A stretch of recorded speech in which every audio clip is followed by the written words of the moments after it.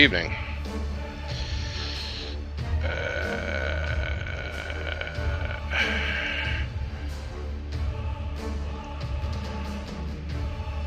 Alright. How's everybody doing tonight?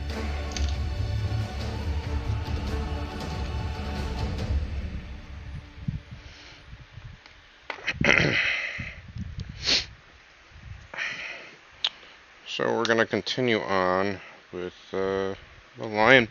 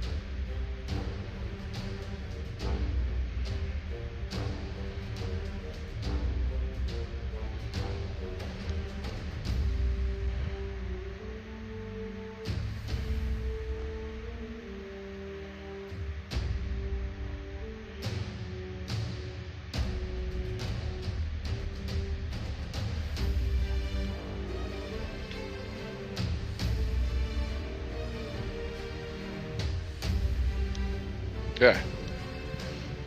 Go adjust the.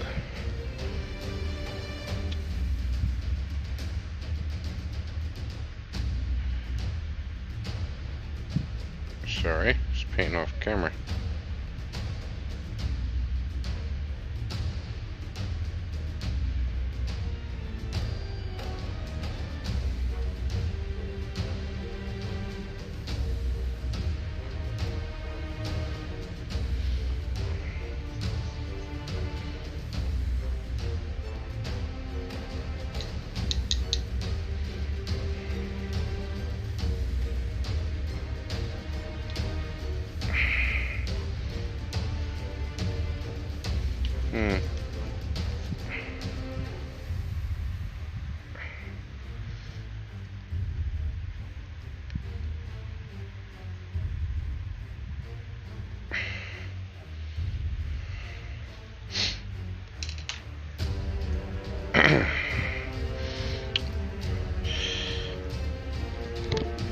One sec. Gonna adjust my fan. Blowing right on me. Making it sound like I'm in a wind tunnel. Alright. So, tonight we are gonna continue working on the lion.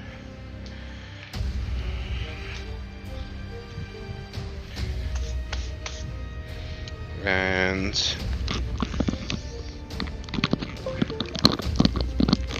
work on our Primaris heavy intercessor captain.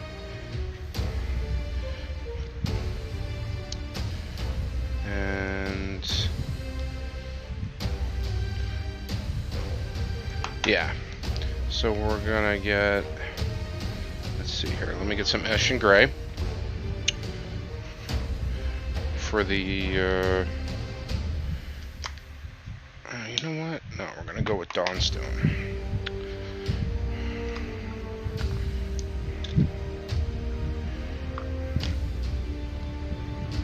So we're taking Dawnstone and water it down a little bit, and we're working. We're gonna paint the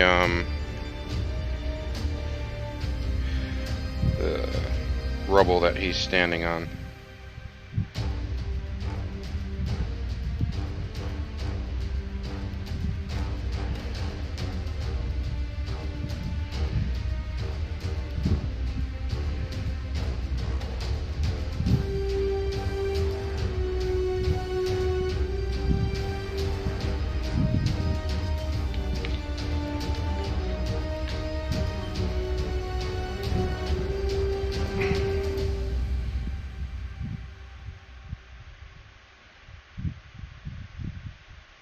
we're gonna go over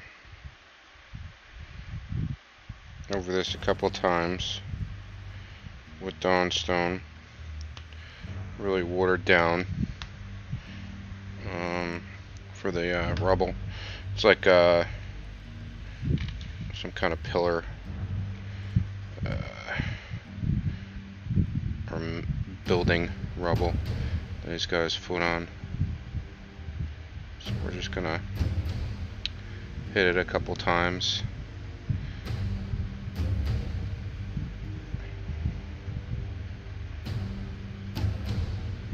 Really thin down.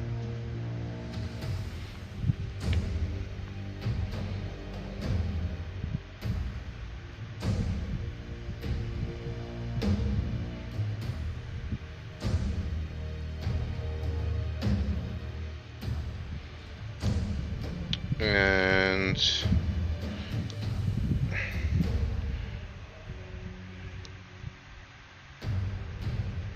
let's get it in there.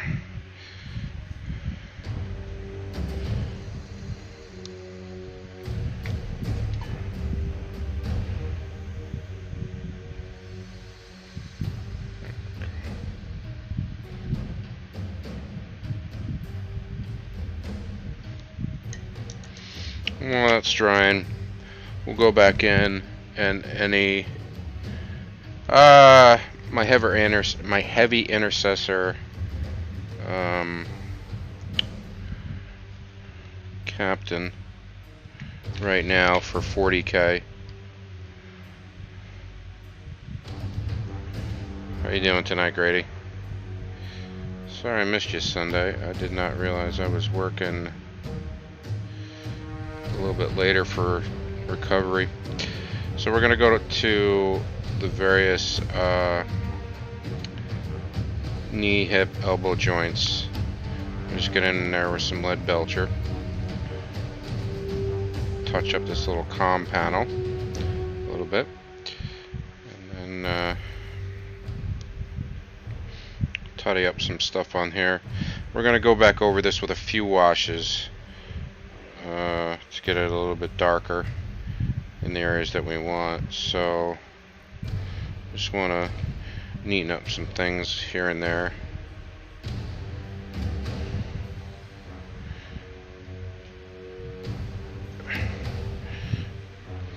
Yeah, I definitely want to get in a game, however, whatever, even if it's a matter of figuring things out.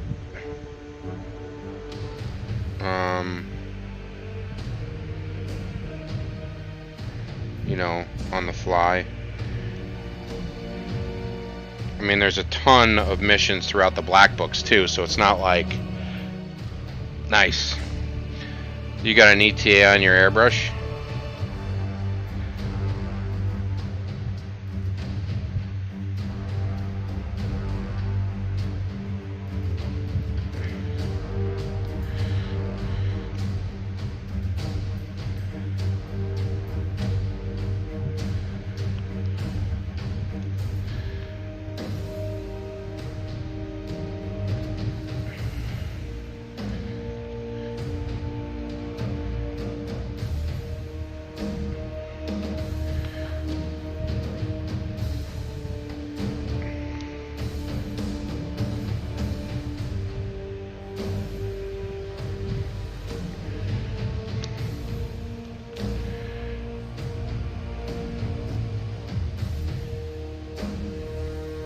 Nice. Actually, I was printing a Gravis Salamander Captain that I had the file for. I got a fail on it. I'm not sure why. I ran for like 6 hours too. One of the legs didn't print, so I'm hoping after I let it drip for a little bit and rinse it, clean it up, I'm going to take a look at it and then try and figure out why the one leg did not print properly.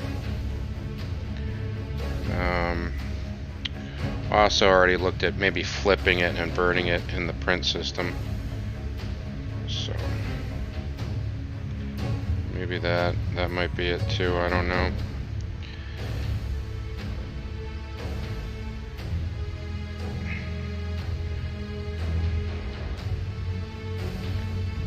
Nope, a little too watered down. A little too watered down. We're also gonna go in, I think tonight, between flip-flopping back and forth between the Intercessor Captain, the Lion, and we're gonna wash our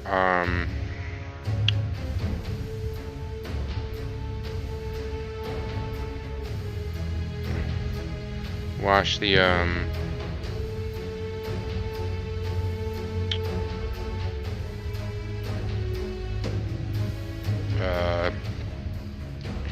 destroyers that I have, and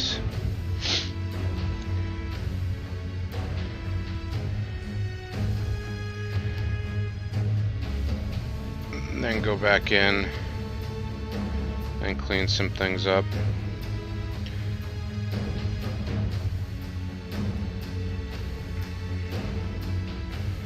Definitely want to... What do I got left for the Lion? I got... whoa, about 2 weeks, which is very doable. Very, very doable.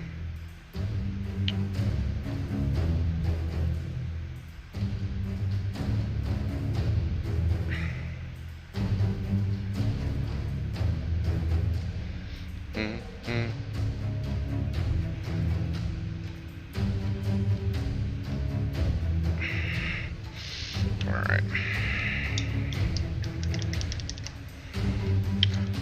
Let's get some brown. We're gonna go with Steel Legion brown for the leather. You know, no matter what, even if you don't use them as the Contakar, I think they're Adamantar or something like that, for specifically for Sevatar, but the Adamantar or something like that. But even if you don't use them as that particular troop type, they're still a fantastic sculpt.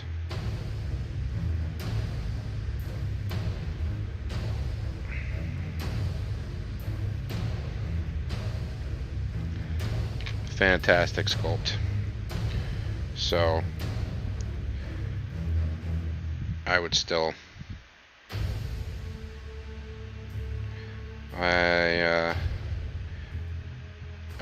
I caved and ordered another Vulcan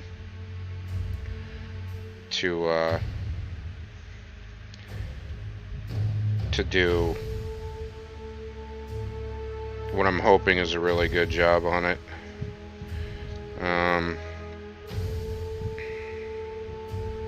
So we'll see. We'll see how that works out. Alright, so we're gonna do some of these ribbons. We're gonna do a base of brown, the Steel Legion brown on it, and then we'll bring it up to a lighter color. It's easier to bring a parchment up from a brown to a weathered paper or cloth than it is to bring it down from white, or at least that's my experience.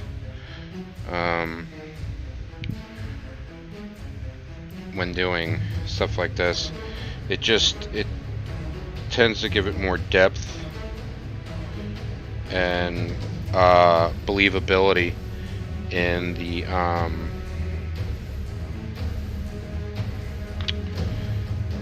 weathering effect, or aged or sun bleached, you know, stuff like that.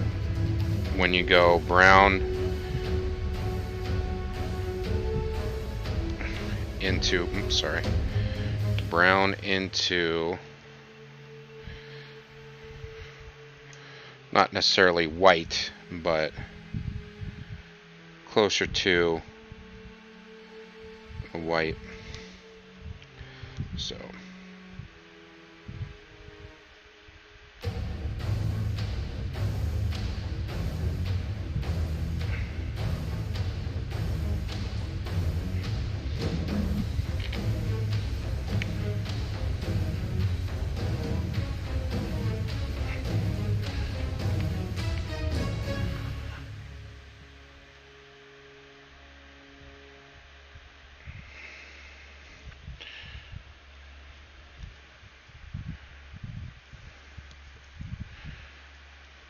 Is there any other special characters listed for the, Night Lords? I can't even remember.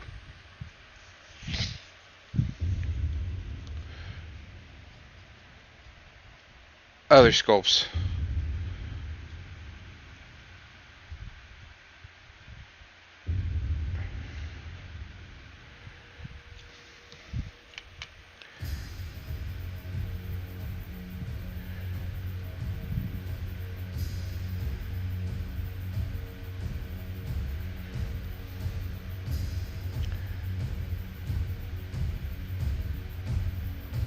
Like, don't they have like a medic or something like that? I don't know if he's that good. Or a hunt master, or I don't know. I'm trying to think. I thought there was more than Sevatar for some reason. I don't know if I'm remembering correctly or not.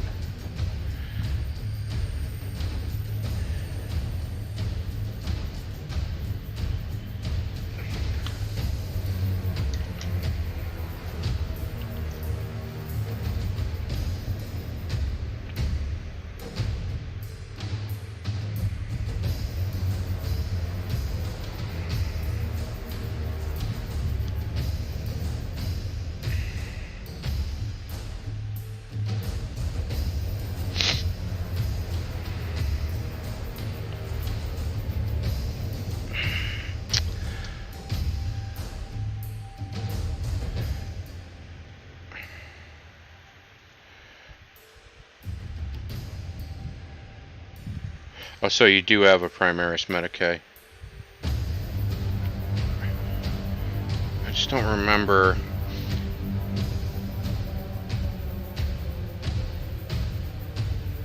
I mean, I guess I kind of remember him.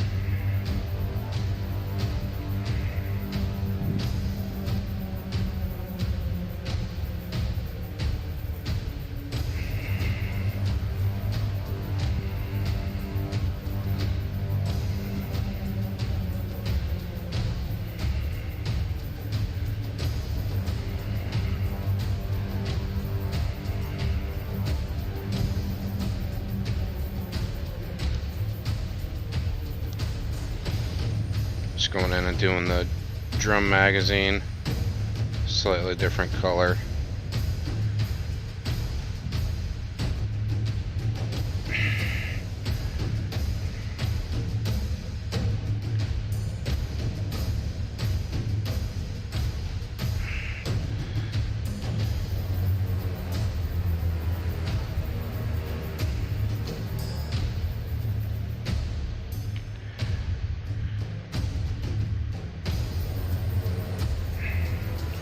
We'll hit him up with a sepia wash too.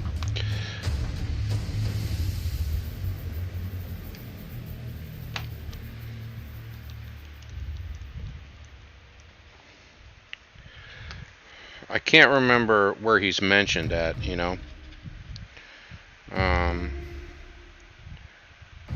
It's the only reason.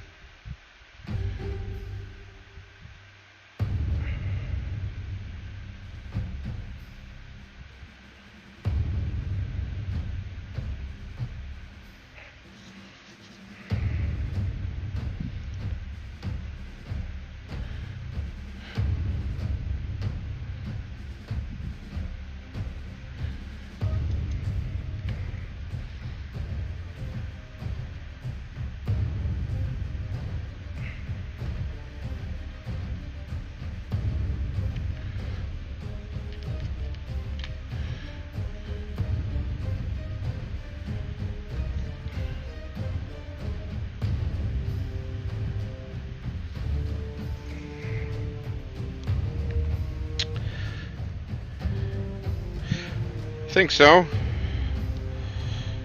Huh. I don't know. I thought there was, I mean,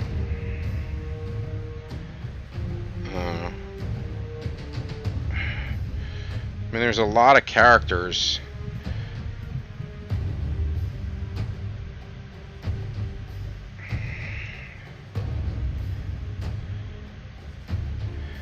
Mentioned at least. I don't know.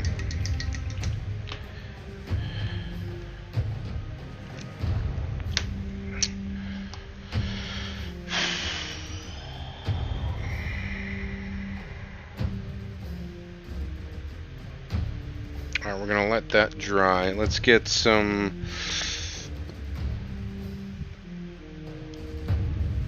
Administratum Gray in amongst that rubble.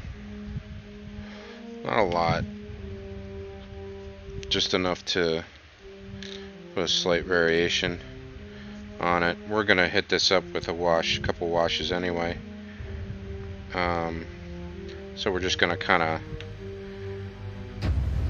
unevenly touch on it because it's gonna get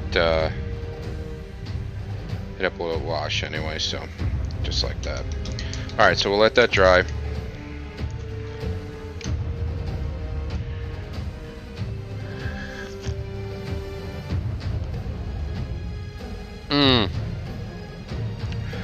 Maybe he becomes Talos. Because there's like... The reason I say that is they make up... Like Marduk is like... It's very apocryphal, I guess. Apocalyptic. Marduk, or however it's spelled, is a... Dark Angel's character in the 30K, and there's a demon prince that claims to have been a Dark Angel in 40K, and people are thinking that that's essentially the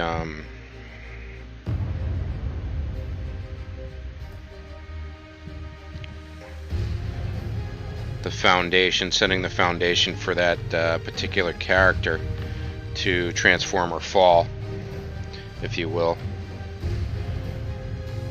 It's theoretical right now. I don't think there's been any actual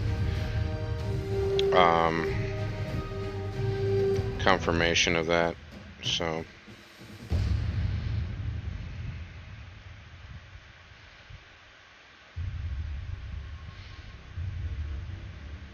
theoretical or practical?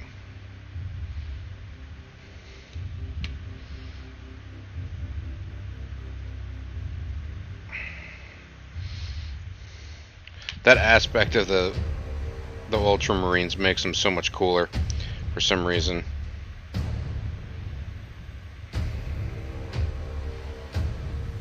Theoretical, practical.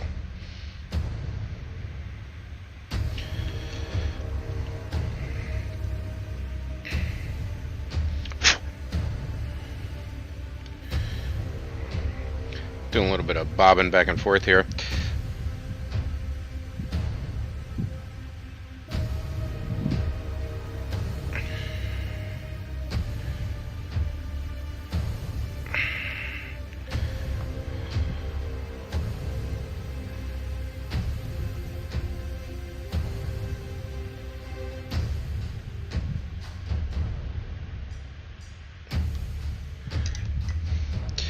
I mean, if you're an Ultramarine, that's your thing. Yeah, it just makes them a little more I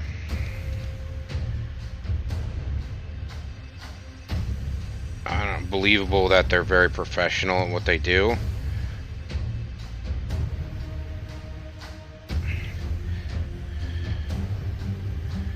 When military actions in books sound more realistic, I guess it sells it to me a little bit better, you know?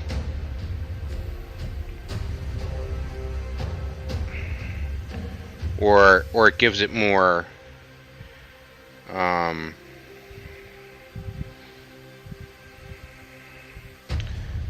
weight of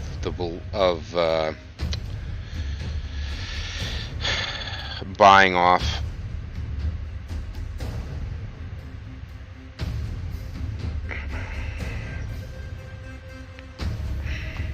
We don't really need to even paint this portion underneath it, but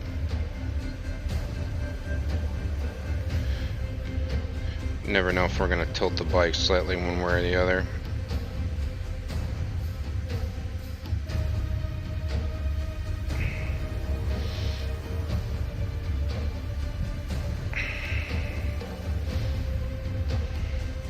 Ooh. I just remembered. I wanted to give Cyril a call real quick and see what is going on. Let me see here. Let's see what he's up to. If he's working or not. Doo doo doo doo. Doo doo doo doo. Doo doo doo doo. Doo doo doo doo. Are you muted? Am I muted? Hello? Oh, okay, I can hear you. Oh, okay. Oh god, let me turn this music down. Good, good, good. I was just seeing how things were going, how the rest of your weekend was. Yeah, man, I'm chilling. I've been good. I've just finished. Well, basically, my friend's got You don't have friends. FDM printer. You know, oh yeah, the filament ones. Yeah, yeah. So I got him to print me out some terrain. 357 speed loaders. So oh really? I've just finished putting those together, and they take basically how they're made. They don't use like anything apart from the print. So there's like a geometric shape. Mm-hmm. I mean, all shapes are geometric, but whatever. There's like a weird shape, and you put these three things together. You basically have like a little thing that looks like a revolver cylinder. Uh-huh. And then something with some teeth on it, and then like a weird like swirl pattern cut into it. Mm-hmm. And you file them all down and assemble them. But then when you assemble them, a little like nub sticks out like on a proper speed loader. Mm-hmm. So you put your rounds in, tilt the thing so that the teeth engage the lips at the back of the shells, twist them on, and then when you push it in, the middle of the like ejection rod on the actual revolver, yeah, hits that, and then somehow disengages it, and they all go in. And I'm like, fuck me, this is great. Wow. So I've got 5 of them, and then I've got 30 shells that I need to sand down. They're a little they're a little pricey. The real ones. Yeah, well, I paid this guy 15 quid for Okay. 5 of these and 30 shells. Because I was looking at just buying real ones, because the airsoft revolver that I've got is, you know, it's based on a 357 revolver. Hmm. And I was like, I could just, because originally I was going to buy some empty 357 brass, put pipe in that's got a 6mm inner diameter and cut it down, and then I could fill it full of BBs and be like a little pistol shotgun. Oh, is this a speed loader for airsoft? Yeah, oh, okay. Not for airsoft. I'm going to use it for airsoft, but the speed loader itself is just for 357. Got it. Okay. But it just happens to work out. Yeah. Well, I had a look because I was like, let's see what. Like, I measured the diameter with some calipers of the fake airsoft shells, and I was like, these are basically 357. So if I can get a 357 speed loader, mm-hmm. the tolerances should be spot on for that. Yeah, I don't think most of the airsoft, like the hobby store I go to, also has an airsoft shop they own next, like a couple stores down. It's just separate because they don't want, like, you know, kids to come in and then like the parents drop them off and see all the other airsoft stuff and think of it as a gun store. Yeah. So they just separated them, which wasn't a bad idea necessarily. I mean, I get it, you know. But it's actually on warm days it's pretty ridiculous because they're constantly filling air for paintball guns and CO2, BBs, all that stuff. Are there biodegradable BBs now? Yeah. Okay. I was wondering how they did that. These airsoft speed loaders that they sell are £6 each, and I made, well, I mean, I got my mate to print me out 5 that I Oh, then sanded and put together in 2 hours today. For 15 quid. The shells are the real thing though, because the shells are expensive. Like, so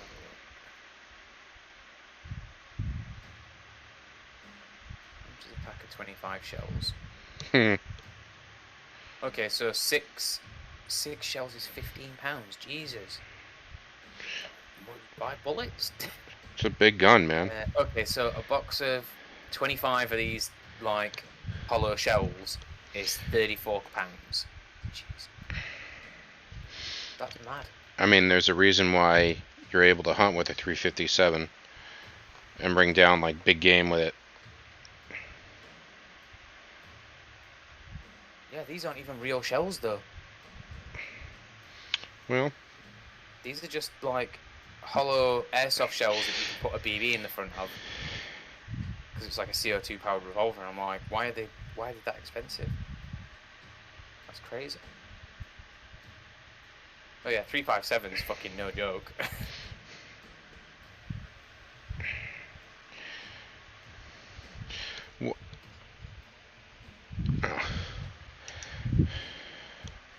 so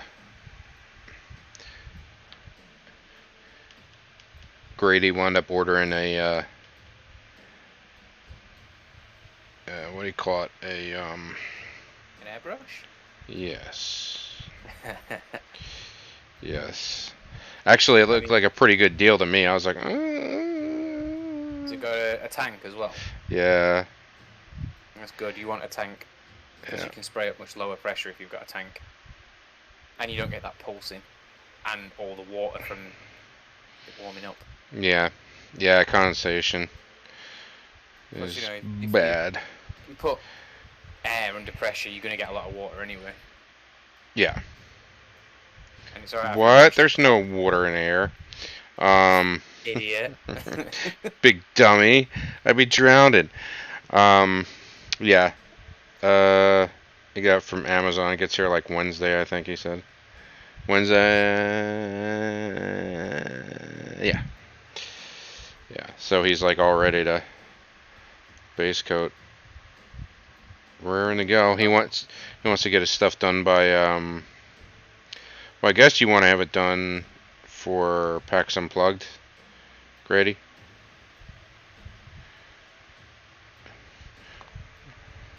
I don't know. We were just talking about the Ultramarine. For some reason the Ultramarine practical. You know how in the books they say theoretical and practical a lot. Yeah. So, but he was like, No Fear is one of the best books. But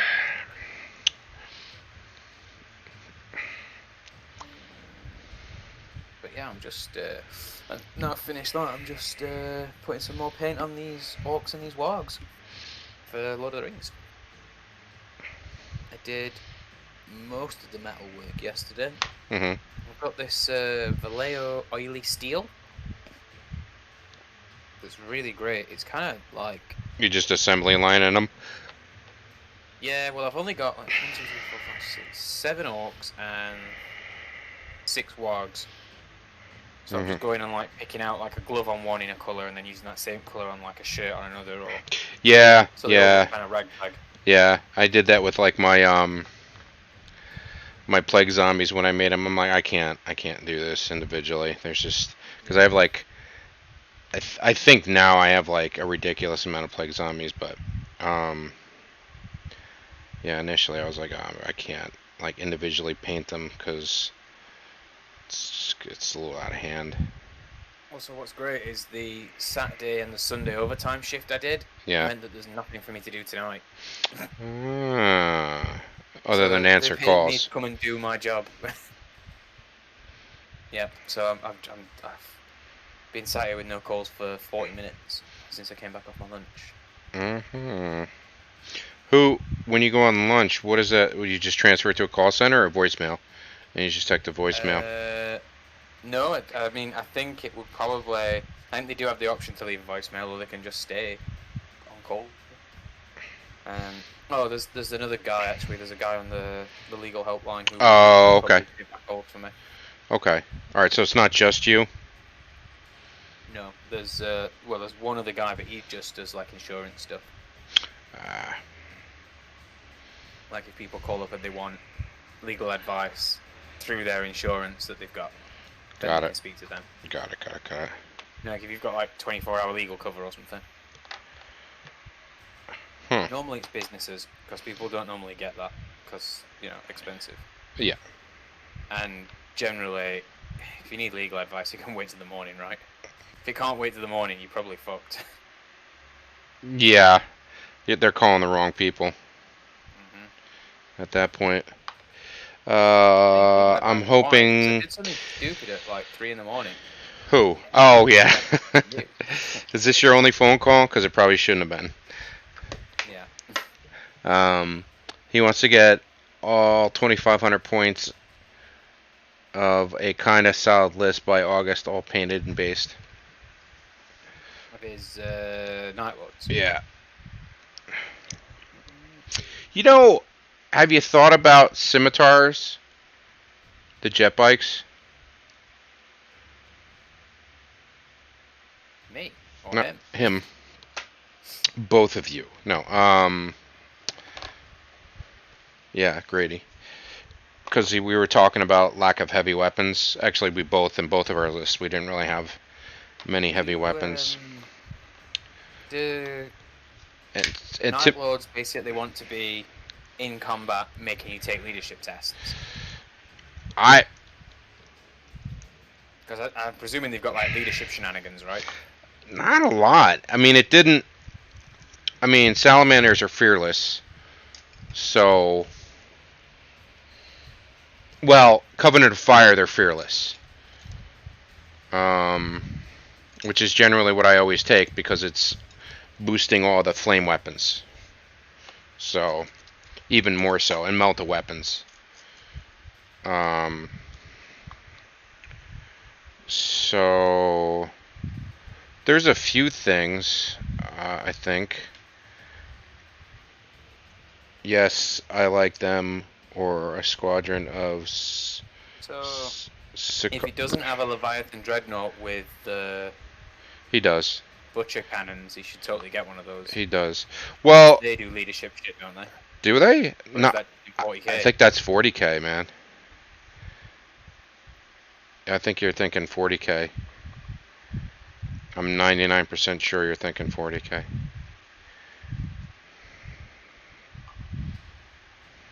Stuff affects leadership in.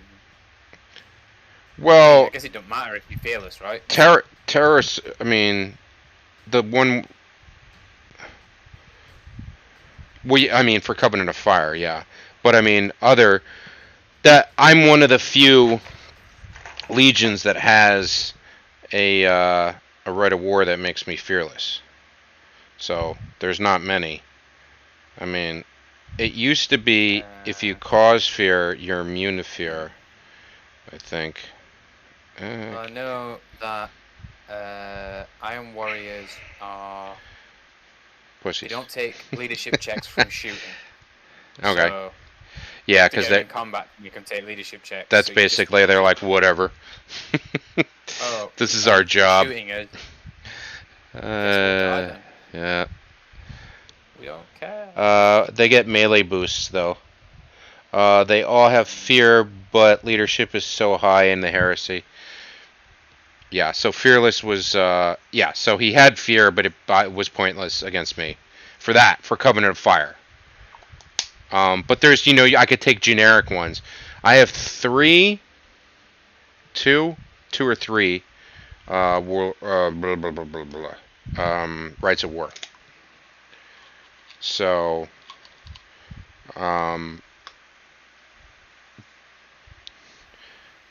but stuff causing fear is. Did your tactical squad ever rally? I just thought about that now. Yeah, like his Raptors coming in with chain glaives, all armed with chain glaives. That's no joke. That's rending As long as you weapons. can, as long as you can stick them somewhere where they don't just get focus fired by your entire army. He was up pretty fast. He was in, stuck in, if you will, pretty fast. It's just the stuck in part was didn't work out well for him.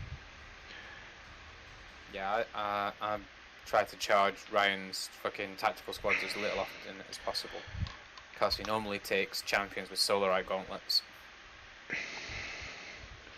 which is basically a Thunderhammer. Yeah, that's right, because it's but like it's basically like an AP1 Thunderhammer. yeah.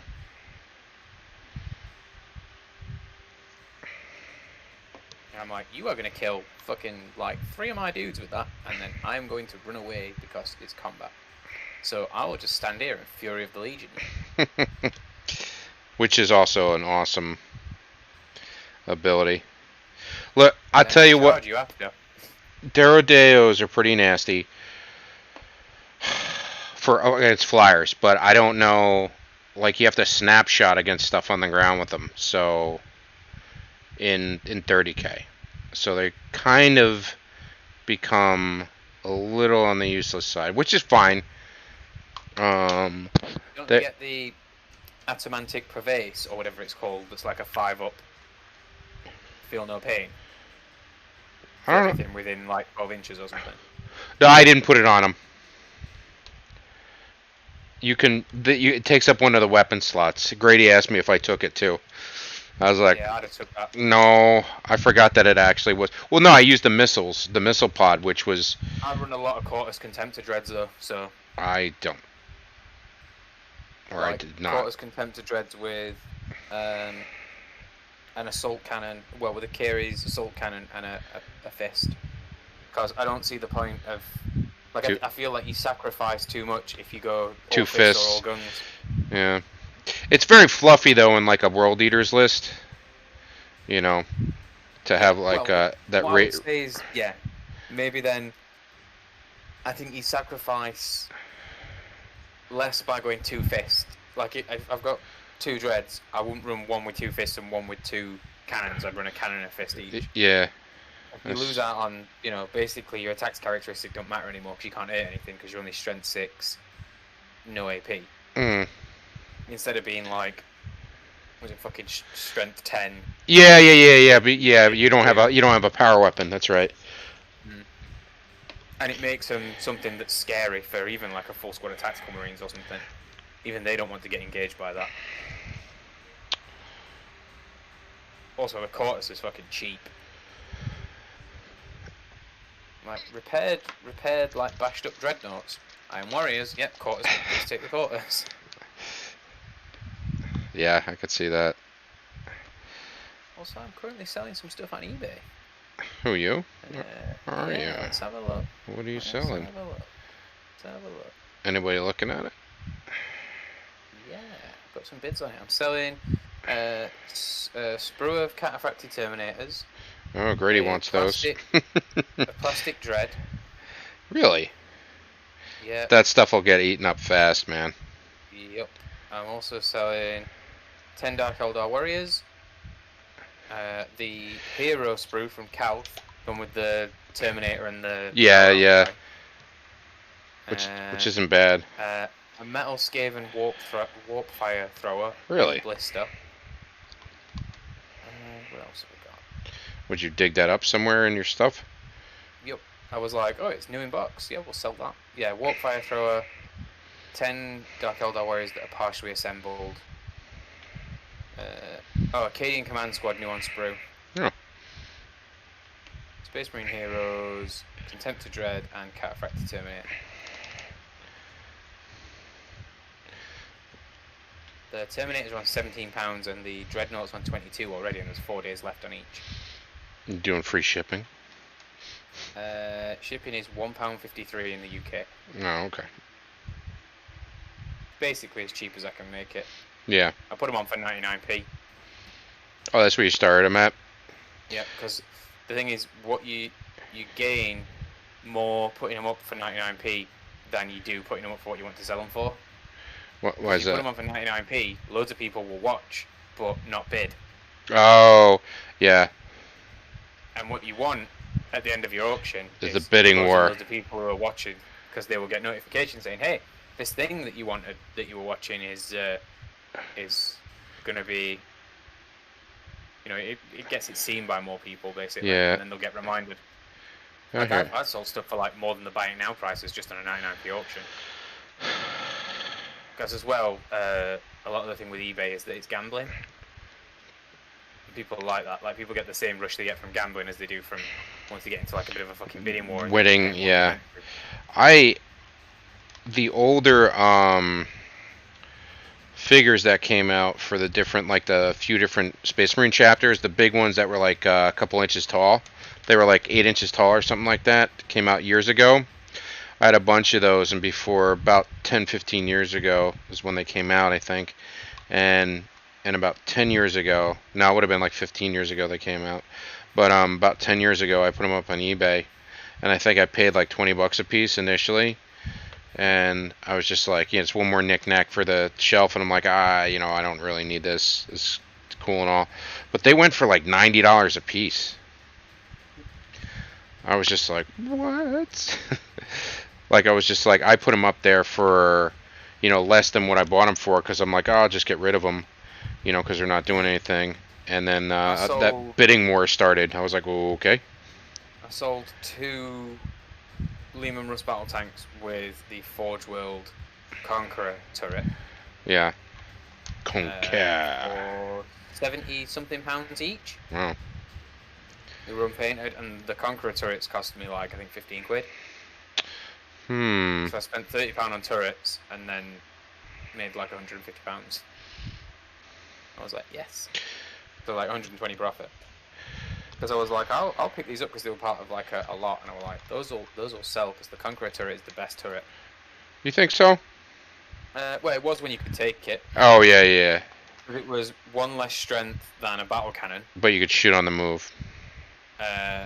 But if you shoot with the coaxial storm bolter first, oh, that's right, and you hit with the storm bolter, then you can re-roll your hits with the Conqueror, and that was at a time when if you stayed still, you could fire it twice. Yeah, So you shoot that storm bolter 2 shots.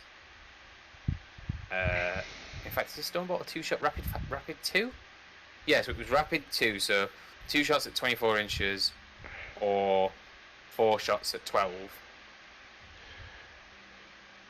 That's when they find. If you hit with any of them, you get to re-roll to hit with your double shot Conqueror cannon. The still AP3. It's a beast.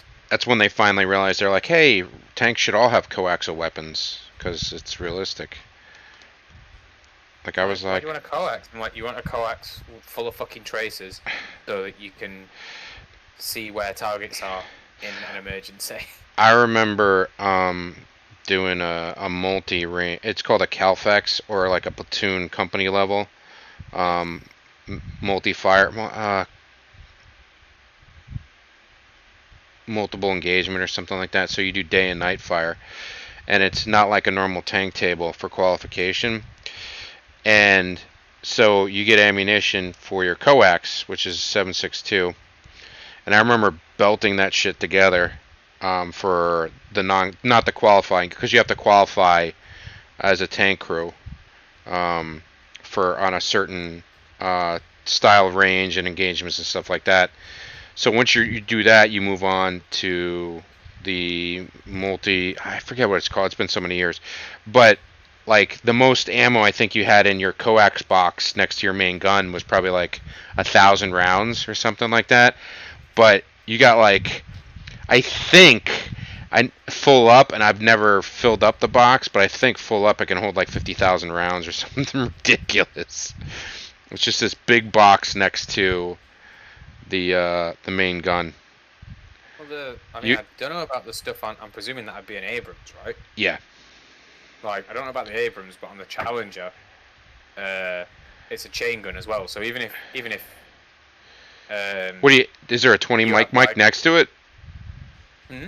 Is there a 20 mic next to it or something like that? No, it's a 7.62, but it's a chain gun. So obviously, how the chain gun works is that it's not like recoil or gas operated. It's chain operated. So even if you have a round that doesn't fire, Yeah, it it will just still eject that round and put in an next round, cycles. which Oh, is a really good idea. so it's For like our Bradley. Okay, like it's a really good idea for a got it. coax on a fighting vehicle where you'd be like, fucking. Yeah, Like, stoppage is oh, a little bit of a let's pain in just the stop ass. while we unjam this fucking That lubricated that truck. is a pain in the ass because it's right next to I realize. I it's think when you're using the time that you need to use the coax the most was the time that it's most likely to jam, right? Like if that jams when you need it, you're fucked. yeah. I mean, I guess you could fire a main gun round or something like that, but Like if you're trying to use like say tracers at night or even in day to like be like over there, like our radio's fucked and we're trying to direct stuff. well, you still got like two other weapon systems. You have a 240 7.62 at the loader's hatch and a 50 on the tank commander's hatch, depending on which version of it is. Get that real good like age-old tactic of I'm in a Challenger 2. I'm just going to close the hatch and we'll wait until they get bored. Which I think you probably do with like an Abrams or a Leopard as well. Yeah, So but like, I mean, we'll just close the hatch and wait. there's a lot of anti-tank out there now, and you don't, and your visibility is an issue when it comes down to it. So I mean, you can't really always see behind you and everywhere. I mean, that's how the Russians were able to defeat tanks in Stalingrad, and obviously like tanks in the city are, whew, that's the biggest issue.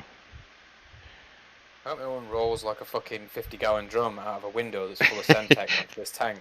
Or gasoline, because the seals aren't always the best. Well, it's like the Molotov cocktail thing. Like that's just a sealed glass bottle with petrol in it. Yep. Or something that's got a really low flash point, and you just smash it in the back of a tank, and the radiator sets it on fire. Yeah. I'm like, that's fucking genius.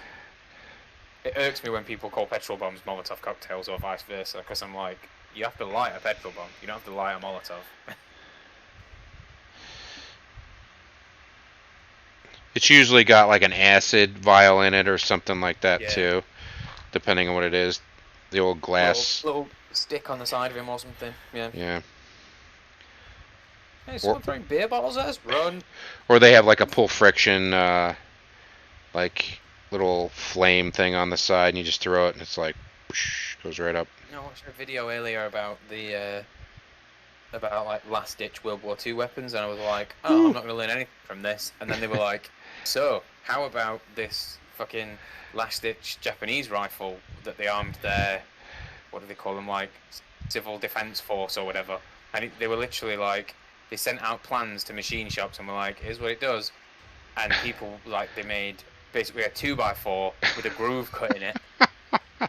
And put like two pieces of pipe that fit inside each other and welded a thing onto the side that was like single shot bolt action rifle, and I'm like, Jesus Christ. I mean, I've seen homemade guns.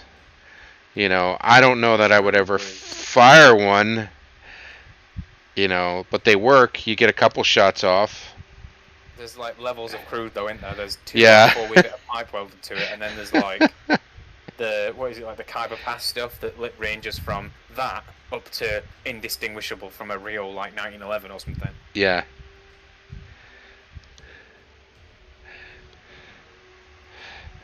Or like the stuff that they had in Nam that was like, yeah, the Viet Cong have made these guns. I mean, I can see that you obviously was given, you know, a pistol that was a real pistol to look at, and you made it by looking at that. But you've done things like just stamp in like whatever English words you've got into the side of this pistol,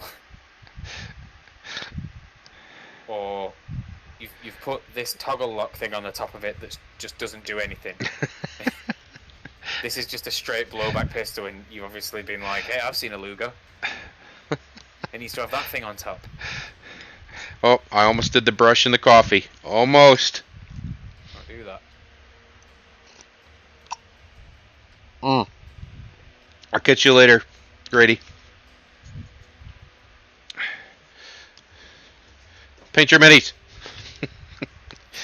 Don't forget to paint more minis. More minis. More. That is a lot of green What? right there. Are you stalking? Might be. Yeah, I reprinted the legs. And I went with Mark II instead of Mark IV, and it. You've got Mark II bike legs. I do. Any Mark III? I do not, which is odd, right? Mark III. Well, let me look. Although I guess realistically, if you've got the Mark II legs, I could probably like bash up some Mark III legs out of standing Mark III legs and Mark II sitting. I know there's like some of them are just like, you know, posable minis, so you could just cut out the torso and let me see. I don't think because there's like, for some reason I have files that are separate from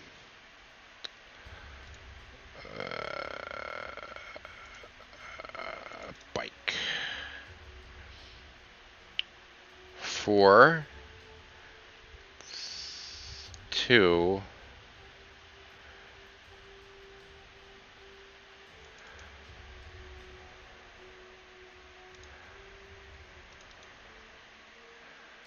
Yeah, it is weird, isn't it? Oh wait, maybe I might have in the. Let me get the scimitar.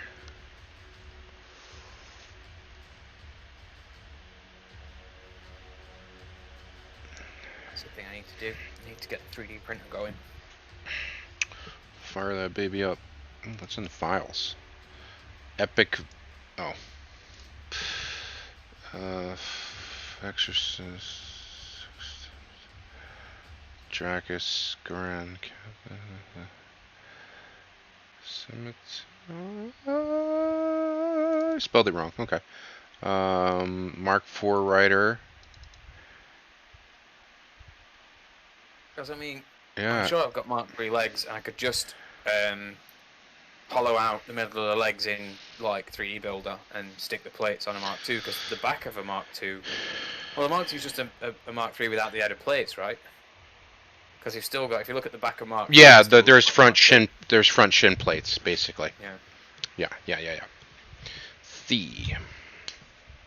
Do you feel bonita? Do you?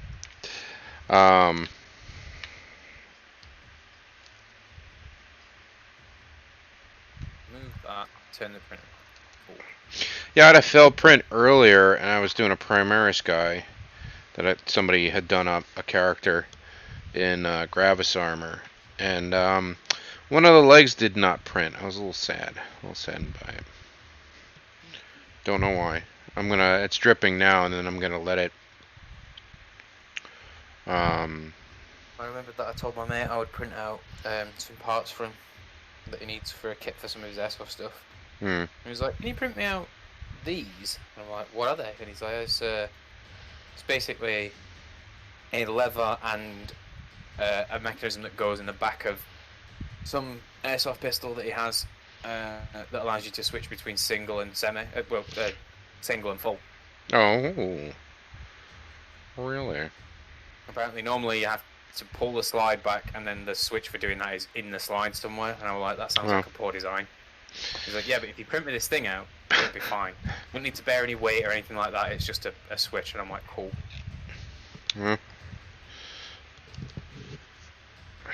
Fair enough. Tomorrow night is going to be sanding like 30 shells until they fit inside this airsoft revolver. Nice and slow. Yeah, that's going to take forever.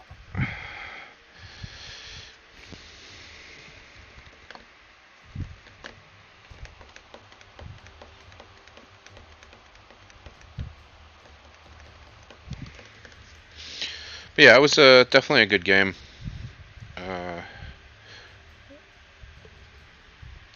What did you play today? No, About the one you had Saturday. Yeah. Saturday. Yeah, it was a good time. Good time. I just double checked. You've got no music on today. Oh, you can't hear it?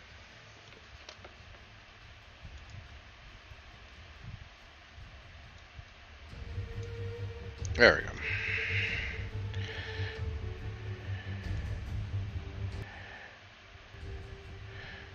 Should be able to hear it now. Let's see. I think. There we go. Yeah. You were. I had to wait to catch up because the stream's a little behind us. Pearl Harbor. No.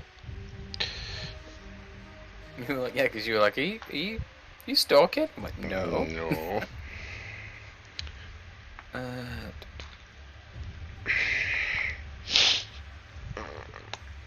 Get a little bit of corn red here. Where is it? Corn red down.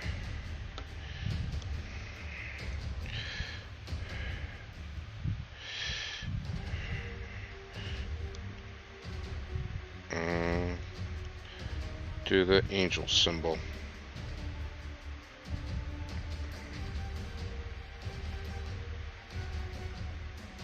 Can't believe you're not gonna do another miniature for the Warlord challenge.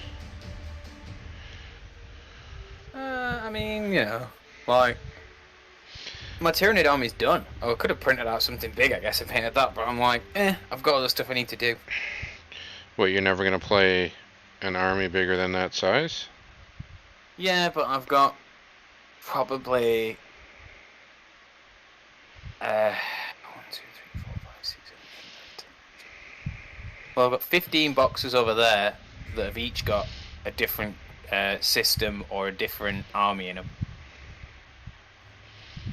Like, there's Pile of Shame, and then there's this. And those 15 boxes are just what I've sorted. Like... Yeah, one of the last Old Hammer days we did, I traded away a lot for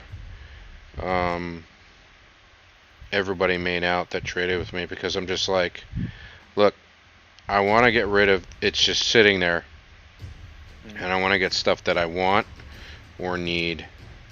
Well, I've got a squad of Terminators, and I've got 3 Dreadnoughts. I've seen. So I don't need any more Terminators or any more Dreadnoughts, so they can just go. I've seen. What is it? On the 30K channel, people do Iron Warriors, like a whole nothing but armor, pretty much, like they're like the Talarn battle. Yeah. Yeah, like armored spearhead type thing. The biggest tank battle in the galaxy. Or the Kursk of 40K or 30K.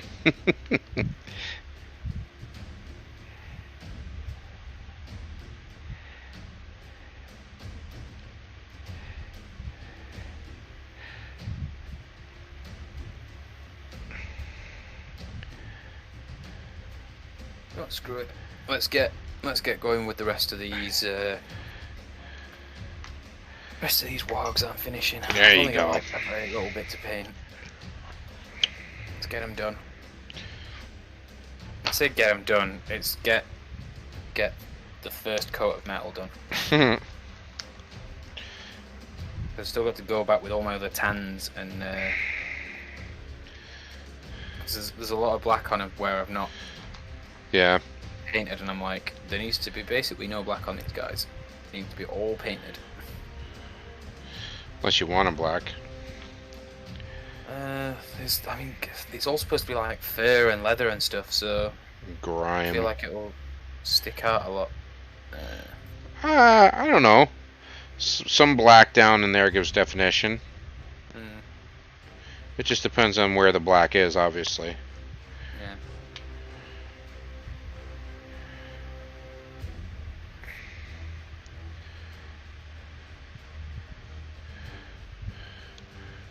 Then this silver stuff down. It's good stuff though. This Vallejo oily steel. Yeah. It's really dark.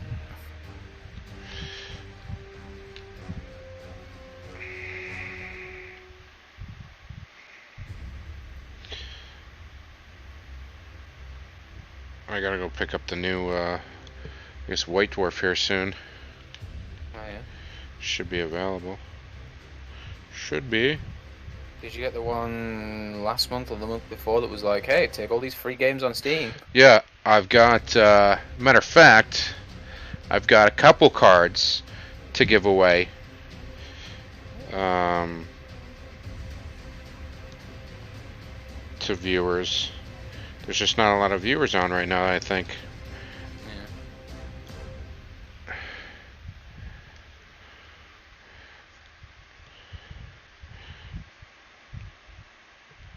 Gently painting this dagger. Try not to screw it up.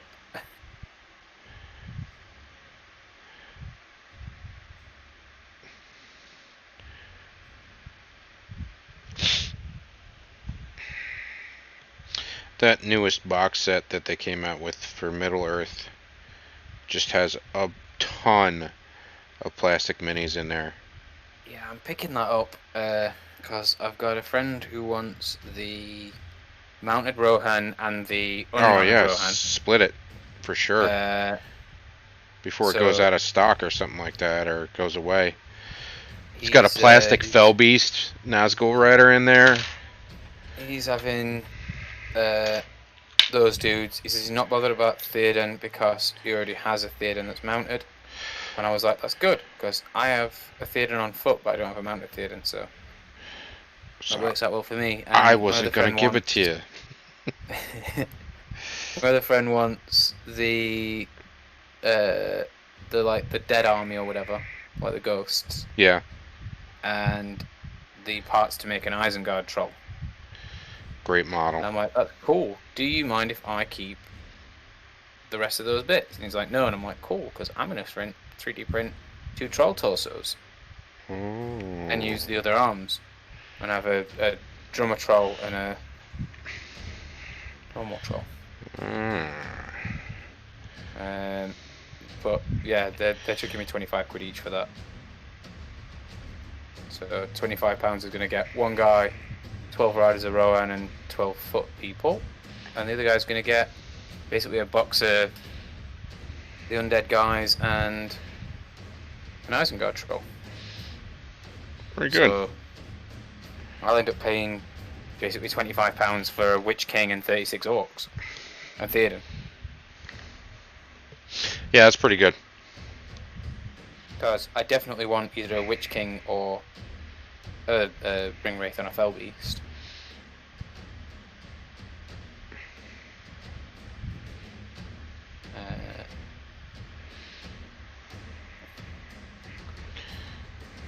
Plus the Fell Beast thing's cool. Somebody was asking me, or somebody said, they asked why, I don't remember what it was, I don't think it was you. I saw it in a post, they were asking about why, I don't necessarily know the answer to this, fluff-wise. I mean, I do know a lot of Tolkien lore, but it was asking why, at least the rules-wise, that translate to Lord of the Rings, why a Balrog is so much more powerful on the tabletop than Sauron. But I don't really know the difference in the stats, so maybe you can illuminate me. Let me get the book out. I don't know if that's a true statement or not. I just saw it recently and I was like, wonder why that is too. I know in the old rules, Sauron was 400 points and a Balrog's 500, but let's have a look now. I mean, what are they in the current rule? I mean, there definitely is a size difference there. Oh yeah. You know, both in the, in the movies and the books and stuff like that, and the miniatures. But itch. Where is?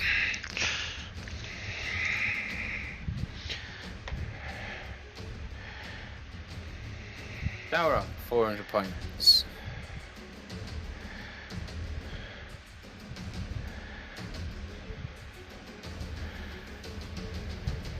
Cave Troll. Are you? No. Mordor. Mordor. Ah, here we go. Oh, Balrog's 350 points. Oh. So I guess the Balrog is now 50 points cheaper than Sauron.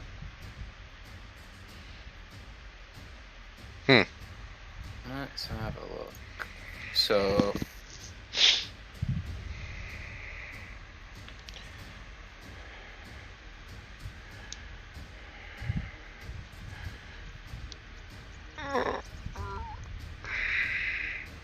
we've got...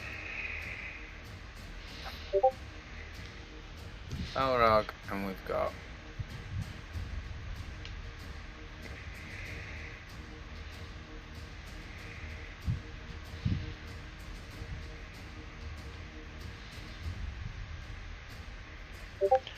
Did you just send me stuff? Yep. Okay.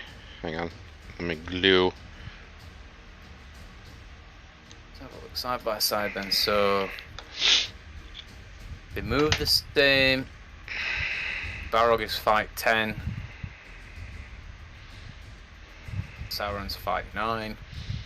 Balrog's strength 9, defense 9. Sauron's strength 8, defense 10. Same amount of attacks. Balrog's got 10 wounds, Sauron's only got 5. Obviously, the Balrog can fly. Yeah. Courage 7. Courage 7. So you obviously, you courage, how you roll that is you roll 2d6 and add your courage and you have to beat 10. So on courage 7, you're probably almost always going to beat that, except for on except for on Snake Eyes. Flame of Odin! Sorry. Got it. I don't think anybody was a better choice than Ian McKellar. I mean, can you name somebody else you think would do Gandalf justice? Shit, man, I can only see him as him, so... No. Ancient Evil. Fearless. Maybe Christopher Lee if he wasn't... Saruman? Saruman, yeah.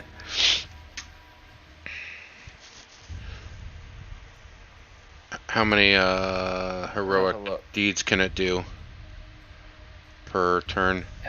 1 ring is the ultimate weapon of the enemy. Yeah, Sauron does not follow normal rules for 1 ring. Instead, while he wields a one ring, whenever Sauron loses his last wound or will be removed as a casualty, roll a d6 and on a 2+, he stays on a single wound. Because you have to destroy the 1 ring. Sauron's in your force, he must be your leader. He's got 6 will, which let him spend, basically do magic and stuff. Can spend a single point of will each turn without reducing his own store. That's cool. Unstoppable. Instead of striking as normal, he can make a strength 8 hit on every model involved in the same fight, including pike or spear formations. The supporting.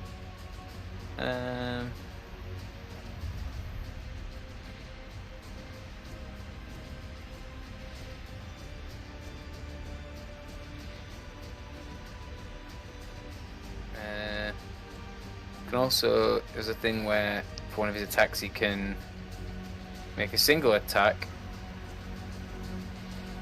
and if the model survive, even if they didn't suffer a wound, they're set on fire. Yeah, I see that. The Flame of Odin. And then he can do a heroic combat each turn without expending a might point. And I'd be interested to see those two go up against each other. And then, well, they're essentially the same. Like, they're both Maiar by the fluff. It's just that Sauron had a stronger will.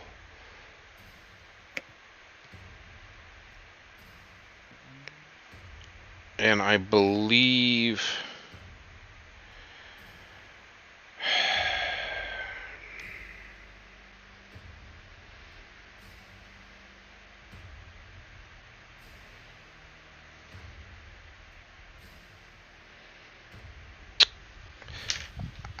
it was something to do with why they can't contain what they look like the Balrogs. I don't know why that is. Like There's supposed to be a load of Balrogs, like in like there 12 or was, some shit. there was more than that. At the Fall of Gondolin, there was, I think, Gothmog and more than that. Gothmog, the biggest of the Balrogs, and a bunch of other Balrogs, and then that's when the Fire Serpents actually, because dragons didn't have wings at first, I guess, when they were shaped. So we could use wings. Yeah, man, get us some wings. they're more like serpents, like coiling snakes and stuff like that. But they like piled on top of each other to help the other creatures get over the walls, or get up the walls of Gondolin. So one of the trees was there too, wasn't it? In the fountain, or one of the saplings of the trees, or something. I'd have to make me pull out my Silmarillion. Don't fuck with the trees. That's what I learned from Lord of the Rings. Don't fuck with the trees.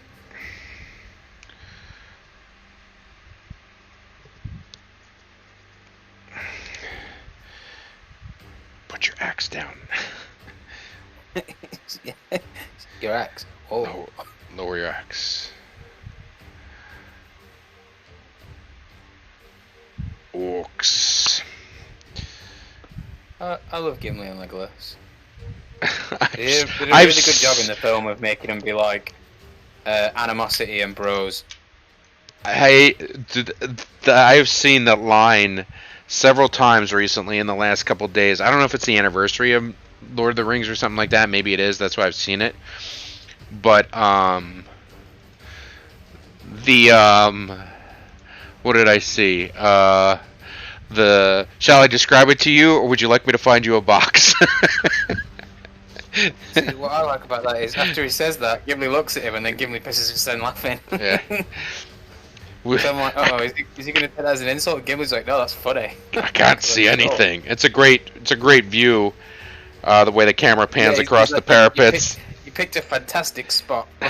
Couldn't you have picked a better spot? Or Yeah, something like that? And you just see all these elves stokely standing there, Legolas, and then the helmet of Gimli.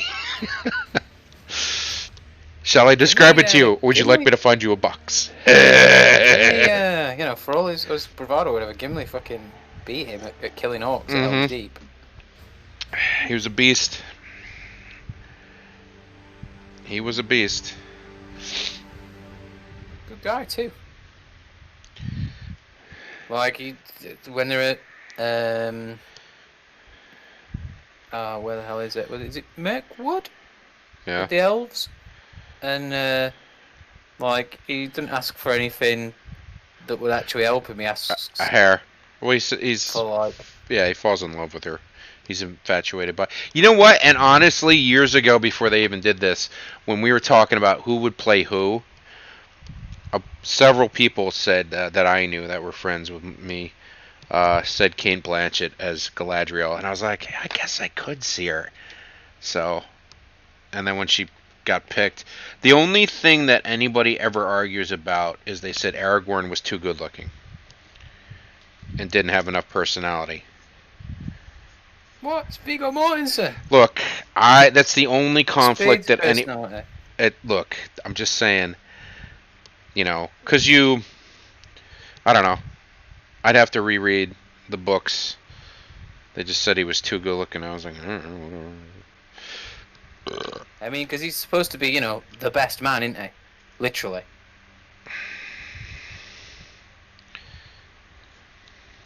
You are not your father. You are not Isildur. You are Isildur's heir. Like, yeah, well, I'm pretty great though. I'm pretty great though. Pretty great. It's kind of a big deal. I have many leather-bound books. Shit, dropping stuff.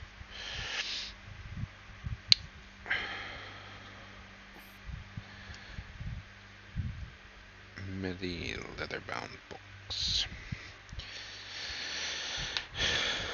Alright, well, we'll let that dry a little bit further. Do I throw this other arm on? My glutton for punishment.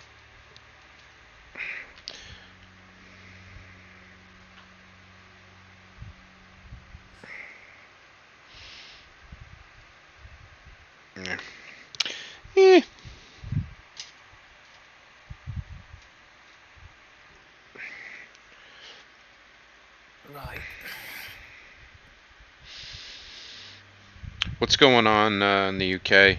What with the lockdowns and everything? What's it looking like? Your ETA might be. Well, pubs are open inside again as of Alright. today, I think. Woo! Which is nice because who doesn't like going to the pub? They said that the like Indian variant of Tea shops. COVID might. Oh, I thought you were going to talk about. You were saying Indian variant of like a pub. I was like, what, like a tea, coffee bar? I don't understand where we're going with this. So the Indian variant is going to maybe affect everything going back to normal in June. Yeah. And I'm like, yeah, it probably will. Basically, so long as everything's sorted by November, it's all good. I don't want to have to wait another year to get married, and I don't want to have to wait another year for the honeymoon in Mexico. Well, can't you just do like a justice of the peace type thing, and then renew your vows or something like that? That's what people we know over here have been doing. Yeah, it's like, I mean, we could have the wedding. There's no point having the wedding if it's not going to be the wedding that we wanted, or the wedding that we've paid for. Because at the moment it's like, you can have 30 people at your wedding, and I'm like, wow, 30, awesome. That's like a quarter. Save you money. It won't, because I've already paid for it. Oh. It's supposed to be November last year. Oh. That's no good. Yeah. And we were like, we'll see. we'll see what happens. We'll just put that on the back burner. Yep. Although, plus side, like, we're not far from paying off the holiday. That's good. It was like 4K. Yeah. But it should be a really nice holiday. Plus, I've never been to Mexico.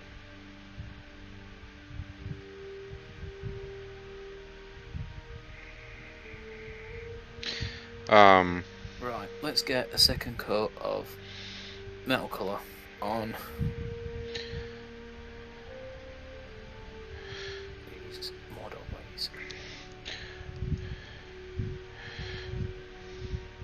What kind of activities are you guys going to be doing at your little honeymoon?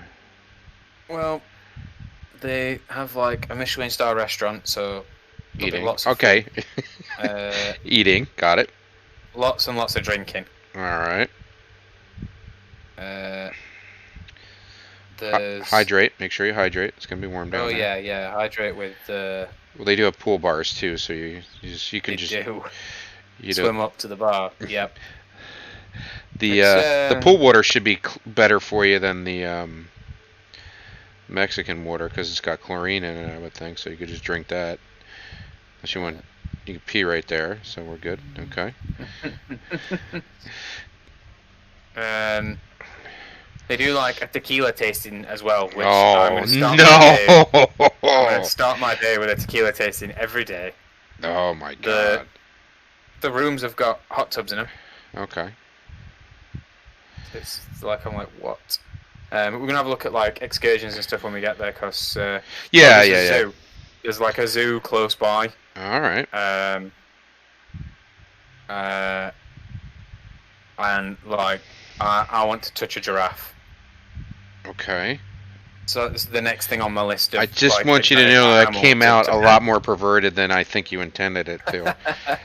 Well, we went to Amsterdam. I want to touch a giraffe. At their zoo, they had the tapirs, and I was just like, that tapir looks lovely. I wonder what a tapir's nose feels like. I wonder if it feels like a horse's nose. I want... So, like, on the way out, there was a baby tapir that came up to me. And I was like, oh, it's cute. And I gave its face a little, like, touch. And, like, it rolled over and just looked like it was really happy. And I was like, this is great. And I'm like, right, what's the? There needs to be. I need to catalog animal faces by touch. I'm like, I think a giraffe's just a long horse, right? So I guess. just the Yeah. information that people want to know, Be like, what's? Shit. Yeah, I need to find a giraffe so I can be like, come here and let me touch your Touch you. face. Let me touch you. Yep, it's a giraffe. Um, I want what is it, a capybara or whatever the heck they are? They're basically just a big, A guinea pig. big giant guinea pig. Yeah, man, those things are awesome. I want one. They feel. I think I have done a lot of petting of animals. They're very like bristly. That's fine. I just want them running around the yard. They're like the size of a small dog, so why not, right? Yeah, they get pretty big. Yep. You're gonna see a lot of iguanas down there too. They That'd just be cool. they just kind of walk around. Because Make they're wild. make new friends. Uh, I I don't know if they're You can see friendly. it being like, I don't know if you can be friends with an iguana. I'd be like, well, we'll see. No, I mean I They're don't big, know man. how tame they are. You know what I mean? Like they're hanging out on trees and Yeah, stuff man. all I'd around just you. give them some food, and they'll be like, yo, I like you.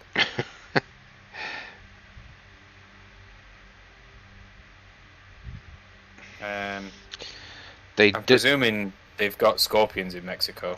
Yeah, but I Yeah. don't know about your area. They probably spray for him though too, because it is an insect. But they're probably very conscious about trying to keep him out of Yeah. the touristy area. But I mean, honestly, can you really keep insects out of like tourist of anywhere? Yeah. True.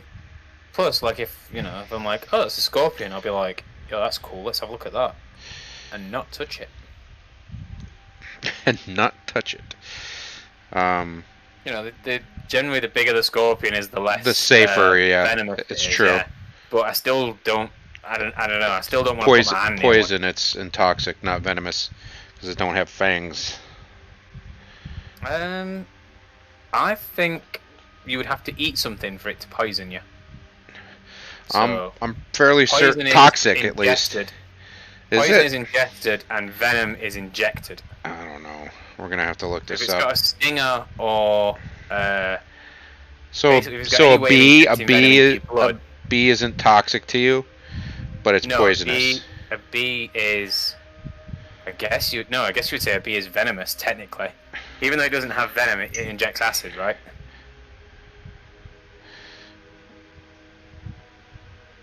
I don't know. I'm gonna believe me. Once I finish this cloak, Google to the rescue. All right. Let's find out.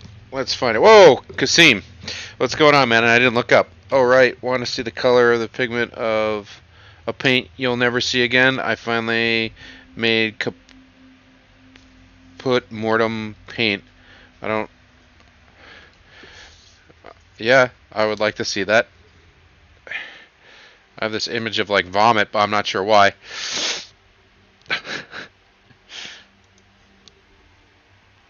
Kaput mortem. Death.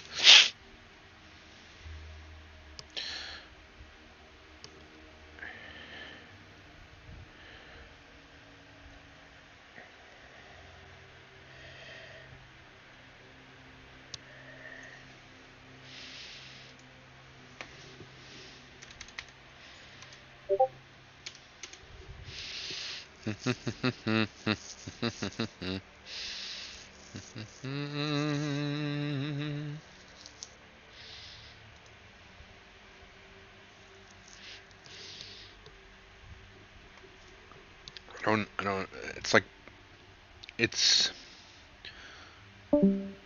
it's like,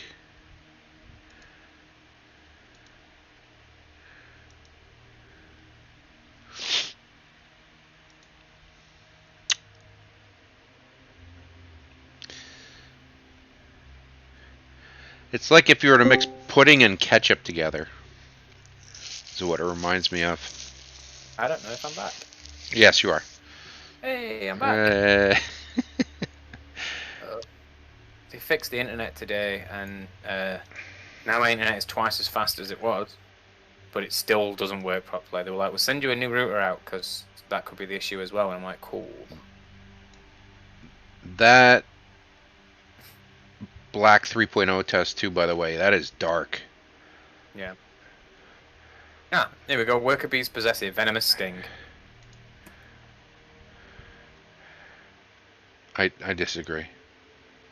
Well, unfortunately, the chemistry of bees is not open to interpretation.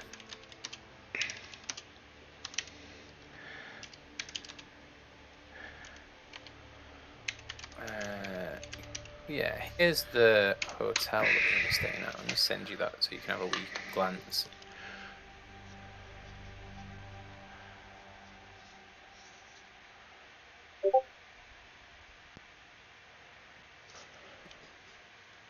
Literally, like, right next to the beach. Like, maybe 10 meters away. It is venom. It is produced in glands attached to fangs or stingers to either immobilize or use defensively against predators. So there is a gland. Something that you have to have in your blood, and poison is something that you have to ingest. Like I say, you give me a cup of snake venom and I'll drink that. I heard this. We were watching some kind of bee mystery. The bee movie. And not specifically, no, but somebody was like, she was killed by a toxic poison. I'm like, I don't, a very toxic poison. I'm like, I don't know who wrote that line, but it's up there with the Fantastic Four stuff, like the old cartoons. And Doctor Doom's like, I'll turn you all to statues with liquid titanium steel. I'm like, so with what? You heard me. Very well, Doom. Don't you grammar police me. I'll level this city. Yeah, fair. And I'll burn every Merriam-Webster dictionary up. He's not a doctor. He's not a doctor of English lit now. It looks very different in person. Does it dry like a different color too, or is like the drying pretty close to what it looks like? What'd you mix it from?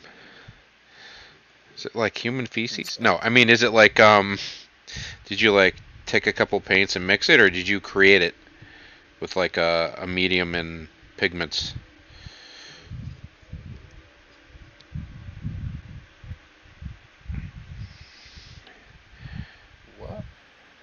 What? What paint? It's in the. Oh, in the chat. Uh-huh. I'm not getting anything in the chat. Let me refresh that. It is in the. No. It's in the Grim Dark Lore's library. The library. You're not in that. Yeah, I am. Alright, is it in the library? It's in the general, I think. It is. That is a... It's fudge. browny red. Reddish brown.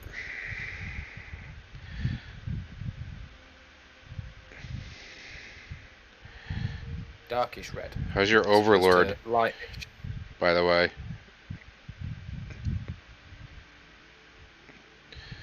Did you have to take it outside and shoot it, or? It's pigment and medium, technically. All right.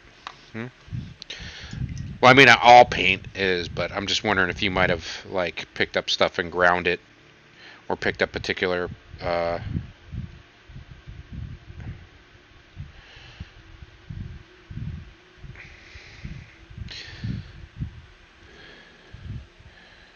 mean, isn't that kind of what Michelangelo did? It's what it's. little tough to completely recreate his process because he made his own paints, I believe. That's just because it was a bank holiday when he wanted to paint and the shops weren't open, so he was like, I'll just make my own. Oh, it's kaput moratorium pick. Oh, okay, all right.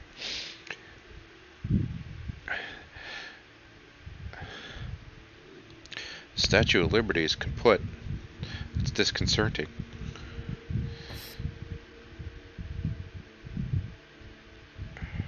Is that Saving Private Ryan? Yeah.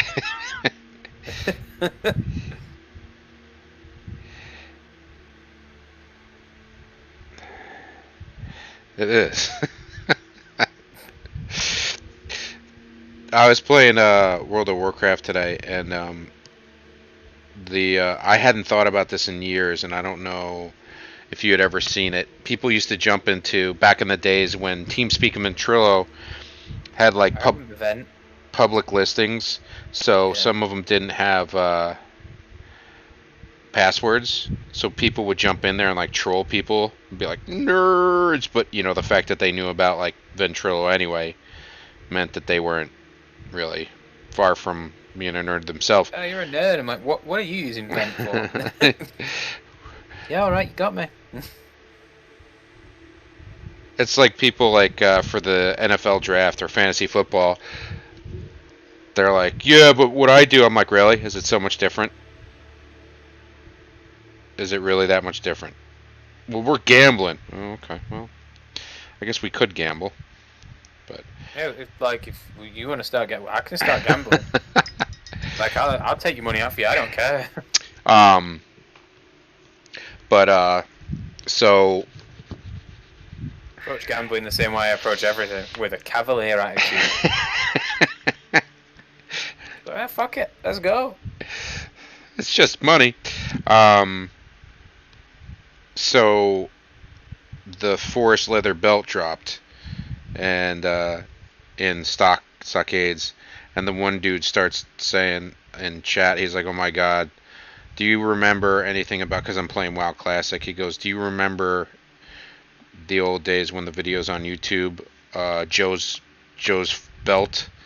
So somebody went into one of the Ventrilos, and the dude was like, +4 plus strength, +4 stam, leather belt. He's like, oh. So somebody soundboarded it and just kept replaying it to him. It's like, and he started getting angry. He's just, stop! It's just so funny because they just keep messing with him. And it's become one of those, it's like a famous WoW meme now. It's like not quite the level of Leroy Jenkins, but pretty close. Because people, I mean, you know, Leroy had chicken, didn't he? So like, yeah, and he was in the commercial for the 30 year thing or whatever. But it's like the it's up there. It's not quite like Star Wars Boy, which is pretty fucking funny too. Okay, you are done for the most part. Stop! Shield. Cut it out! Yeah, because that's exactly what a troll's gonna do. Oh, okay, I'm sorry.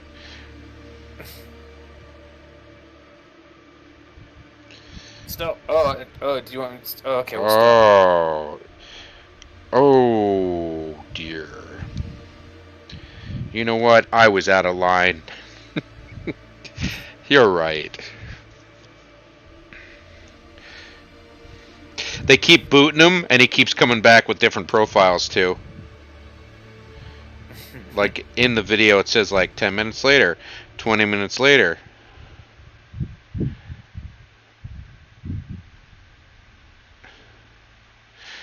I like having the 3D printer running, man. Like, it feels like people are agreeing with me. The back going, and I'm like, yeah, I think that too.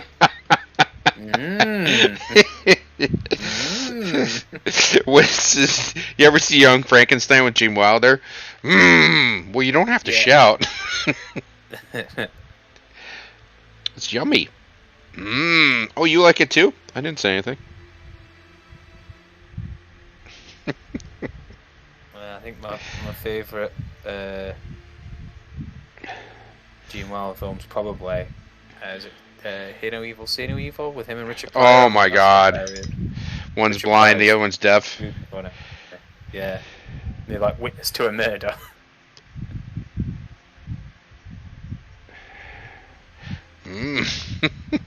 Thing right at the start, Richard Pryor is with his sister on like a train, like a tram or something, and she says something to him, and he stands up and throws the newspaper down. He's like, "Do you mean I'm not white?" It's just silly. I'm just like, it's just really funny. I love Richard Pryor, man. No, that was super funny.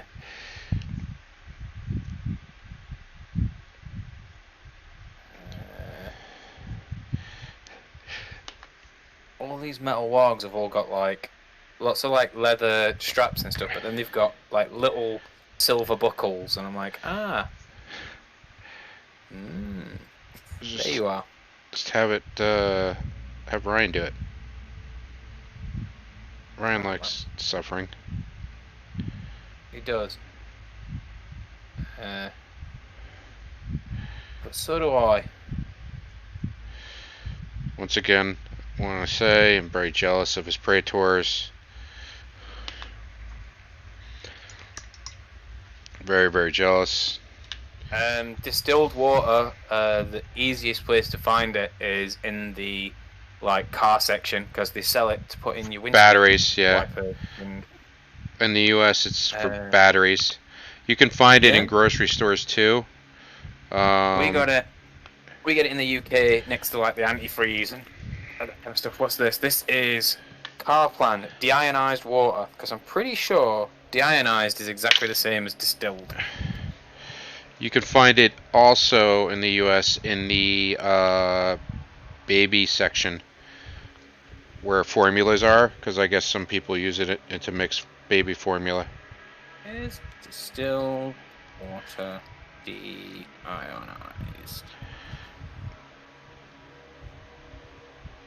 They're different apparently. Distilled water and deionized water are both fit to drink. Deionized water is more pure. Okay, there you go. So, if you were wanting distilled water because you want like pure water, you should use deionized, because apparently it's even more so. One step it's got no further. salt in it. It shouldn't actually conduct electricity either. Just as a fun water-related fact. Jesus. Probably why it's in batteries, right? Yep. Well, are you pouring a conductive liquid into this battery? I am not. That's smart. Because if you were, ouch! you're about to have a bad time. Ah! What's wrong? Nothing. That'd be me. I'd be like, nothing. That was actually me Saturday when I was starting up my or trying to get my weed whacker to start, and I hadn't started this season, so I took the spark plug out and pulled it while the spark plug was out and touched it up against the thing, and no spark. So I was like, aha! So my spark plug is bad. So I went to the store to go get a new one. I came back and attached the wire, and I had it cupped too far close to the spark plug. So when I pulled it, I was like, ah! I'm like, this one's good. This one's good. Yeah, I need to take down a load of trees in the garden. I don't want to borrow. Basically, I've got a friend who's got a chainsaw.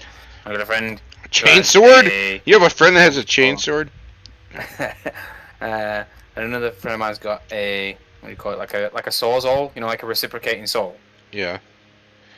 And he was like, just use the reciprocating saw, man. Like, it's a tree. Just go at it with that. And I'm like, that seems like it would be much less dangerous than a chainsaw. Well, a chainsaw. Chainsaws are super dangerous. Yeah, but they're also made for cutting down trees. You're aware, right? Yeah, but if like this reciprocating saw, it's only. How big around is the tree? Like, I don't know, maybe total maybe like 10 inches at a push. It's not huge. But here's the I think we'll be problem: able to is a just reciprocating go saw with that. isn't going to put a big of a gap in it. It's Yeah, very. well, I'm planning on taking a wedge, so I'm going to go like Oh 45 well. degrees down, and then... Hopefully it has the power, because you're usually cutting through dry wood. Yeah. I think, you know... What are you, we should scared be of the good. chainsaw? Were you afraid? What's wrong? Big baby? Let's go with a hatchet. I believe in you. Yeah. I mean, I've got a big axe, so if it comes to it, we'll just use that, yeah. So what do you want, distilled water for? Some people use it to paint. Yeah? Yeah. I can't see why distilled water would be fine, but deionized water would not be fine, unless we're just splitting hairs. Basically, you're splitting hairs. Because if you want distilled water with no minerals in it, then you'd want like deionized. Because the deionized won't have any salt in it either. Well, the other thing is deionized will also should not give you any static, so it should not separate any of the pigments if they're metallics, so you can store them for a lot longer. If you're gonna, I think one is better for using in an airbrush too. But like Squigmar, in his list of stuff he uses, he's got like one of those, either deionized or something. One of the things you mentioned. Like, I keep the bottle of deionized water up here because You like the I know it taste? won't go off. Oh, one of them won't go bad too, I think, right? Or it lasts longer without getting bacteria in it. If you just want distilled water, I'm presuming you've got like a condenser washing machine, right? What? A condenser dryer. Like if you've got a condenser dryer, then distilling something's just you know, heating it up and catching the Vapor. Yeah. Which would be what if you have a condenser. And all the minerals would stay dryer. down on the bottom because they're heavier, right? Yeah, if you had a condenser dryer, you could just probably take the water out of that and use that. I don't know what you're talking about. So, you know, like the machine that you put your clothes in to dry them. Yeah. Yeah. Yeah, I got that part, but I'm not. Yeah. So is yours like plumbed It's in the or rest something? of the. It's the rest of the conversation or the sentence that I'm not following. Plumbed in. What do you mean? It's electric. So what happens to the So what happens to the water that comes out of your dryer? Oh, it goes out of Collecting like a trough that you have to take out, or no, does it go down the drain? it goes out of vent. Ah, okay. So if I was to basically do the condensation there, or collect it, put a collection. Yeah, it blows out. There's a tube that goes out of the house. Condenser dryer, where Look at you, sir. You're like learning me. Trough. You have a trough of Do we? that basically fills up with this condensed water and then empty it. Yeah, Or the you water's have- got to go somewhere when it's drying. or you Yeah. have the other one where you have like a piece of like silvery ducting that you stick out of a window or something. Yes. That's essentially what I have. So I've never heard of the other one. if Is that more- it's a condenser dryer, it's called. Is that more of a European thing?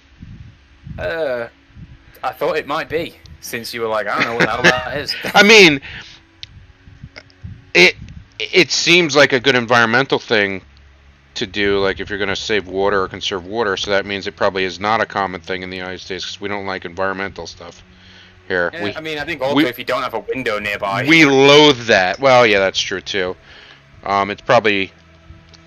It would probably be more common in like cities and stuff like that. Oh, geez, my distiller is just large, and I have no place to set it up really. I have water distiller, but it's a pain in the ass. So yours would be a vented instead of a condenser. What is it? What's the dryer called again? The magical one that holds water? A condenser dryer. Condenser dryer. Oh, Whirlpool makes one. Hmm. Yeah, everybody makes them.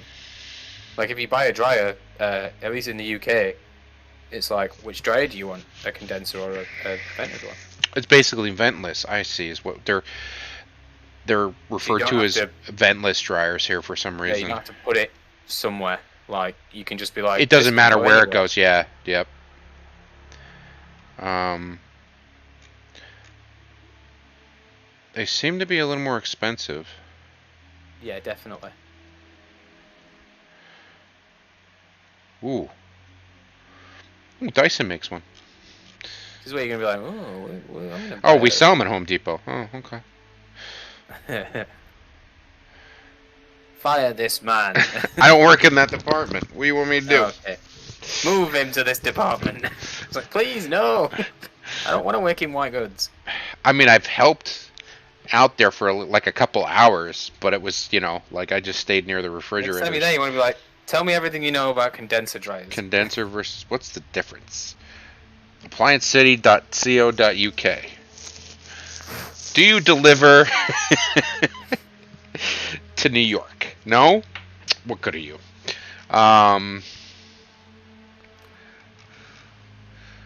Home Depot. Yeah, see, I've been meaning to like pick up a water distiller, just to put my dirty ISO into, so that I can distill the clean ISO out of it. Because I don't care about using the water distiller for anything else. Like, if it ruins the water distiller, oh well. But if I can pick one up cheap on like Facebook Marketplace or something like that, or in a charity shop once they're open, I'll be all over that. Wow. Wow, they are pricey.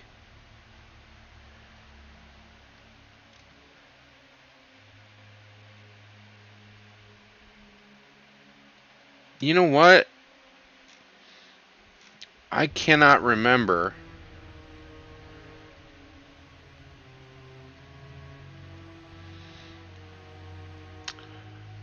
But I'm pretty sure this is the type of dryer that was in Norway, and I didn't realize that it was that. You're like, it's broken, it won't run. I'm like, you need to empty the water. Well, no, it was already emptied, and we were only staying there like a week, so he probably didn't explain. Because the alternative is to get like a condenser dryer that's plumbed in. Right. So, but that's all I've ever seen here is a, or that I've been aware of. So. See, we're informational too. I know, right? man. Learn new things. They seem to be more expensive, but they're also they're stackable, because obviously you don't need to worry about any kind of venting system. Because I think, well, from what I've seen, it's more common in the US that people have like a laundry room or something. Like a room that's just got like your dryer and your we do washer or something. That's where that goes in our kitchen. That's where I keep my little laundry man, which is really just me going down there. Or you guys with your basements and stuff. Yeah. Well, I don't really have a basement, but I'm a split level. I like a basement, but I prefer the loft conversion to a basement because it's easier to. Well, basements are notorious for just being damp, aren't they? Yeah, they can be. I mean, originally they were more for like storage of like vegetables and canned goods and jars and stuff like that. There's actually my neighbor across the road. He still has a root cellar on his property. Oh, that's cool. So, I was like, I saw the door one day when I was in his backyard. We were talking. I go, "Is that a root cellar?" He goes, "Yeah." I go, "Is it still?" He goes, "Yeah, it's still clean. It's not caved in or anything." He's like, "I just don't really use it." I'm like, "Oh." Okay. Buy your root cellar off you for this shiny penny. I would like your root cellar, sir.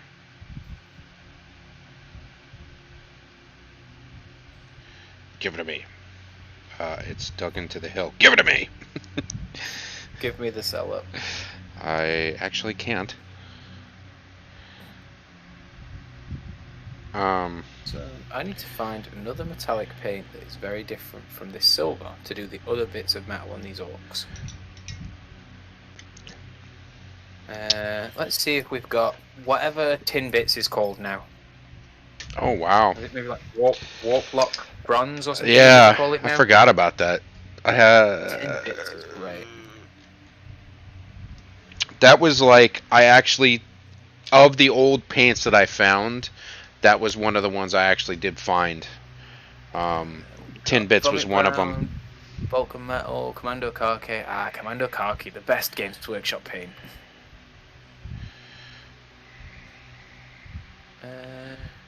No, warp block bronze. That'll do. That'll do. What else have we got? We've got Necron compound, but that just looks like a jelly. Is it supposed to just be like a jelly? I don't know. No, I don't believe that's. We think that's because that's unopened and that's a new paint. I've got two of them. I opened one and it was like jelly, and the other one looked like it was jelly as well. I don't think that's supposed to be like that, so. Not working as intended. No, I'm pretty sure that's not. Workshop. I can't help him find paint. What does he need? Oh, I can help him find paint. What does he need? Well, he's looking at 10 bits. I was like, were you gonna swing by? Hold this light for me. Okay. This is where he just posted the chat. Left a little. There you go. And there. 10 bits. 10 bits is I think Right there. warp block bronze, or it's as close to. Here's a question. Uh-oh. Do I paint this librarian in Gravis armor that doesn't exist? Essentially, the stats for Gravis armor librarians don't exist. Ooh, I didn't take that out. Do I paint him blue, or do I do him green with some blue? Shit. For the 40k Dark Angels. No, he's Salamanders. Oh god, I'm scared. Yeah, salamanders. What are they? Salamanders, yeah. Yeah. I think you probably want him mostly green, right? Or are you saying, do you want to do it green with like blue shoulders or blue with a green shoulder?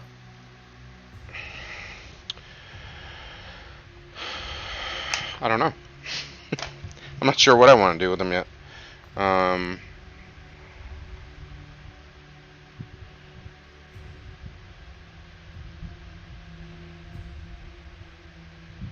I guess I'll do blue shoulders. Right? We'll do that. Do them green with blue shoulders. That might look like shit, but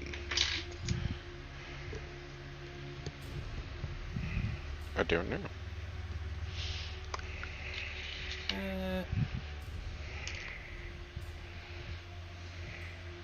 Let me have a look on the old internet.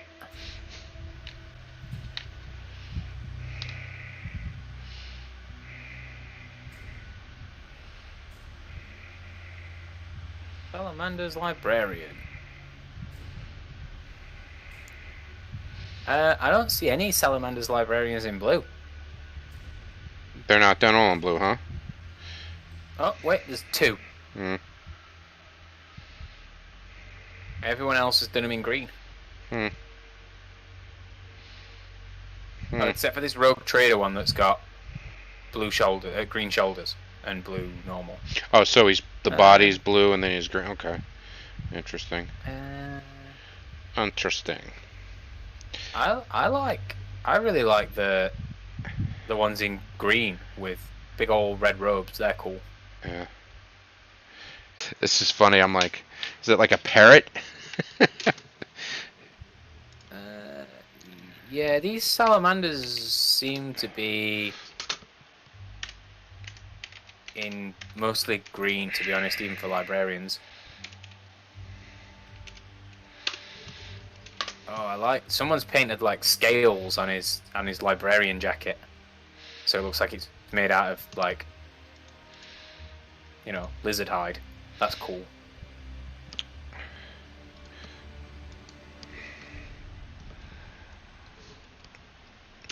There you go. I just threw it in the stream chat. Um,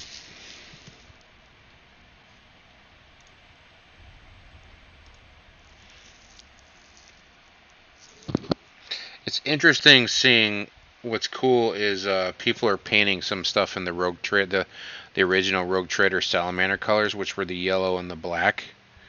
Yeah. And I did 10, 3 generations of salamanders, as depicted by a potato. I get it. This is camera.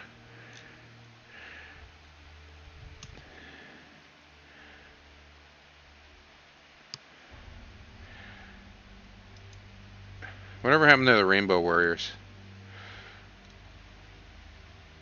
I think they're about. Why would you ever use Games Workshop paint? Is it like because it's decent? 2 reasons for me. I know. Oh, I thought there was a question in chat. Oh, there it is. Yeah. Yeah, it was. Well, I know what I'm gonna get as a result, like the effect. It's what I learned on Reaper, which back in the day was crap. But you know, you do what you can with what you can. I use everything. They make the color I like. Basically, is why I'm using that. I mean, I've got Rackham paints. I've got P3. I've got MP. I've got Army Painter, Forge World, GW. Yeah, I've started to branch out to other paints and loads of Vallejo. Vallejo's my go-to normally. I'll probably eventually start going more Vallejo. But I use Vallejo for a lot of the model color stuff because they do a lot of like realistic colors because you know people use them a lot for like World War II stuff. Yeah, especially like the field gray.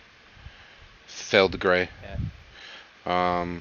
Yeah, I have Army Painter, but I don't use too much of it. I can safely say that the Army Painter stuff it's okay, but you just have to shake it for so long. Like I don't like how, like, I think they put maybe too much medium in it, but they say like shake it and then squeeze out some of the medium, and I'm like that seems like a waste. I know people are using the like you know like the vortex mixer things. Yeah, I've got I have a nail polish shaker. Yeah. That's all I use. There's like $12 from Amazon or something like that, or Wish or whatever it is. I've had it for like 2 years. Yeah. So that's I've definitely gotten my $12 out of it. But yeah, I've even got AK Interactive stuff. I've got what's the newest one? The gels that I haven't used yet, but I got is that the MiG stuff, wasn't it? AK MiG 47 or something like that. Is that what it is? But I mean, yeah, so you make your own paint, and buy a bucket of medium for like $80. Yeah, I mean, like, see, the making your own paint thing, like, I'm sure you can save money on it, but like, it's one of those things where I'd be like, it's interesting. All this time making this paint, and I'm like, have you painted anything? And I'm like, nope. Like, I don't need more ways to procrastinate and not paint. It is an interesting. Plus, I think that's a hobby in itself, right? Making your own paint. Or procrastinating.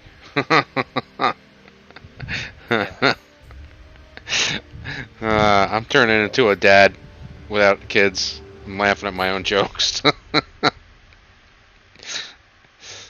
Oh man, I'm so witty.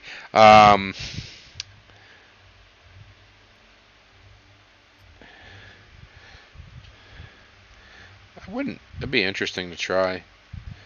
I gotta say, I'd be a little terrified that definitely the first few things I even attempted to make would pretty much be shit or useless.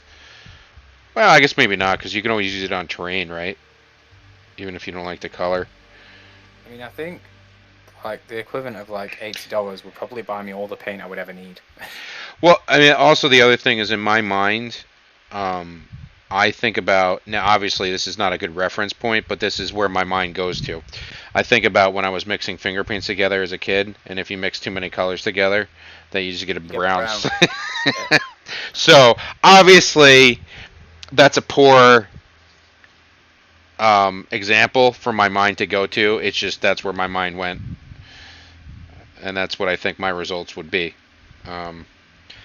But that might not be too far from the truth the first time I did it, if I was unguided. I mean, that's the thing, innit? Like, and did no research. Yeah. I don't know, where would I stop? Would I make my own brushes? As well? I mean, I guess. It's just, for me, it's a time versus investment. Like, I don't really have time to make my own paint. Yeah. And I don't really have the skill to do it. I mean, not like stopping you say, it might not be as difficult, it's 3 a.m. Grats on the affiliate. Thanks, man. Now, Raptor, shit. Thanks. I appreciate it.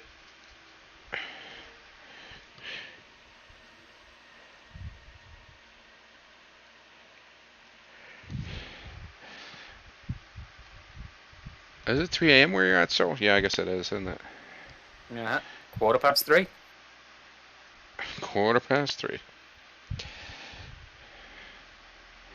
I think that's going to be the next vacation. Go back to the UK. Yeah. Definitely. Whereabouts in the UK are you going to go? I don't know yet. Might do the usual tours. Some tour stuff with the girl. Fair. London. It'll probably be like when we go places, we like to go a little bit longer and go at our own pace, do Airbnb, get a car, stuff like that. Although we didn't need a car in London, like once we started going outside of certain areas, like I think up in Scotland we would want a car to go out to do some sightseeing out there, not in the actual cities. Obviously, we'd stop by Sheffield, throw a rock through your window. Yeah, man. On the way through. I'd have to guess who it was that was throwing the rock, right? I'd be like, oh, yeah, another rock, awesome. I think I believe it wouldn't be hard to do. God, it's just so many colors. Like, truthfully, do we really need all the different colors that we have, that GW makes now, or a lot of these companies make now? No, we really don't. We could mix our own hues. I painted Shelob with 4 paints. Right, Shelob. and I do mix and water down and change some things up and stuff like that. The wet palette has made that happen a lot more for me. Yeah, I still, my problem is I like a fan blowing on me in here, so my wet palette dries out so damn fast. Plus, my wet palette dries fast as well. I have a couple wet palettes, and I do enjoy them. Yeah, that's what it is my computer's in this room, too. So like I have my computer running, like, on max, because, you know... Because we're retarded. I'll take that extra... what, like, six pounds a day worth of cryptocurrency mining? Definitely. When my electricity costs, like, nothing. Oh, that's right, because yeah. You rent out, don't you? Some of your hard drive? Yeah. Some of the GPU, yeah, because it's just easy money. We're not actually having to do anything.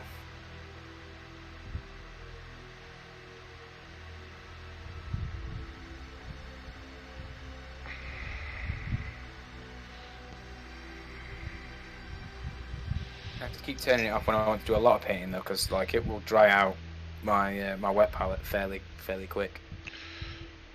So the room gets a little toasty. I do like a wet palette. I've used one. I have them. I remember it being really expensive, and then Ryan was like, "I got one for like £11," and I was like, "Okay." Yeah, they're really not expensive. No, they were initially because they were like an art thing that trickled down into miniature painting. Yeah, I think that's what it was. Because my roommate ordered one, and he didn't look at the dimensions. huge. It's ridiculous. Like it came in the Mine's got one mail. that's like an A4 piece of paper. It's massive. It I've got it the little army painter one. his is bigger. It's bigger than a piece of paper. It's ridiculous. And he goes, I think I might have made a mistake. And I'm like, yeah, you think? Because then the sheets on top of it, you know, are more money than a army painter one. And it's really not too. I did try to substitute messing around with parchment paper for like cooking in a wet palette to see what it would do, and it's not. I've seen people use that. It's not quite the same.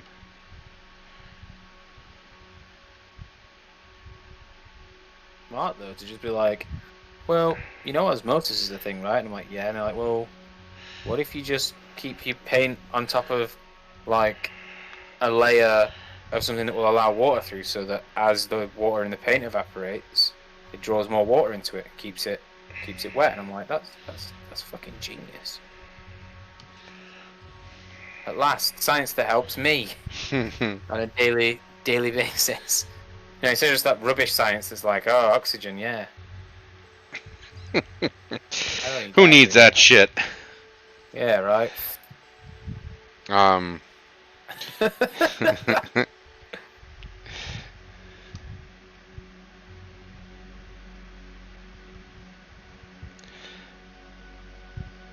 Yeah, like she's been there. Because she's actually, when she was younger and more into sports, she went to the police and fire games, international fire games there a couple times, I guess. So she was actually just going through a bunch of shirts she traded for. But,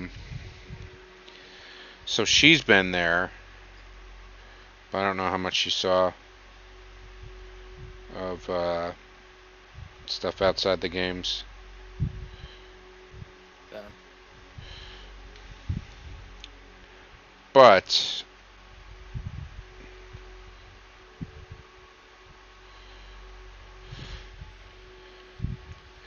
I would definitely like to do some of the a couple of the sites again. Like the Tower of London was always very cool to me. I'm indifferent to the poor bastard standing guard, because I know it's just a soldier, and he's like, "Oh, fuck off." Yeah. You know. Not in a small tank today. Today I am standing here in this box. Yep. Okay. There's, you know, obviously quite a few museums I would like to go to. And Household Cavalry, I think it is. The pull duty in the guarding the Buckingham Palace or fucking Tower of London or any of that. Yeah.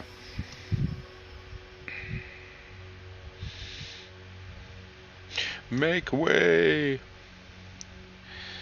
Well, make way for the Queen's Guard. You want to make way for the Queen's Guard. It's funny when people don't. Make way for stop being an asshole.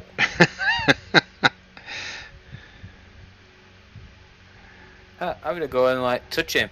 Yeah, I wouldn't do that if I were you, because you know they probably hate you. When I was in Norway, there's an old castle that they essentially do something similar. They're in a little bit more modern dress uniform now. But it's a castle in Oslo. And there's a small barracks there. And I was like, oh, these poor bastards. I was like, they're basically doing the same shit. Because they still have a royalty in Norway. Yeah. But it's obviously run by a parliament and a prime minister. Same. So I don't think the Queen would do a worse job though than our crap government, but hey. give her a go. Just be like, ah, Fuck yeah, it. let Queen have a couple of weeks. Fuck it, yeah. Rotate. She said it's not illegal to kill swans anymore. Well, I best get my swan killing stick. Best get my swan killing stick. Charlotte, where's my swan killing stick? Babe, where did I put it? Fuck is wrong with you? No, that's a knife. Where's the swan killing stick? That's the hamster killing stick. As I like to call it, the happy wedge.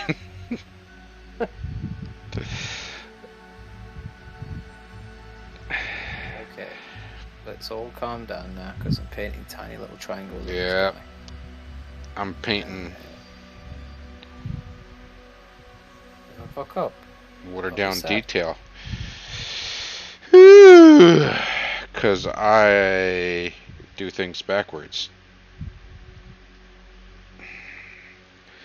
It's all right. I finished highlighting everything so I could put a wash on it earlier, so don't worry about it.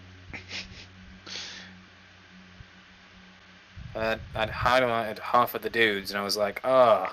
Oh no. And I was like, well, what should I do? And Ryan was like, well, you might as well finish highlighting them and then put the wash on, because you can always highlight the edges after you put the wash on anyway, but you might not need to. It might show through. Yeah, it did not show through. I got another Vulcan to do. Oh, hi Roxas. Yeah, it's a lot of green. It's I'm still working on my salamanders. I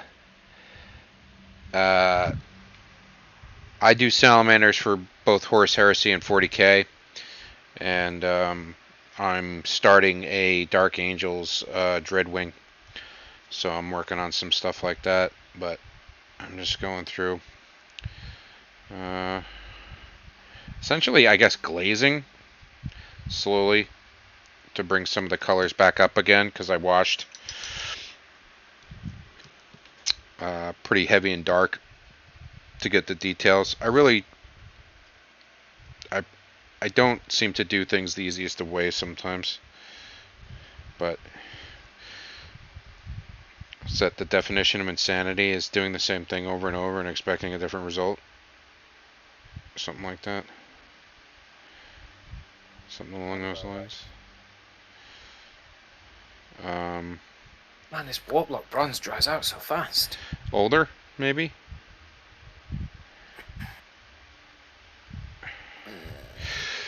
What do you, thank you. Did somebody raid me? Could be Sally's or DA. Oh, yeah, I prefer the black, Dark Angels for 30k. I also don't much like the 40k Dark Angels. Plus, I mean, the miniatures are nice. I'm not gonna say, that, and I guess right now in the meta they're supposedly pretty good too. But in first, rule second, man.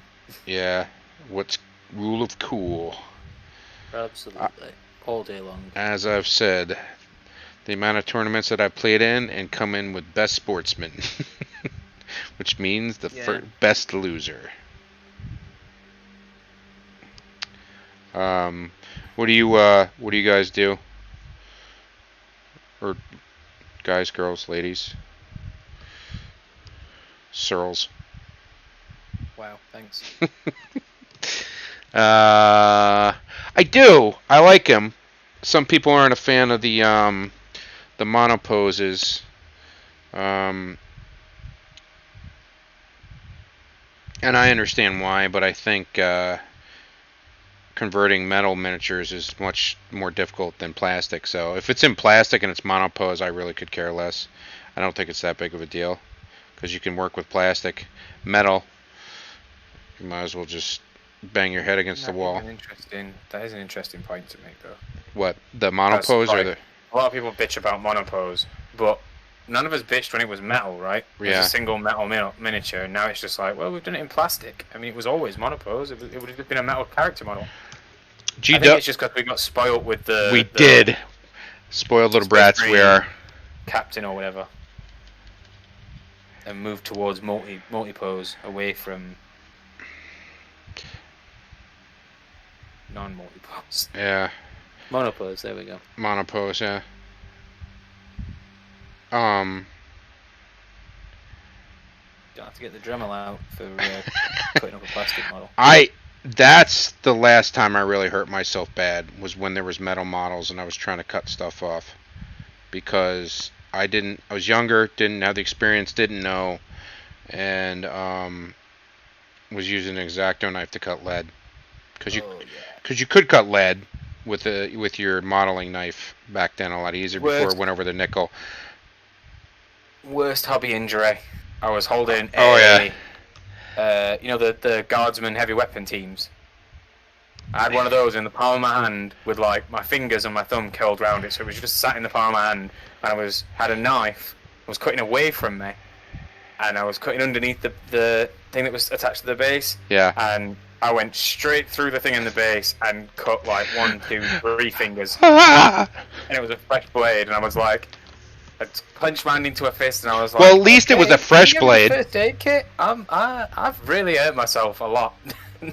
The dull blades are the ones I think you really put more force into, and do a lot more. I believe they say it's a more jagged cut. It still hurts either way. It's probably the same amount. But that is why my fingerprints are weird. Like, because I just like. That's your cover for burning them off with acid. Yeah. So you don't get caught for your serial killings. I got it. Yeah, man. That's from back when I was in the if I told you I'd have to kill you. Oh yeah, absolutely. You can post. Go ahead. I wish I had pictures of my first paint jobs. I wish. I have a couple miniatures that are older that I keep up on the shelf. To remind me, but yeah, absolutely, you're more than welcome to post. I always love seeing other people's work. Love it. Yeah, I mean, truthfully, when I go to a store or a tournament, that's one of my favorite things to do, is look at other people's work and their interpretations on both fluff and conversions and other stuff. There was an ITC tournament close to me here in New York, really close, within a couple miles, and I had played in one before, but this was like 6 games in 2 days, and I was like, I don't know if I have the mental capacity to do this. 3 games in a day, I'm like, all right. And I guess like the Las Vegas Open, they play like, what do they play, like 12 games in 3 days or something? Kind of like a Sons of Horus-y looking paint job. Whoops. I guess maybe Dark Angels. It looks light for salamanders. Looks like a teal. I'm looking. Hang on. I gotta lean way over. Well, there's different colors that people like of salamanders. Some people like the older, darker greens. And some people like the lighter stuff. I guess I fell in love with the warp fire. Man, why is this taking forever to load? Give me a virus. No, joking. There we go. I like it. I mean, it sort of, yes, it kind of does have a little bit of Sons of Horus color. Sons of Horus, the good guys, though. Sure they are. There was just a discussion on the I think the Facebook Salamanders group, where people were talking about their different colors that they prefer, and there's some darker colors, because somebody came across Nocturne Green. Shoot.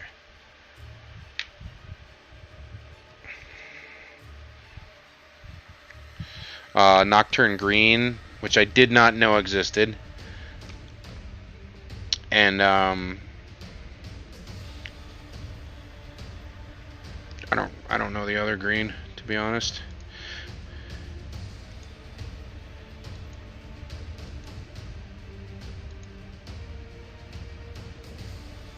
How long have you been painting? No, it's no, it's salamanders. Tip of my finger bad while working on my car. Yeah, that knuckles.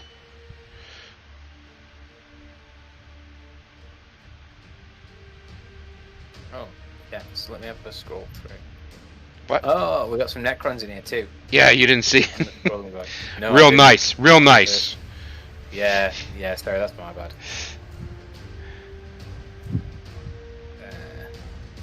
Necron. They just. I don't know that I like the new Scarabs, man. Why? Because the old Scarabs I thought were awesome. I don't really know the difference because I can't really lucky. remember. The old Scarabs are like. Just, I don't know, I think the old Scarabs are less. Just less. What does that mean? Yeah, there's less to them, they're less busy. Oh, okay, Like, alright. I don't know if I like the new Scarab models, is all I'm saying. Uh. I just thought the old ones were kind of cute. Right. First couple models. The Nice.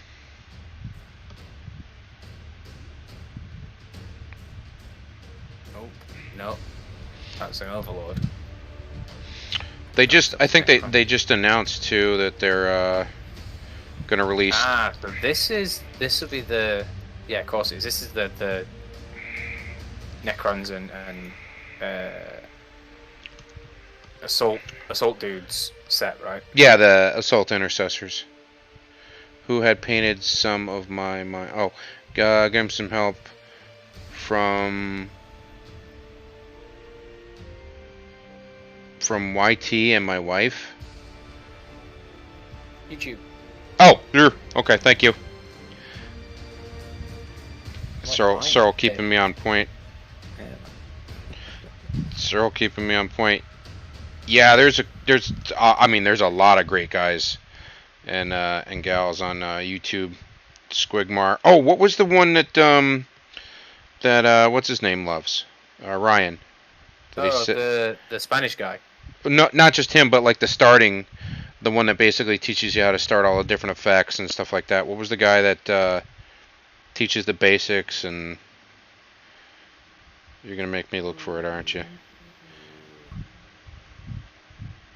I mean, we love Luke. Not just Luke. Who had painted some minis for Pathfinder? Oh yeah, can't go wrong there. Baby. Let's see. Let me look at my.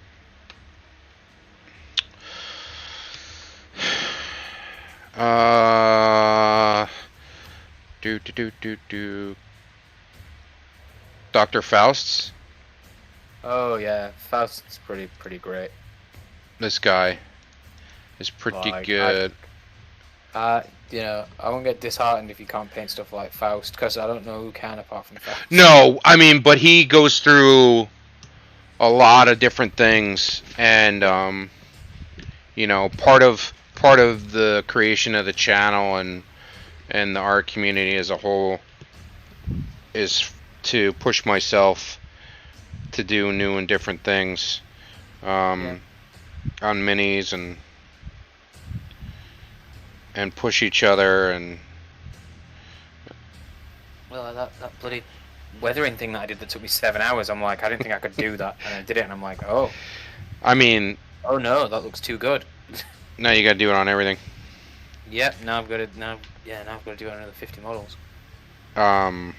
Yeah. That's why I'm getting this. That this looks. model, that was one of the Spanish YouTubers tutorials, right? Yeah. They're ridiculous, though. This guy, when you watch one of this guy's videos, who we keep referring to as Spanish guy, I can't think of his name, but like his opening thing, he's got like what 20 golden demons like on his shelf or something ridiculous. I'm not even exaggerating. Pain. And then he goes back and critiques his different models that have won golden demons, and he's ruthless to himself.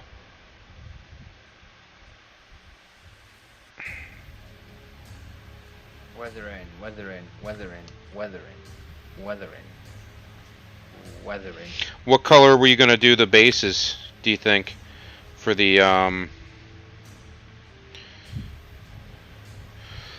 The guard?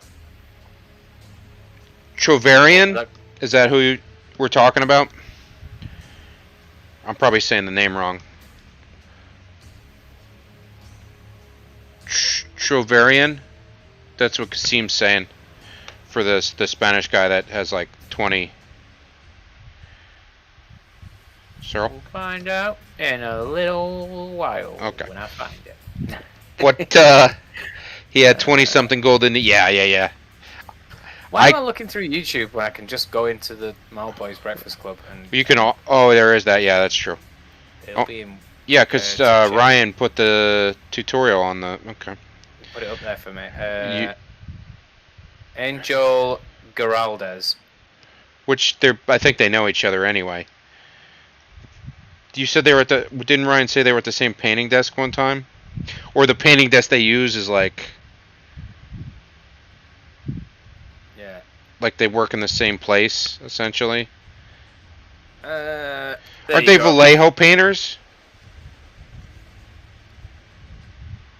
That is your man. But what color were you gonna do the bases? Oh yeah. A couple of them are spent. Well, that's where the.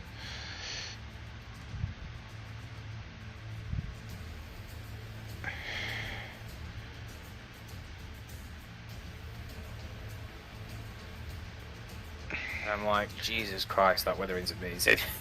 Yeah.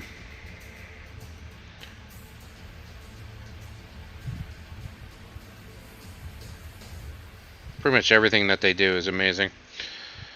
But like how he explained it, I was like, I can't do that. And then I followed his guide and I was like, oh, I did that. I mean, it took forever, but like, I did that. Now you can do it faster. The next time. Let's hope. Maybe. I can be less precious about it because I'm just like, I wanted to get it down properly on one guy. Yeah. I love it.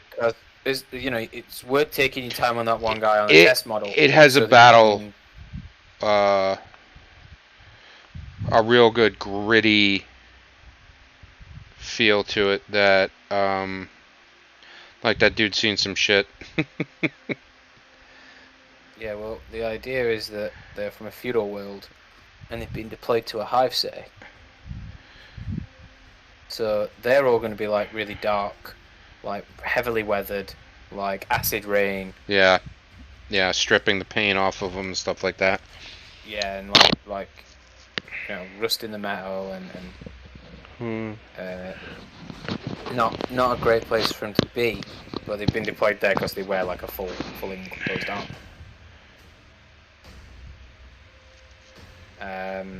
But then the bases are all going to be bright blue, and then weathered like hive bases. Bahamut, what color were you gonna do the bases for the salamanders? Bahamut. How do you say that? The dragon? Bahamut? Bahamut? Okay. Yeah. There's probably like some more T's or H's in there though from when I said it.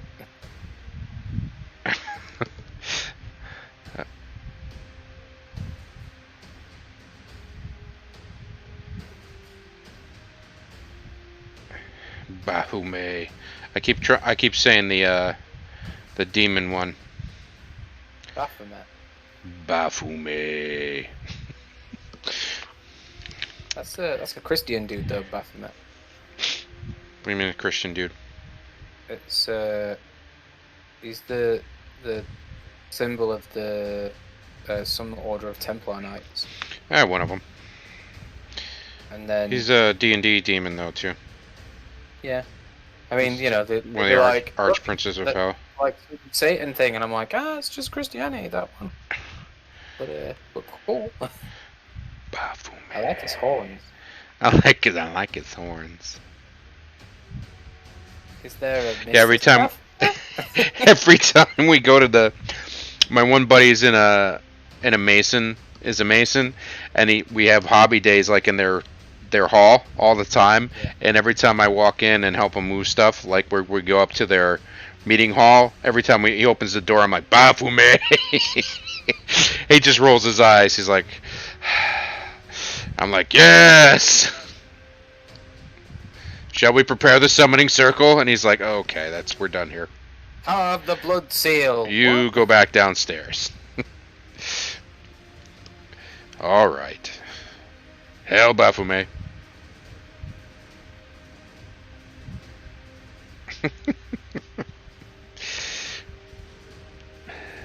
Because it's like all, when you go into it, it's all carved wooden, carved wooden chairs and stuff like that.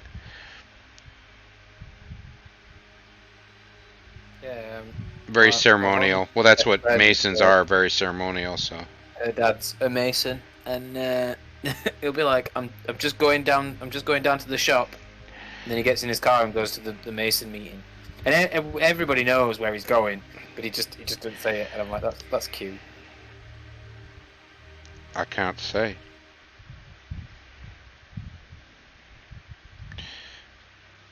You know that's how the Horus Heresy started, Cyril. Just going to the shop. Yeah, no, there's the lodges.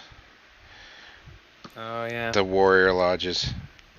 Yeah, you're right. I don't know if there's any warriors there. I think it's mostly Bahamut. Bahamut? Okay, I'll go with that.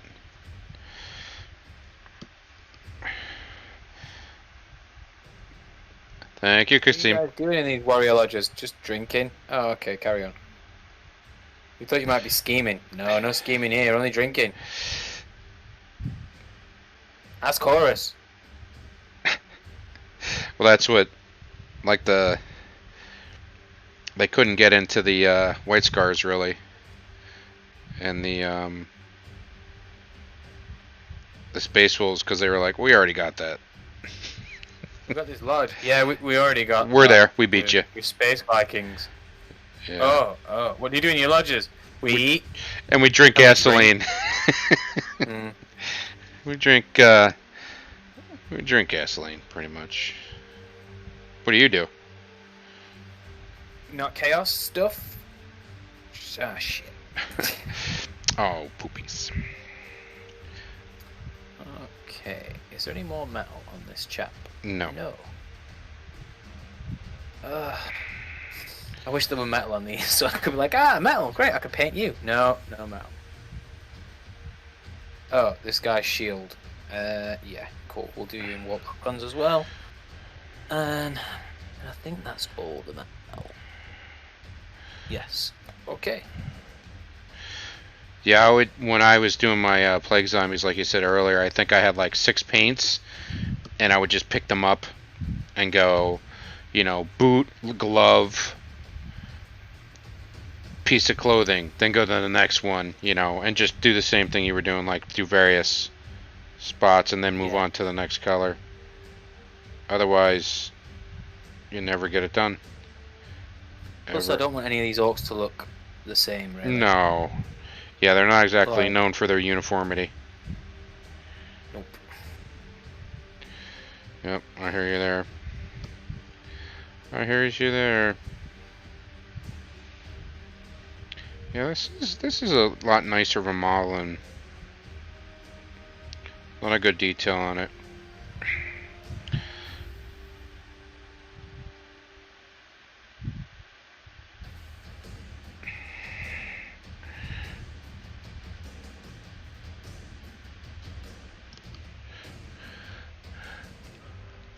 Did I lose you? Bahamut? Knight of the Damned? King of the Damned? It's K-O-T-D is his second part of his name.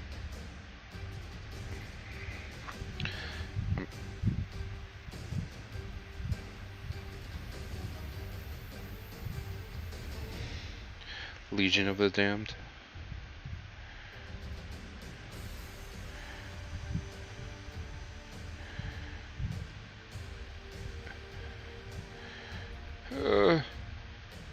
Hey, one thing. This warp block bronze It's not fucking about with the coverage. I mixed it 1-to-1 with some. It always seemed some very, thinner. very heavy in pigment to me. I think it's like the brassiness It's going of it. straight on. Yeah. It's a great oak color. I never had problems with it. Oh yeah. I agree. Yeah, I never seemed to have problems with it. I mean, I never had problems with tin bits either. But truthfully, tin bits was great. You were like, put a It coat really of tin was. bits on it, dry brush some bolt gun metal over it. Done. ta-da! Finet. Yeah, but I ordered another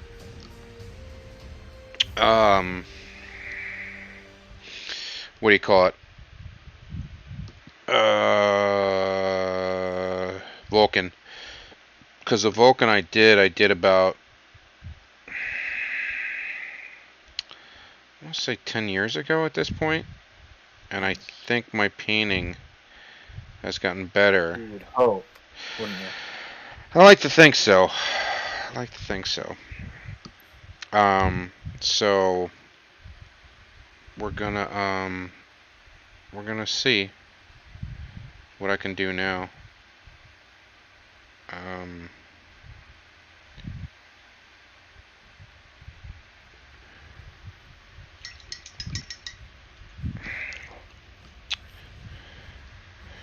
Where are we? Oh God.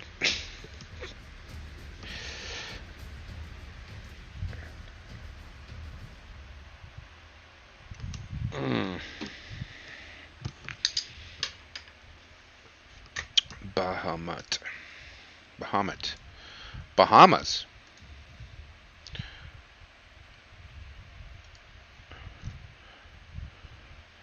Wakanaka Pizza.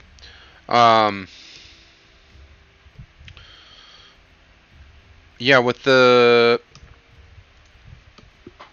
I'm gonna finish the sentence one day here. So with the with Vulcan, got it. With Vulcan, the flames on his sort of his crest, his halo, I had trimmed them off because I didn't necessarily like it. But this time I might actually do like the fire on them. I don't know if I would do the whole base like he is now. Maybe.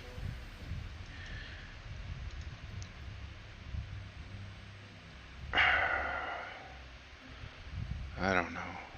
I definitely can do a better job on the bone now, I think. And the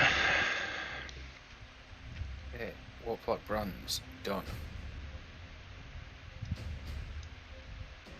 Where did I put that gun? I forget where I put the gun. Hopefully secured somewhere safe. He is. He is. Oh, his gun.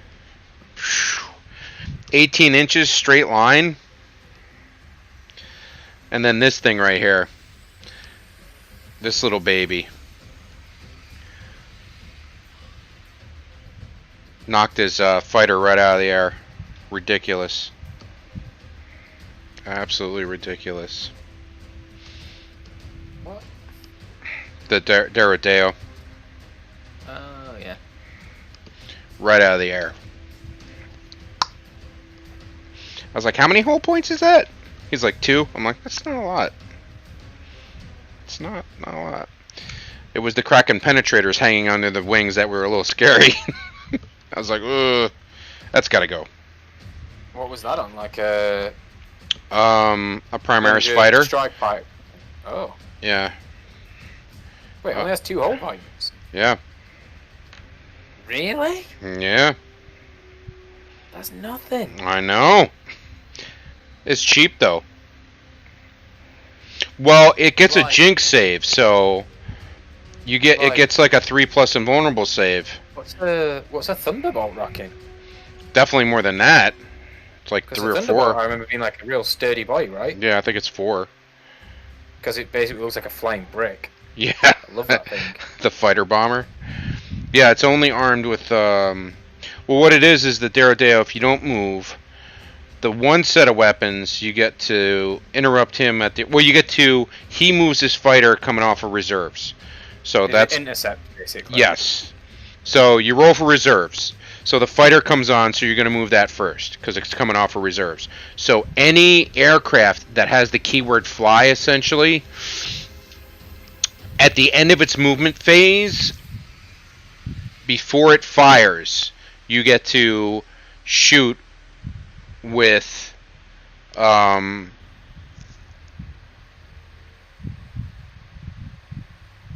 autocannons, the accelerator autocannons. I would be tempted. And then you have to have a line of sight with those, which those are a strength 8. You don't have to have a line of sight with the missile pod that I had on top of it, though. But that's only a strength 6. But it's not. It's like a flying rhino, so it's not hard to beat. And that the rockets are a heavy 6, where the autocannon is a heavy 4 twin linked. Yeah. So, and you can't roll for reserves until turn 2. So, you shouldn't be walking around with the Derodeo. Turn 1, I guess, you know, some people say it counts as moving or something like that, but yeah, so you shouldn't be for turn 2, you shouldn't be, you know, it's not for walking around. It's like I'd be taking the like 10-man squad of heavy weapons with autocannons and whacking that. Yeah, but then you have to roll 6s. Yeah. Yeah, but then you've got what? 10 shots. 20 shots. Autocannons heavy 2, right? So 20 shots, fishing for 6s. Plus you can target other stuff with it, right? Yeah, with the Derodeo you can only yeah, it probably is. You can snapshots. It's the first time I ever used it though, and he was like, "I'm taking a flyer," and I'm like, "I have 500 points left at 2K or 2,500," and I said, "I think I'm going to take a Derodeo," and he goes, "Okay." Probably for me, I'd probably take the Iron Havocs with that guy in them.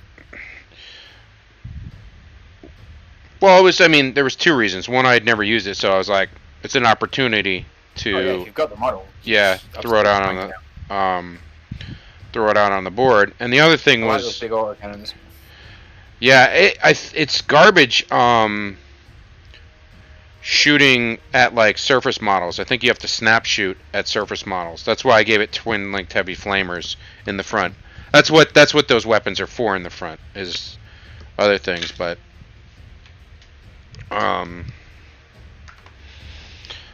and the Scorpius was pretty interesting too. Not moving with that makes it a barrage weapon of D1 plus D3. Yeah, see, Ryan has one of those, but he's never got to shoot it at me. Why? You always blow it up? Blow it up before it can shoot, yeah. It's only like a strength 6, but... Put a lot of stock in... Well, it's AP3 in it, so... Usually take out those big squads of... I shot his TAC Marines. Yep. So, I ripped up his TAC Marines across the board. I run like 3 10-man squads of TAC Marines minimum in any list. Yeah, I mean... That's mainly what I wanted to shoot at, because that's some firepower I didn't want coming at me. I did the 2 TAC squads in Rhinos and the Pyroclast. I never even used the Pyroclast. The Pyroclast and the TAC squad never came out of the Rhinos. They were running up the one side of the board to contest and then outflank. And just everything happened in the middle. We just came to a brutal. So he tried to go after the Land Raider and the Spartan, and just his dice were horrible. And then I opened it up in Vulcan, and the Fire Drakes came out. And then Vulcan proceeded to murder slowly and methodically everything that was near him. sounds like the Vulcan I know. Yeah. I mean, he's What are only you doing? got Slowly. slowly and methodically, because on the charge he's got 5. Normally he's got 4, but it's a strength 10 AP1 weapon. There was the first thing I had to deal with. There was a contemptor that killed my contemptor, but I had immobilized him. But he still had a twin-linked autocannon, and I was like, yeah, that's got to go. Oh, and he had a graviton gun, or a Volkite on his fist or something like that, which Vulcan halves the strength of because of his armor. So he can do that like AoE Earth Smash, but it was a little more precise to murder essentially 5 guys on the charge and then 4 after that. So, and then with the fire drakes with them, we went simultaneous. But the fire drakes with their Drake storm shields, Drake scale shields, they wind up getting a 3+ invulnerable,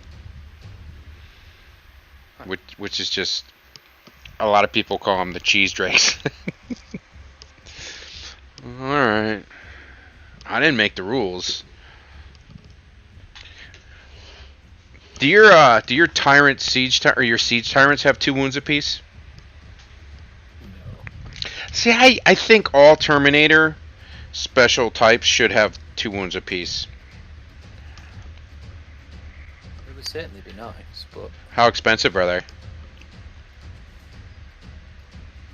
that is a good question. Let's have a look. I don't have my book to hand. Oh, I'm sorry. I don't know. I can have a look on Battlescribe, I guess. Oh yeah, I'm not sure. I don't think they're. Oh, this guy just needs his skin doing. What? Oh, awesome. Well, you can go over there then, because you'll need your skin. What about this guy? Shit. Cool. Oh, some of these colours are very similar.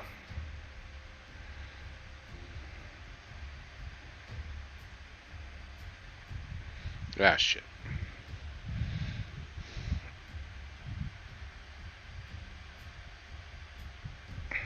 No, that's too similar.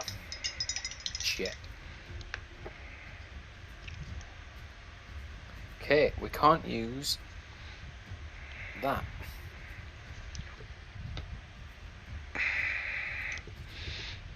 Maybe a dark green. Yes. Oh, Vallejo saves it again.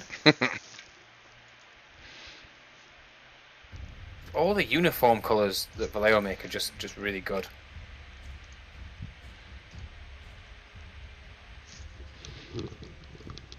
Olive Drab to the rescue. Looking on Battlescribe. I was talking to Grady earlier, and I was like, don't you have more than 2 characters than the Night Haunter and Sevatar? And he said, yeah, he's got like a Flaymaster, I think, which is like an apothecary, but he doesn't like the fluff on him. I'm like, oh, okay. Alright. Well, what's he do? I don't know. I gotta look. I'd have to look. Let's see. Legion Alliance. Night Lords. Good at cooking steak. He's the fillet master. Traitor. Flaymaster. Modrim Lasahai. Oh no, there's another one. Charon Ophion of the Cryptera. What is he? Master of the Legion?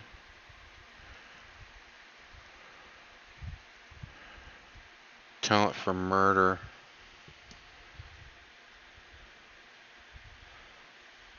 He's got a couple. Nacrid Thol, that's the, no! Devil's Due, Nostroman Flavor. Alright, that's definitely a Night Lord. Master Arms. Conrad Kurz.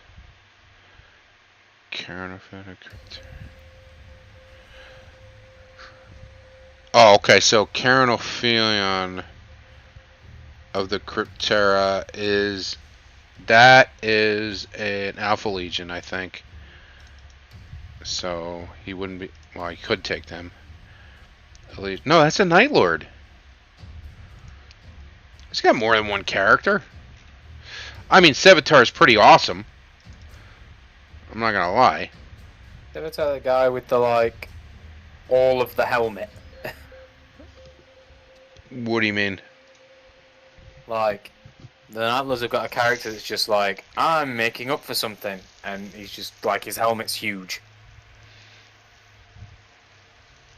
I'm like, is he maybe compensating?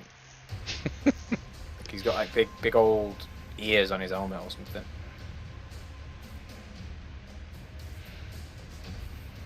Let's have a look at the model for Sevatar. Flaymaster Modern Lasahai is an apothecary. This guy's got a power axe and a Volkite Serpenta. Sevatar with his bunny ears. How much do you know about time travel? Donny Sevatar.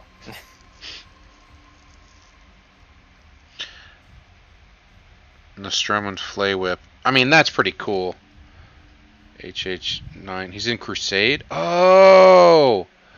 That's right. So he doesn't know. He doesn't have Book 9 with the Dark Angel, so he doesn't know about the rest of the Night Lord stuff.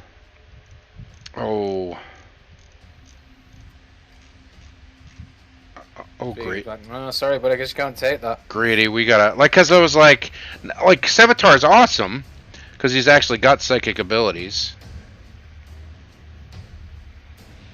I said, you don't ever use it? He goes, nah, because I usually play my brother who's, plays 1,000 Suns, and he's like, and they just pretty much deny everything I have. I was like, okay, fair enough.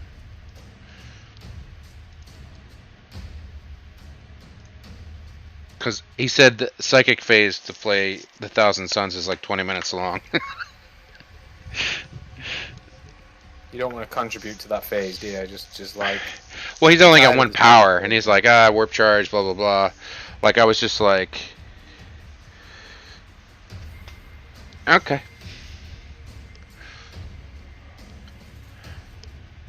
But... yeah, that's the one reason why I got rid of my 1,000 Suns, was I was like... It's just the...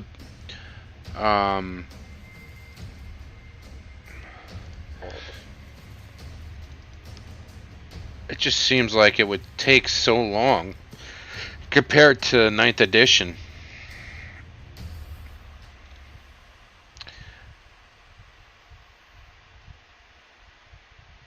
Do you have Iron Circle? Do you use them? I don't have any Iron Circle, no. I've got the files for Iron Circle. Put me some Siege Automata. Some, yeah. Big Thunderhammer boys.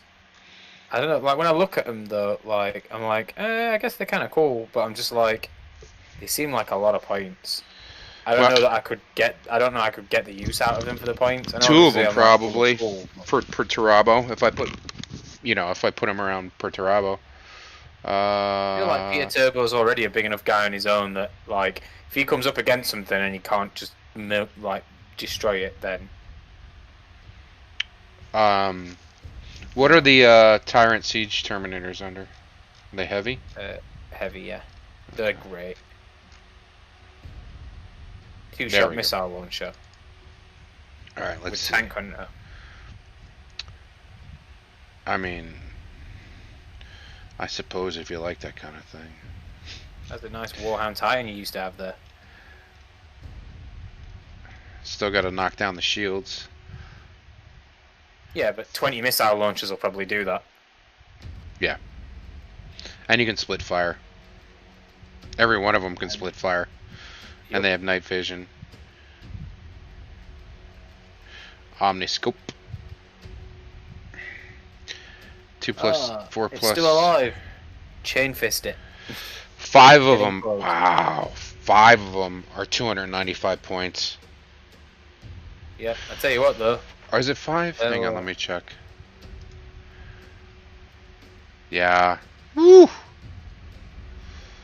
They'll do work though. Yeah, I'd imagine so. Erasmus Gulg.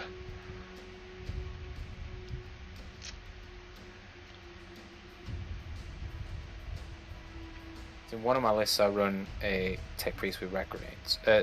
Not a tech priest, sorry, the upgraded one. Mm-hmm. It's like a forge father or something. The guy is literally just a better tech priest. Master of the Forge? Yeah. Master of the Forge with rat grenades and a thunder hammer.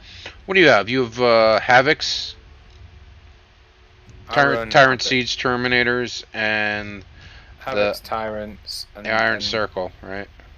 Yeah, and then I think Tormentor as well. Tormentor. Apparently in the books though it says that the Tormentor is the vehicle on which the Shadow Sword is based, but it's much bigger than a Shadow Sword. Oh, Everyone's just like, yeah. It's a Shadow Sword. No, it's because it carries guys in the back.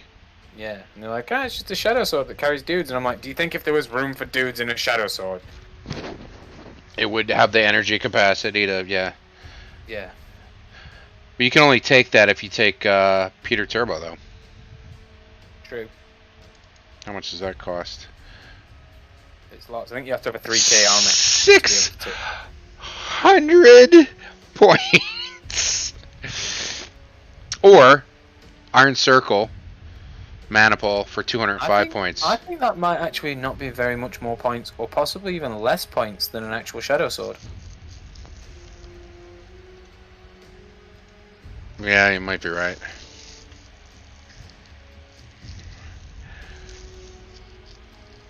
The Tormentor must have what? Must have one selection of hull-mounted volcano cannon minimum. Well, durr. Minimum one. How many can I take altogether? I know, hull-mounted volcano cannon. I'll take 2 of those. Well, there it is. There it is. I kind of want to run the Falchion, the one that's got the like some sort of neutron laser. I think it's got like, like a twin neutron laser, basically. Yeah. The weapon that's on it. Yep. That's great. What is this? Oh, I hit you, but I didn't do any damage. Well, have you seen the Hobby Fest Bully Shit Award? That thing that is pissing most people off. It was 40K related because one of them wore a white wig and had a floor delays on their face. They blurred out the army in front of them. The paint scheme, from what I could tell, was amazing. It was interesting. Black to blue. Wait, I don't understand. Why would they blur it out? It was a 40K related because one of them. Why did they blur out the army?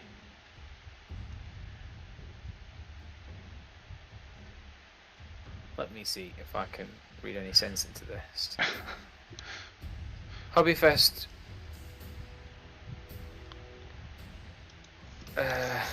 Award thing.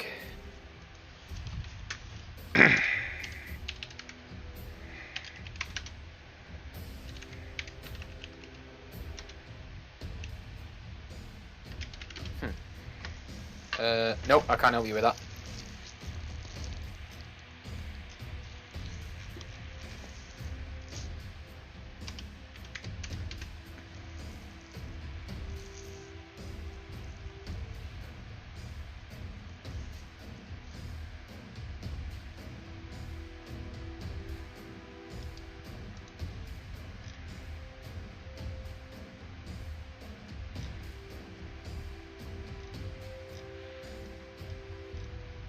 Is there anything on YouTube about it?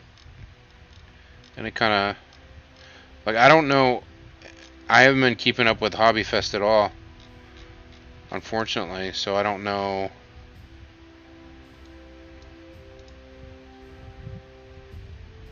It got auto-modded? How do you auto-mod? How does that happen?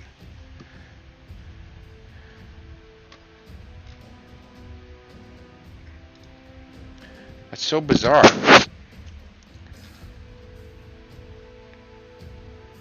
Let's see here. To the Googles. Hobby. I just put my paintbrush behind my ear and then looked for my other paintbrush and realised it was also behind my ear.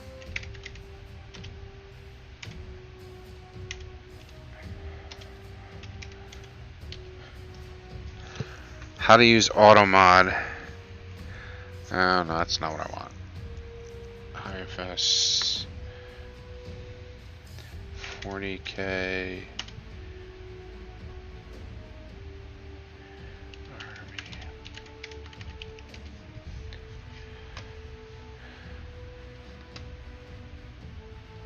You gotta give me more than that. Your Twitch auto modded my post. Oh no, oh wait, where? What do you mean it auto modded my post? I'll just DM it to me.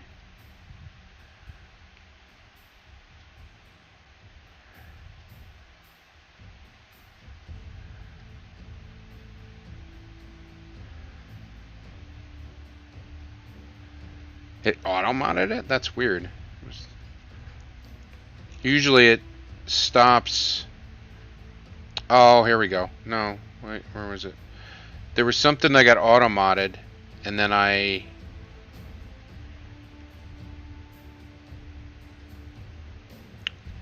clicked on it. Man,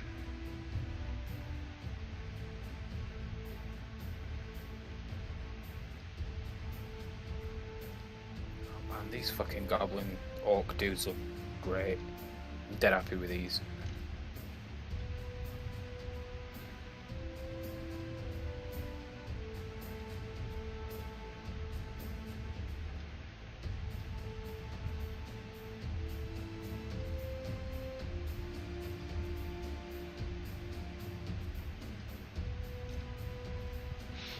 Can you explain that again, Kasim? Because I'm a little trying to piece this together. I don't know what was an answer to my question, or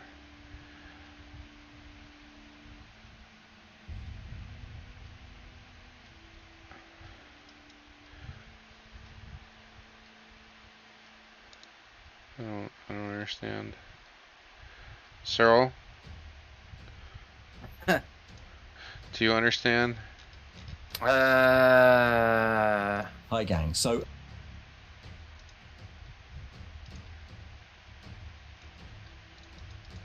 Because I can't, here's the thing. I can't find anything about Hobbyfest anywhere on the internet. Am I spelling it right? Am I not spelling it right? Like I don't understand. Like I type in Let me use my Google for Twitch Hobbyfest and like I get Warhammer Hobby Time at Healy's. Like I can't see anything that's. Where was it? I don't know. Like is it? No. But can I want you to explain what is this Hobbyfest?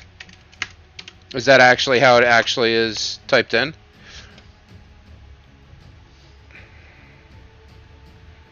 I got a Facebook page. For Hobbyfest? Yeah. Is it mainly a Twitch thing? No. Oh, it's not?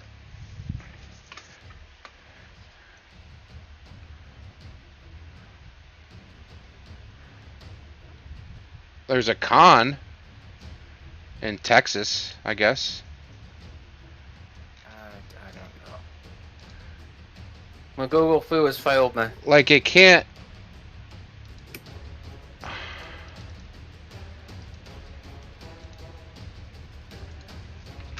Hobbyfest Twitch 2021. 4 days ago. Live stream. Oh, that?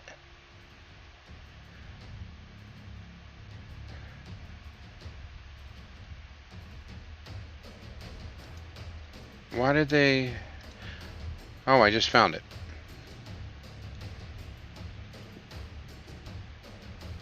I don't understand.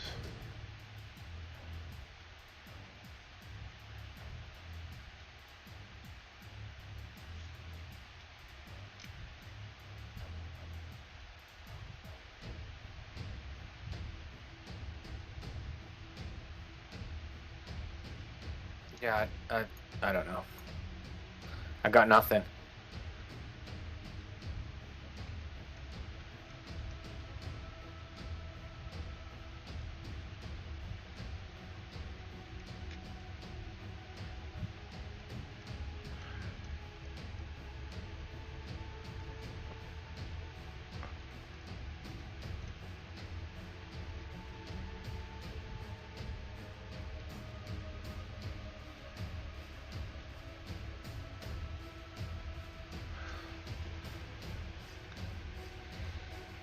Yeah, somebody said, what's with the out of place, overly sexual lesbian art? Like, I can't. It's true, I can't see. Norn Queen, you sound stressed. Have you had anything to eat recently? And so, I'm just reading.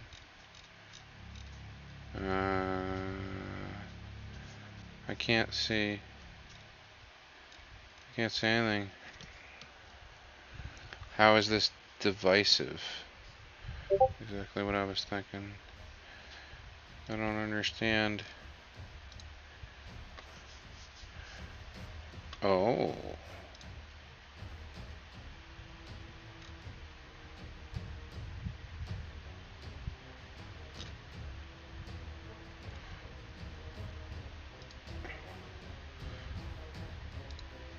What we got here? Nope. Yeah, I found this. But I don't understand. I don't understand how that's. How we. Why.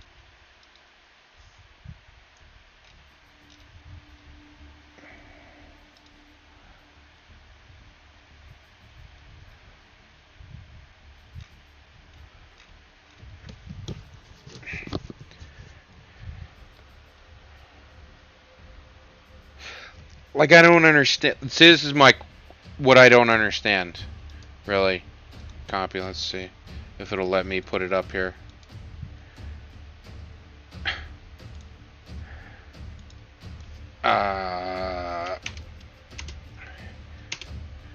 Didn't auto-mod me. It's just a chick and a bra with people getting annoyed because they want to see. Yeah, I do want to see the models too, honestly.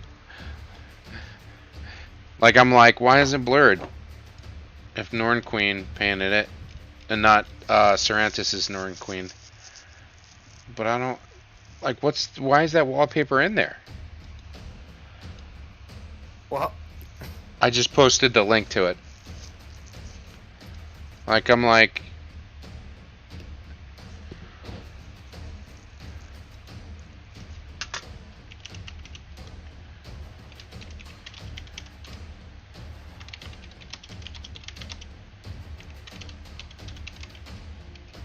I just posted any clear pictures of the army.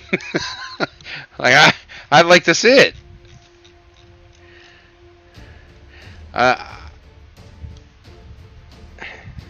You know?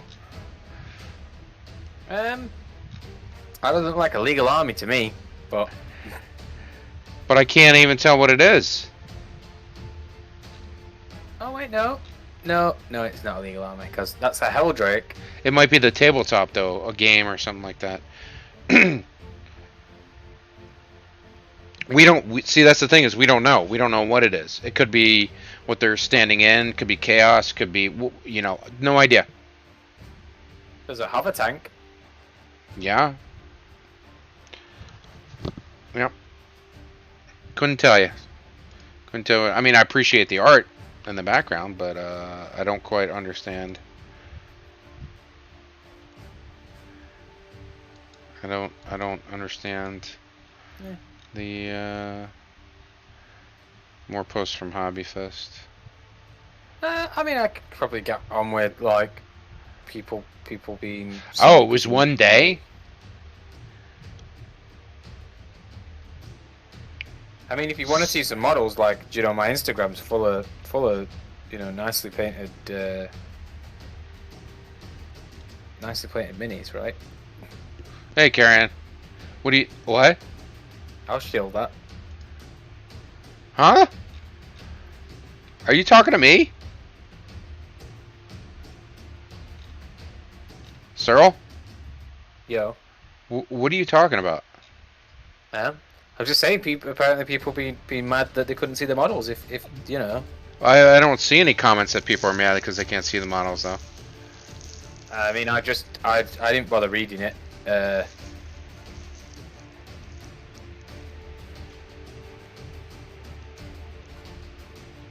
The R slur will not be tolerated in an actual caring community space. He's been removed. I'm not sure what the R slur is, and we're not going to go into that.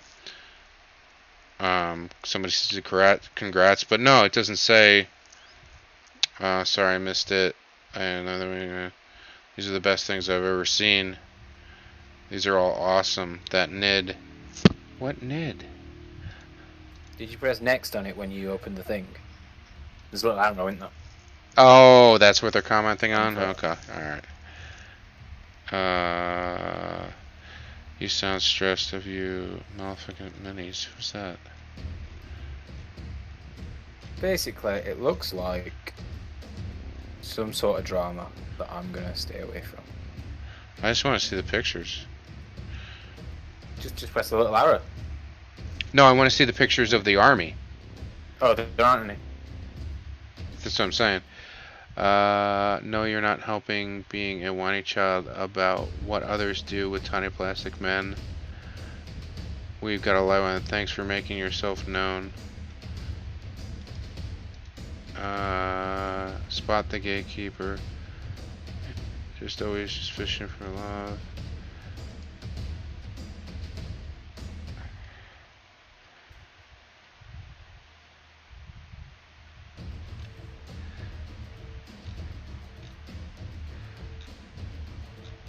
So this guy, Malfic Minis, decided to come in there and be a douche, it seems like.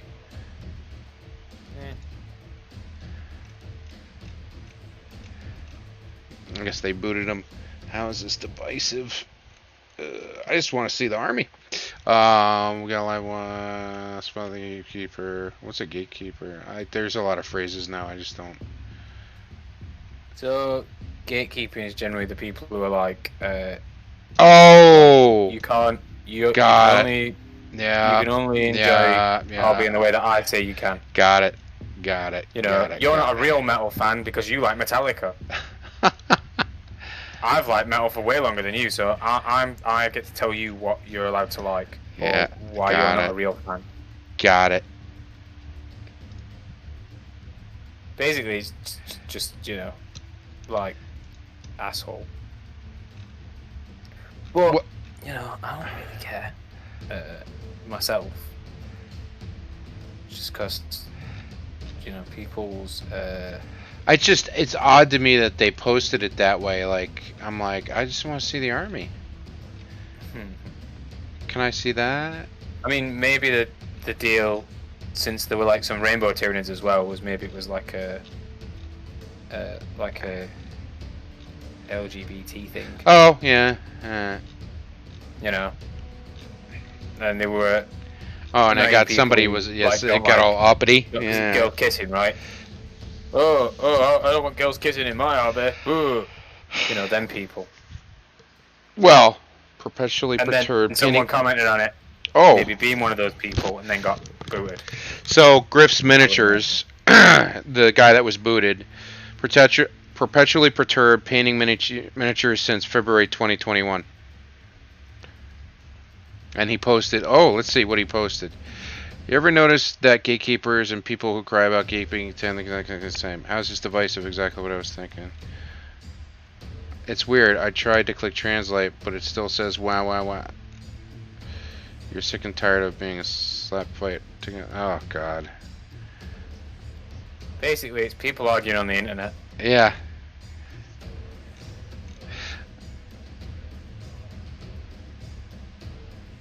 I might get more painting done today than you. You fall into the trap of I did. I fell into the internet rabbit drama. hole. You did. There are no pictures of the army. Oh, it is. What? Somebody just replied? Hmm? No, I'm just trying to save you some time. There won't be any pictures of the army because it's a joke.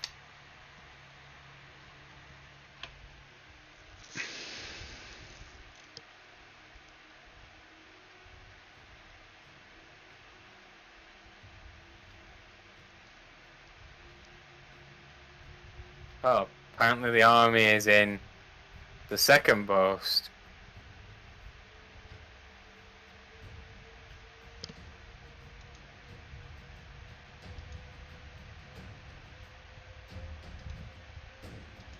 What second post? 30 p.m. Joe.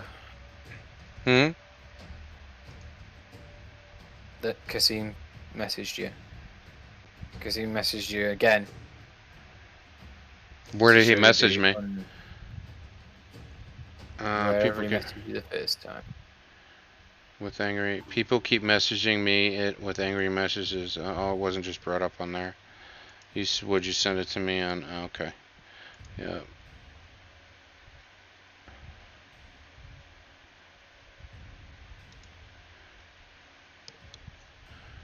I can't really see it.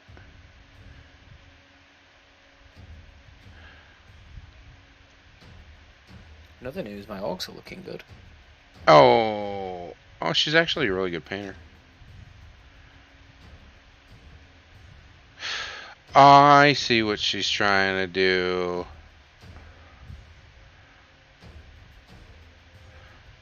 Sort of.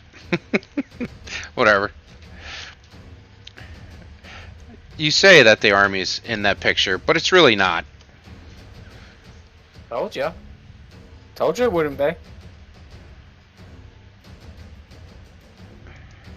tried to help you, bro. I mean, it's there, but... And I got a really big screen, so...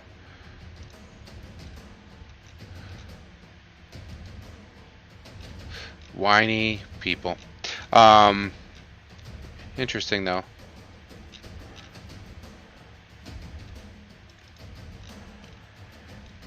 So weird.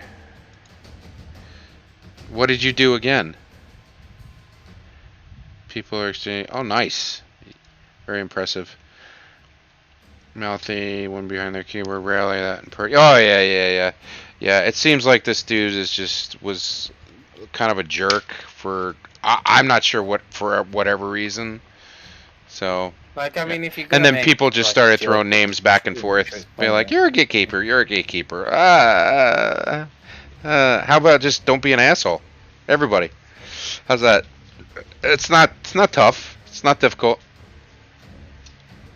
Being an asshole sometimes fun though, innit? But as I get older, but I'm less inclined to be an asshole. Also, a lot of the time now, I just go, all right, cool. I mean, and then just leave. I mean, according to his page, he's been kicking ass and taking names since 2021. Is he? Yeah, he's been painting miniatures since 2021. I'm like, so you're the authority on the hobby and how people want to present it. Look, if you want to dress up in an elephant suit in a tutu and stand next to your army, that's fine. I mean, what's different between that and people painting themselves like orcs and screaming "wah" at tournaments? You know, I don't know. I don't get it. I don't get it, Cyril. I just want to see the army. I didn't care about the girls. I mean, that's nice, but...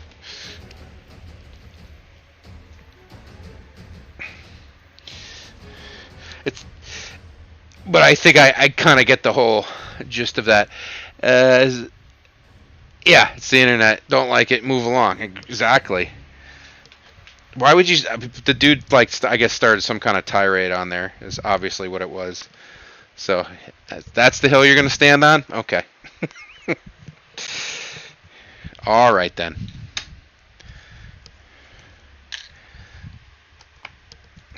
anger. Seems weird. Which, To like just be like, okay, here we are. This is where. Do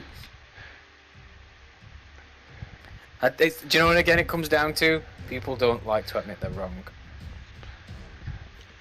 you know what? And when someone says you're wrong, instead of just going either, yeah, all right, yeah, I was wrong, or I do fair that enough. all Right. the time. All the Instead of time. doing that, people will just be like, no, I'm not, no, I'm not, and even when they're like, look, here's the evidence, look, you're wrong. Or they They'll be want to like, "No, they want to no, make excuses. I'm Like, not wrong because of this technical. It's like, dude, you were wrong. Get over it. people at Nothing work, happens when you're wrong. some of the younger people work all the time. Not even younger. It's not even younger anymore. I see it in, there's like older guys that come into work that I'm like, I just, I don't get it. Like, I'm just like, I'm like, what the, I'm like, you're an adult. Not only are you an adult, you're a 65-year-old dude.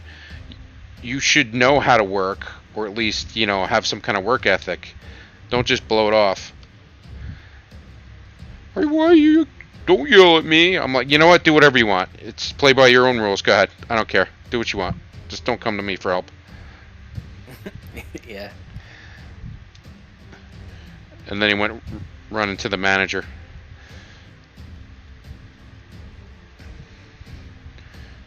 To say I swore at him.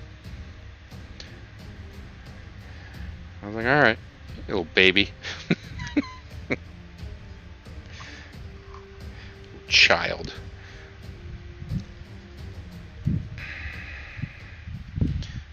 And then she was like, oh,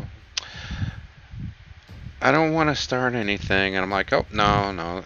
She's like, did you swear at so-and-so? I'm like, yeah, I probably did. See, and that's the way I am. I'm like, nah, yeah, I probably did. She's like, just don't do it on the floor. You don't want customers to hear you just swearing. I'm like, no, you're right. It won't happen again. And that's how the conversation went. Hey, fucko. I mean, I don't want to get into probably what I did say to him, because I was probably a lot more brutal. And it was getting dark out, so I didn't think anybody was there around. So probably. I'm gonna need to paint loads more colors on these orcs. More washes. Just do different washes.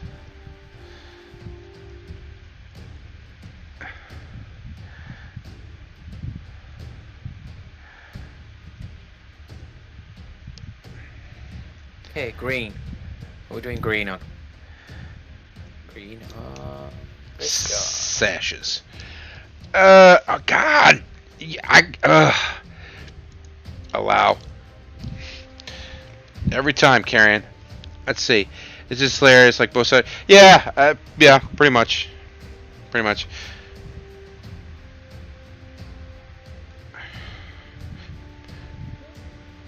Just, it's like what they say, don't feed the trolls.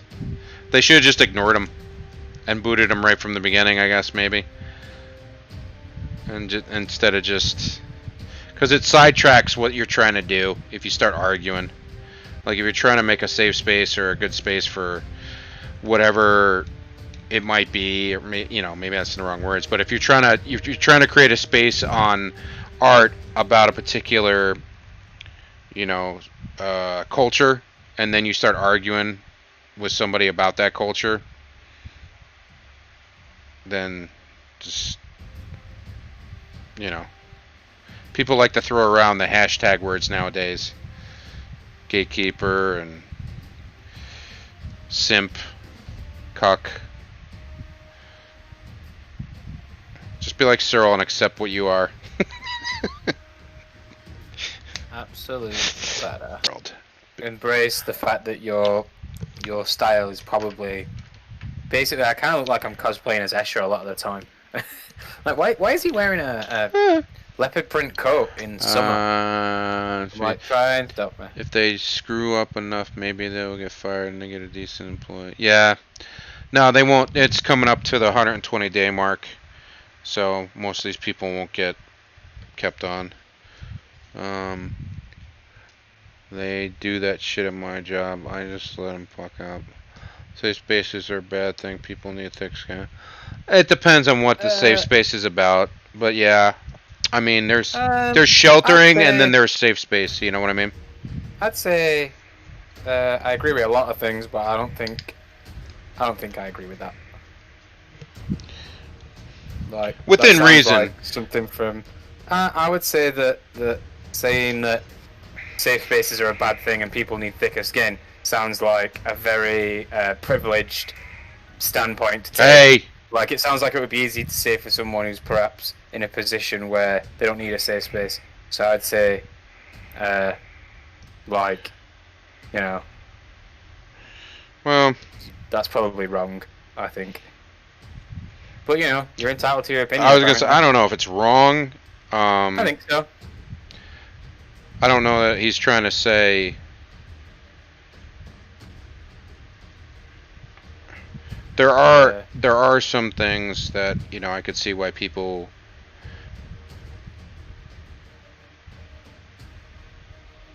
Like, I safe spaces if you make safe spaces. Well, what I saw it having an adverse effect when I was going to college, where people were taking classes, and then they would say the word safe space, and the professor would immediately change the subject that they were on. And one of the examples is I was in a writing class, and they were going over the bell jar. See, there we go. See, just like people can say the worst stuff to you, and you'll just laugh at them. So you don't need a safe space, but I feel like you're coming from the thing of, well, if I don't need them, then no one should need them, which I think is, again, like I say, is quite like a privileged situation that you're in, whereby you don't need a safe space. But that doesn't mean that other people don't. You know, everyone's different, right? What was that? Oh, yeah. Yeah, I understand what Cyril's saying. I kind of agree with it a little bit, but... I don't think safe spaces should exist, and I think they're a bad thing. And then follow it up with, you can say what you want to me and I'll laugh at you. It means you obviously don't need one.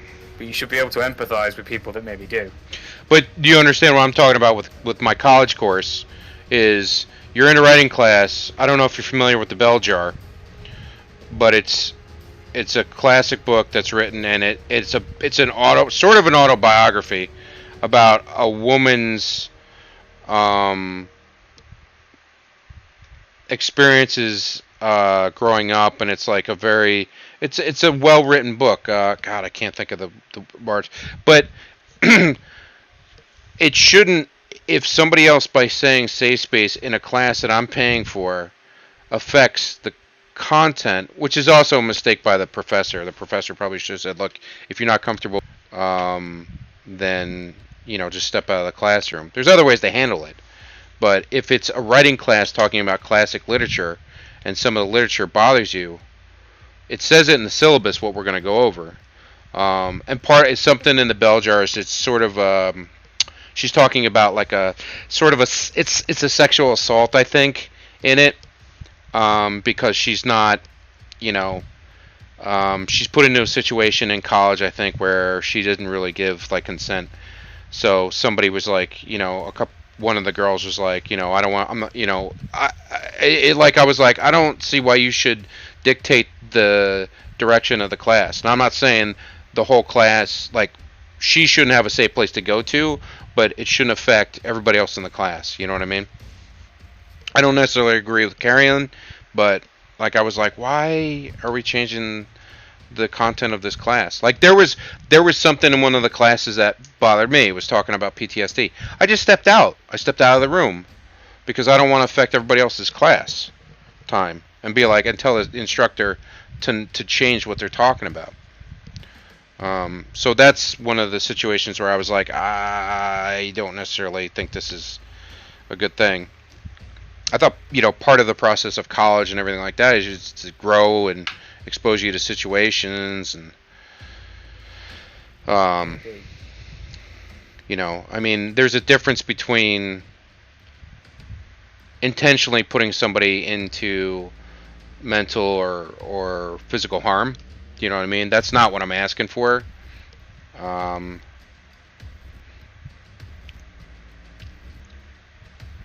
But I mean, it seemed like actually half of my college time anyway, which was only like 6 years ago. Was most people didn't read the syllabuses anyway, so why should I expect anybody to read it?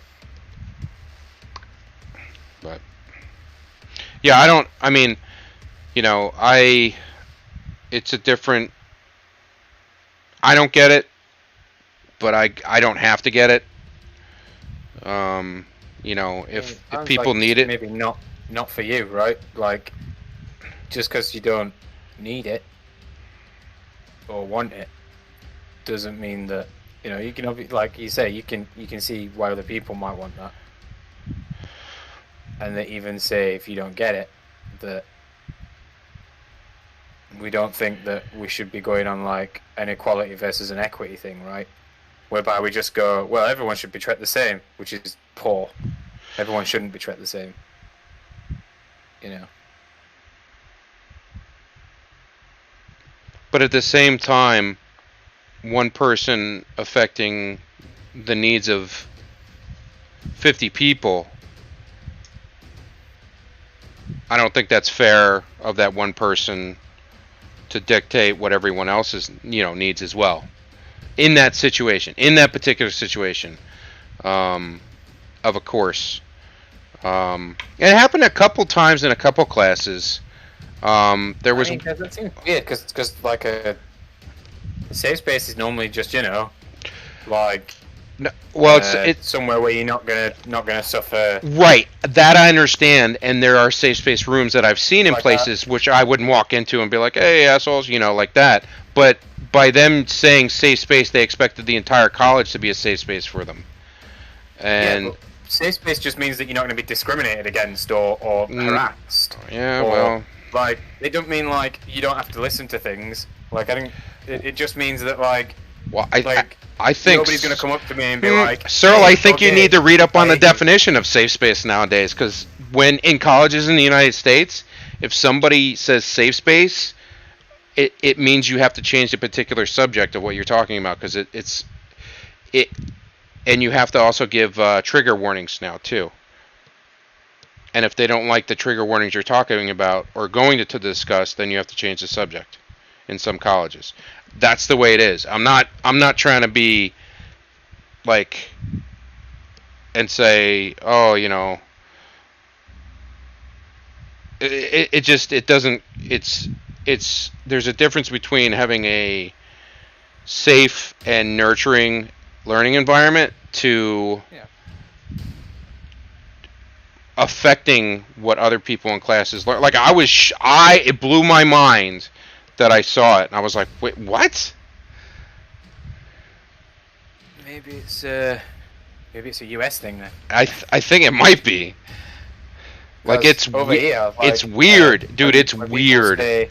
Or when people talk about a safe space, they just mean like say if someone said to me, "This workplace is a safe space," I would expect that would mean that people here aren't gonna try and, you know, discriminate against people or harass them because of their beliefs or views, which I would argue should be every space. I thought that's like a common norm for a work environment. I didn't know there was an actual, like, we even do.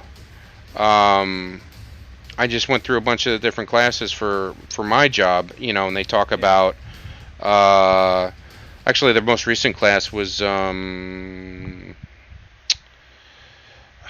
I can't think of it, but it was a hostile work environment and stuff like that. Yeah, like obviously, like you don't want any of that stuff to happen, but like safe space in the United States in colleges has gotten a little more. Most classes were just quiet. Think of your own ideas time because people kept saying safe space. Yeah. See?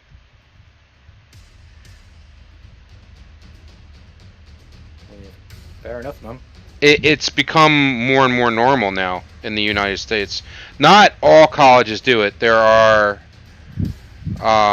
like, you're not going to see it in Ivy League. That's just not going to fucking happen. Because they can boot you. like, and the other thing with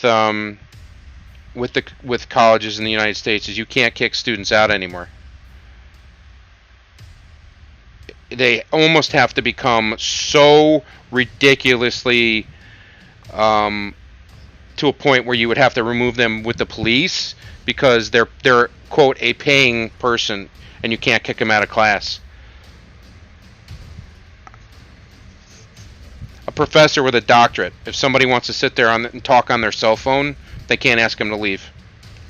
I mean, some do, some of the older ones do, but they can get in trouble for it. There was one college professor who had to leave because she didn't agree with censoring Halloween costumes. Yeah, I remember some stuff coming up with that too. People argue freedom of speech and safe spaces back and forth. That one's a tricky one because your freedom of speech really shouldn't be. Well, freedom of speech is not freedom from like action. Like it's repercussion. Not repercussion. Yeah.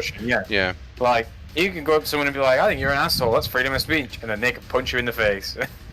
Yeah, I mean it's a common thing here in the United States is the First Amendment, which is freedom of speech, but there are some things that are not protected. I mean, there's you also some people use it to just be an asshole.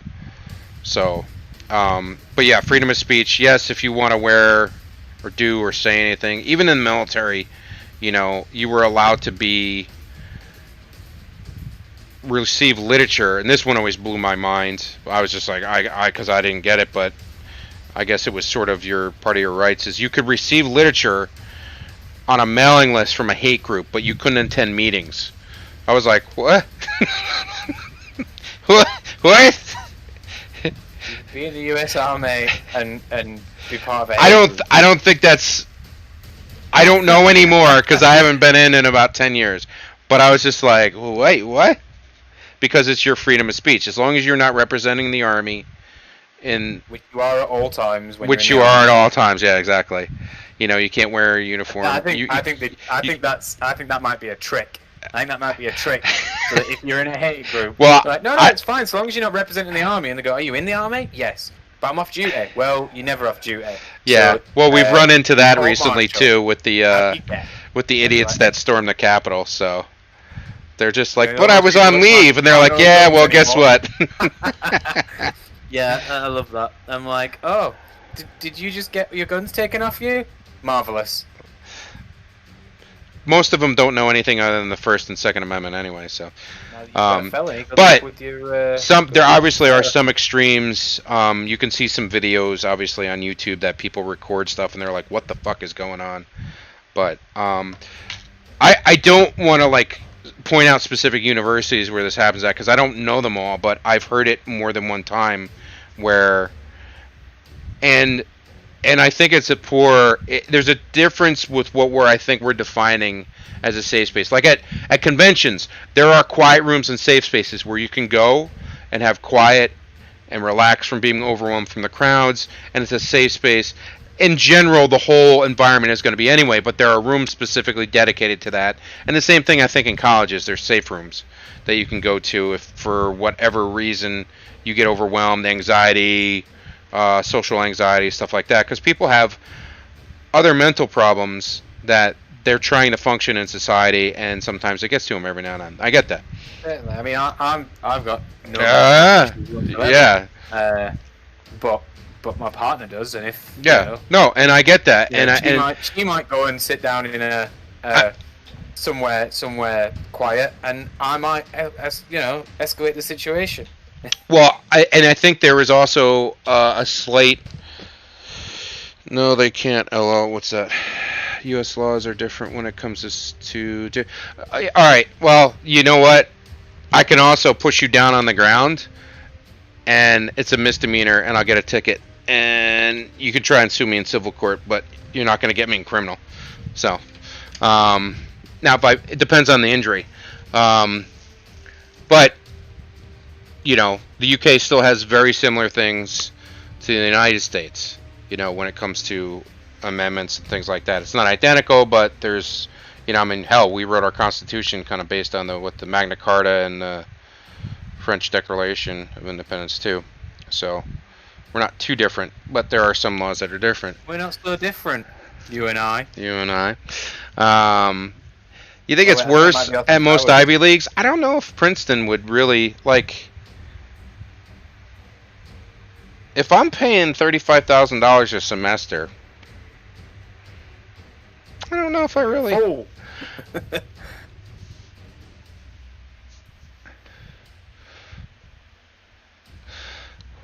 Well, U.S. laws and state laws. Depends on the state you're in, too. You know, so it varies, obviously, from civil to criminal and things like that. Or if you're, you know, in some places and you have bail reform, it does vary. But I know the colour now. So what we got? Green. But yeah, I see what Cyril's saying. Is it's basically, I think the phrase and there were some misunderstandings with some things, but yeah, it's a tough topic. You know, is the generation getting weaker and weaker? Yeah, we're gonna sound like our grandparents and our parents. In my day, we didn't have these fandangled things. But yeah, it was a little weird at school. I was a little confused as to some of the stuff with that. I mean, especially because I'm essentially the one paying for my classes. It's not like my kid that doesn't feel the bill. You know what I mean? There were some people I didn't see for like weeks. And then they come in and fail, and they're like, "Oh, I don't understand." And then they drop the course. So they wouldn't get a failure further enough away. It's just wasted money.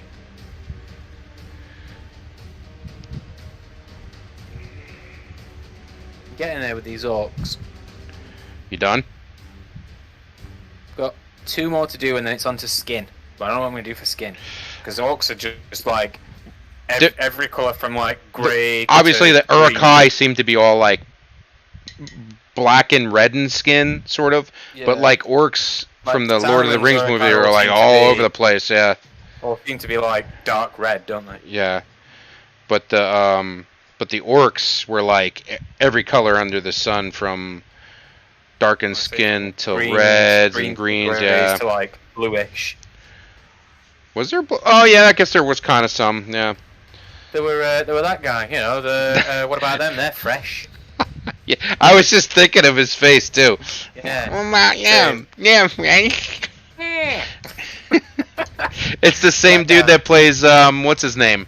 One of the dwarves. He's in all of, like Peter Jackson's movies. Yeah. Yeah, Fred. What about their legs? Meat's back on the menu, boys. What would a like a Mordor orc menu look like at a Mordor? Oh, gross. So I saw one yesterday, and they were like, no, right? Orcs all used to be elves, right? So Yes. Mordor, the language they speak in Mordor, is a form of Elvish. So while they may not have orc restaurants, the elves probably had restaurants and menus, and their language is derived from theirs. Oh, one sec. Pushing someone down that sets up to where self-defense is legal.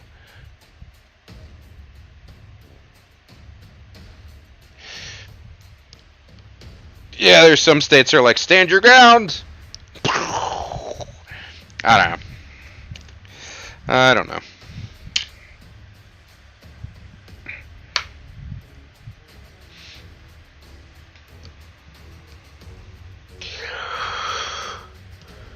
It's all wacky. I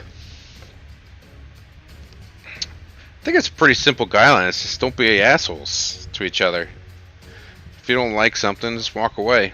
I mean, you can't always walk away, but...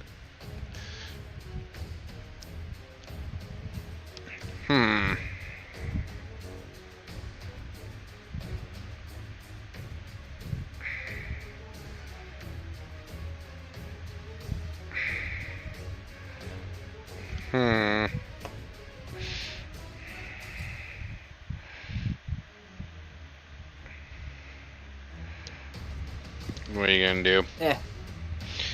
Good question. If I cancel my homeowner's insurance and then I burn my house down, can I collect? No. Is that a goblin or an orc?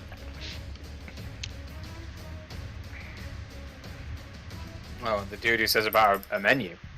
Oh. Well, that's the thing. Somebody was talking about. There's a guy that does a lot of fluff about orcs or Lord of the Rings in general, and he was talking about. Urukai's are goblins mixed with orcs. So I think an Urukai is basically a hobgoblin. Is what an orc? Nice. So, Oh, is he talking about my moves? Is that a goblin or orc? I'm like.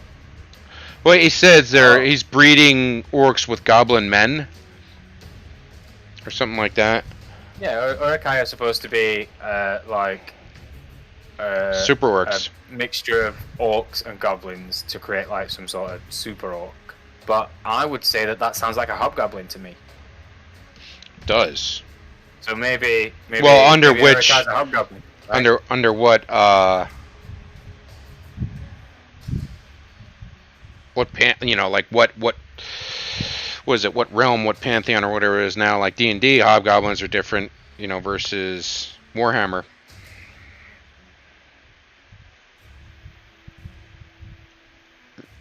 Depending on the setting, you know what I mean?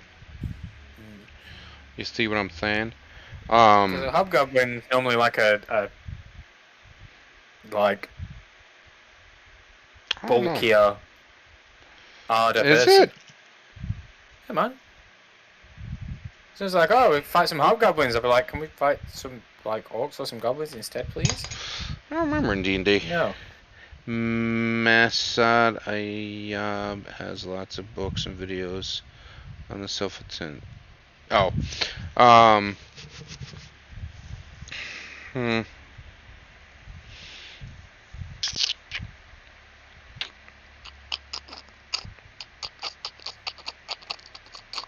They're fresh. It's just gonna be that in your head now, isn't it? It's forever. What about them? They're fresh. What about their legs? They don't need those. Oh, they look tasty. Yeah. I mean, little, dude, you know how many times I've watched those movies, like again and again and again, just over and over. That was my overtime. I watched. Or just playing it in the background, like when you're doing a D&D session. What do you think? I think I used to watch when I was painting, just on repeat, was the Constantine film. Well, that's a good set of movies. I actually would. When I first came back to the Northeast, the only movie I had was a VCR tape of the Godzilla movie with Matthew Broderick in it. So bad. I like that. I like that film. It's not Godzilla, but it's a good. It's Jamiroquai. Does it really? It's an okay film, but it's not Godzilla. It's got the that French guy in as well. What's his name? The Professional. I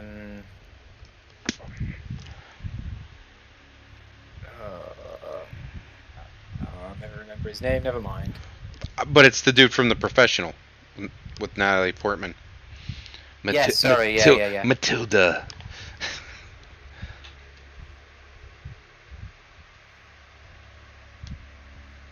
Matilda.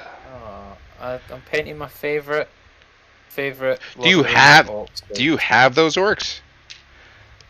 It's because they have figures of them. Both those Grishnak and Ugluk or whatever it is. Do you know what? Forge World make them, don't they? I think so. But they're like £21, and I'm like, £21 is like a box. £21 is basically what I will be paying for. There's ways around that. I mean, I don't know any recasters that make. I do. Because Alfarius doesn't have any Lord of the Rings stuff. I do. Right, link me up. All right, hang on. You can send me a private message. I will. I'm gonna look at the catalog right now. find it for you. Make sure There it's you in go. here. Great. I'm gonna start a wood elf army. Marvelous. Let's see. Catalogs, Forge World. Let's open that baby up. Let's open that baby up. Okay, there we go. I was like, You're right, though. They really don't need the legs. It's true. All they really needed was the ring. Gundabad Warbats. Oh, is there a fire? What's his name? There's like a orc guy that's Keeper of the Dungeons. Something the Firecaster, I think his name is, or something. Harduck? No. Hooda? I don't know what's Crowbane. his name. There's the crows.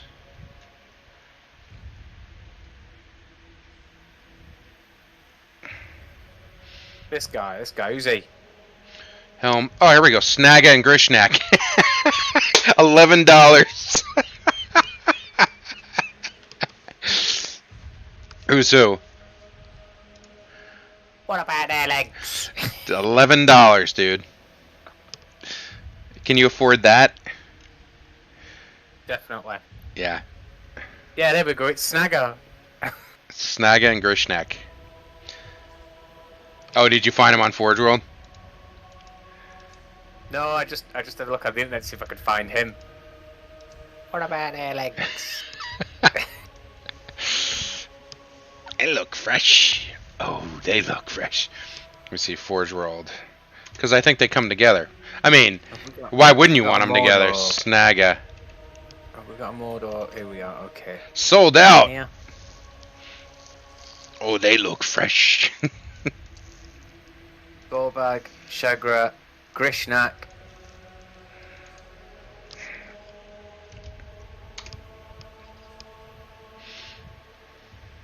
That is Grishnak.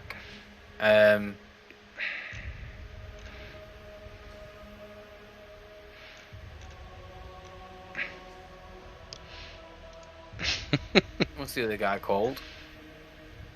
Snaga and Grishnak. We'll see if he's in the section at the start where it's like, we listed this somewhere else already, so... Then there's Ugluk and the other one. Oh, 1 sec.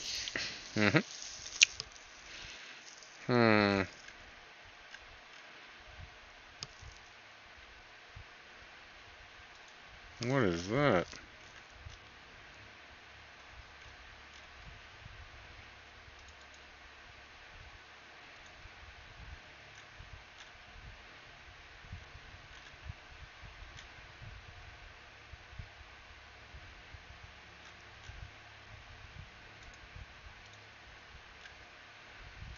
That's pretty cool, man.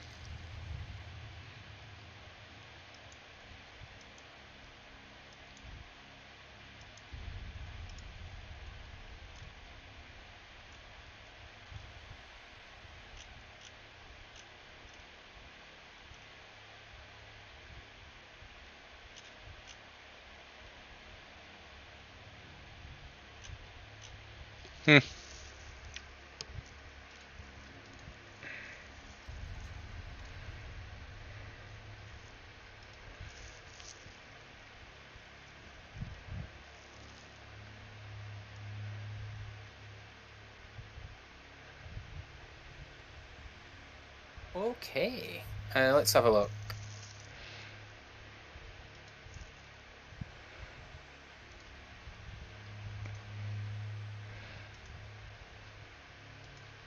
I don't see him. Oh. No, there's no Snagger in this book, so maybe he's in another book. How is there no Snaga? We've got...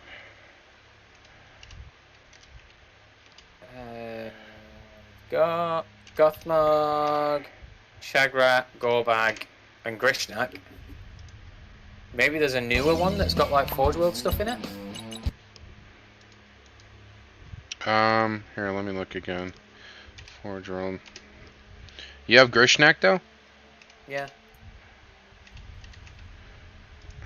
It should say where the rules are, right? Yeah, Uh, I would think. Usually they have delivery returns. Lord of the Rings, Mordor. To your Isengard collection with the warband of Mordor orcs led by Grishnak and Snaga. Oh, maybe it's Isengard then. A sneaky and vindictive orc. Snaga was part of the band of orcs that was sent by Sauron to keep an eye on the actions of his puppet Saruman. Along with Grishnak and his orcs, Snaga met warband of Uruk-hai scouts. Yet have not eaten in days. Snaga's mind turns to eating the prisoners. No, there's no Snagger in this Isengard list either.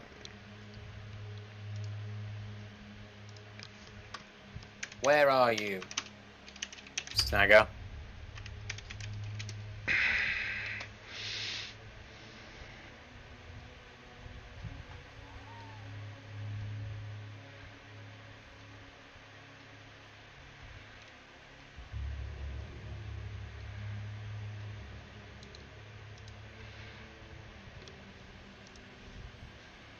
Doesn't say where the rules are. Is it in the, where did I see it?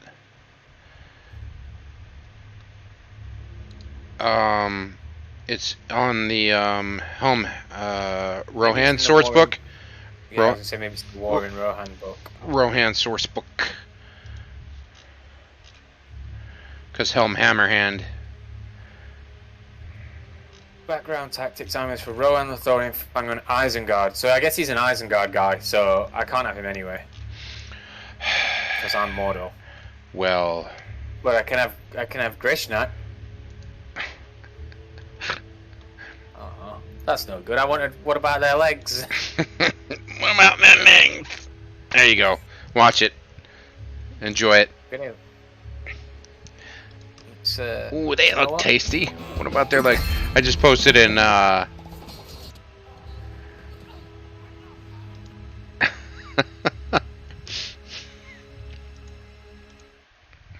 Here we go. Let me just, throw that up there.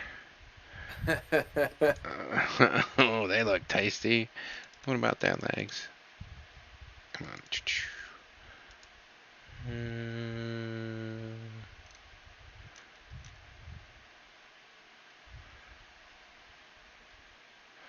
What the heck is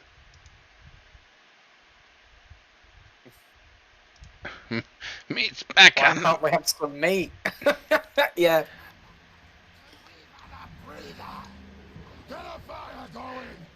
Get a fire going. They are not for eating.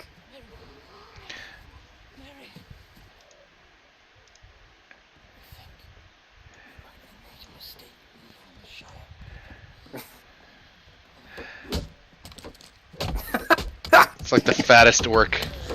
Yeah. These trees are not happy. What's making that noise? It's the trees. What? Do you remember the old forest? The borders of Buckland? Folk used to say there was something in the water that made the trees grow tall. And come alive. Trees that could whisper. Talk to each other. Even move.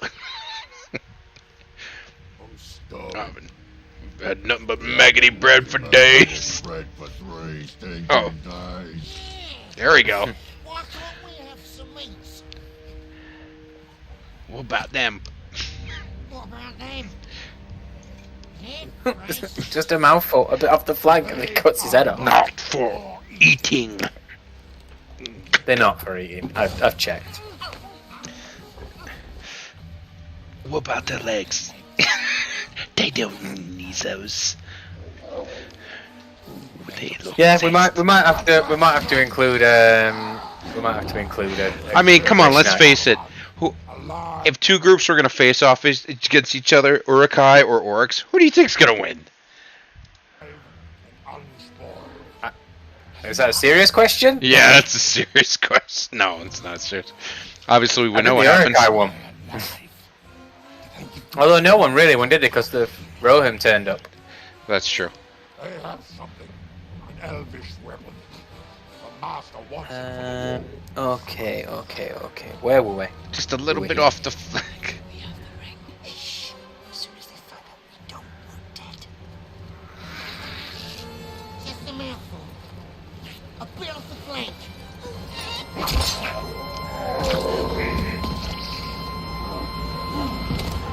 Looks like meat's Back on the menu, boys.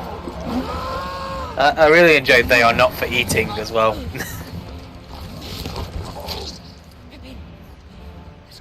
Let's go.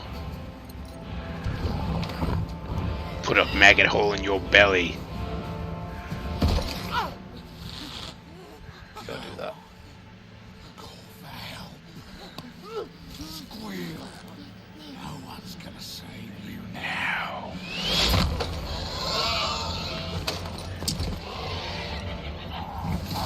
Look, I'm not for eating, okay? Ooh. Big spear into your back. Didn't see them coming, did ya? Poor orcs. They just wanted something a bit more, substantial than maggoty bread. I know. For 3 stinking days. I mean, what do you Yeah. expect? Well, I mean, where's their union rep? Some bullshit, if I asked. Bullshit. Speaking to my union rep. When I get back to Go to Isengard. The return of the union rep.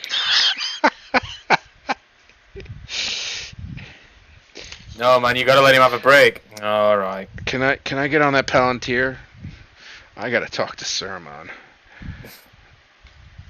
Okay, everybody, take 5. Frodo needs a rest. It's bullshit, I says.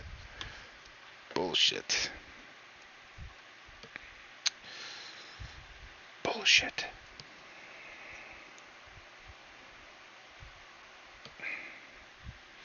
I think it's a shame that in the extended edition they had like Legolas kill. Hmm? No, it wasn't Legolas actually. Yeah, well, no, Legolas kills Grimer, doesn't he? Yeah, they have Grimer kill Saruman, and I'm like, no, don't do that. We need Saruman alive so we can have the Scourging of the Shire. Yeah. After all that bullshit, you get back home, and Saruman's like, yo. Oh, it's not Saruman. It's Sharky, I think. But it's Saruman. No, I know. We know that. Yeah, but then it's like, he wanted a happy ending. Do you really want to get back and just be like, see the shithole? Yeah, get back, and Sam's just like, I know at least 3 hobbits. They're gonna kick the shit out of you. 2, because they're bigger than the normal hobbits now, because they drank the Ent water. Yep. Where are Also, they? like Sam's like a ultimate badass. Well, I just saw something recently where Peter Jackson was saying that Sam essentially is the hero of the whole, some of it anyway. Yeah, for sure. Like right at the end, Frodo's like, I'm just gonna keep this actually.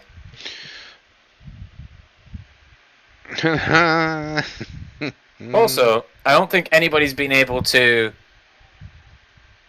hold the ring and then pass it to somebody else. Of free will. Because, like, Sam does it. He's like, Sam, the ring. And Sam's like, oh, yeah, here you go, the ring. Yeah, of course. Well, there is a moment in the books that he sees himself like a great champion. It does tempt him, but he's like, nah. He shakes it off. And that's the thing, is something about the hobbits, they're like the wild card. They're not created in the creation myth, No. Of the Silmarillion. Like, it's like the elves awaken and the humans awaken, and the dwarves are made by Uul, I think, right? But The halflings are just there. They're like, hey, what's up? Oh, we you having guys been created? Yeah, we just been sitting here getting stoned. we having a making party? beer. They're like, humans woke up and they're like, the halflings were already smoking pipe weed and eating salted pork. Smoking and drinking. Yeah, I think, I don't know, like either Sam or Gimli is probably my favourite.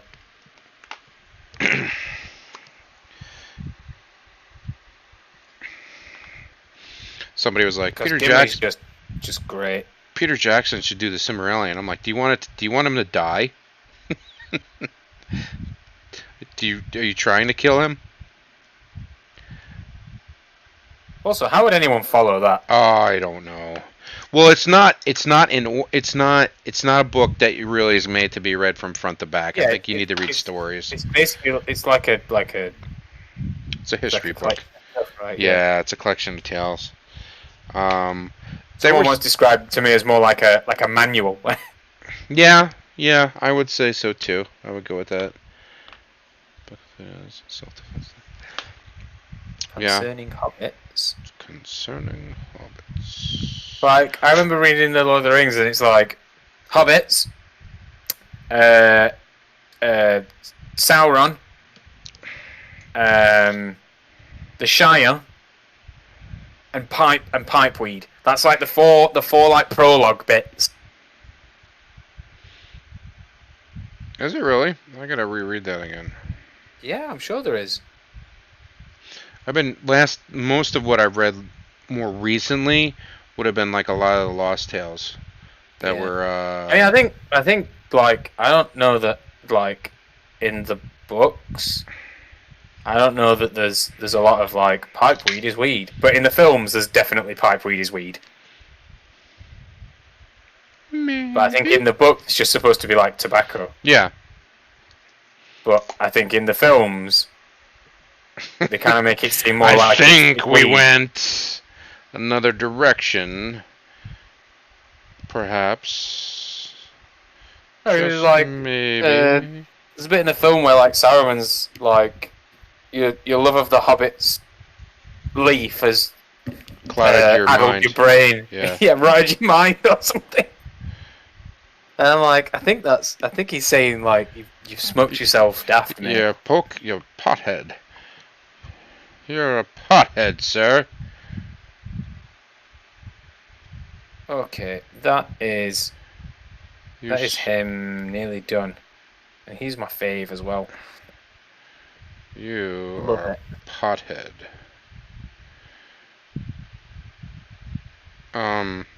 Yeah, I gotta send you a link to the guy that really goes into it. Like, he teaches as a college course, I believe, the Tolkien books. Oh, that's cool. And Sure you'll get a good job with that. Way. I wish I had those kind of courses in my school. That would have been nice. I did take history of movies and entertainment or something like that. That was pretty good. That wasn't too bad. What am I painting now? I don't know. What about them? They're not painted. Just a bit off the side. Just a mouthful. You need some green on you because you're all brown, and I don't know that I like that. I went for like tan and then a lighter tan, but they look the same because only one of them's washed. Damn, fresh.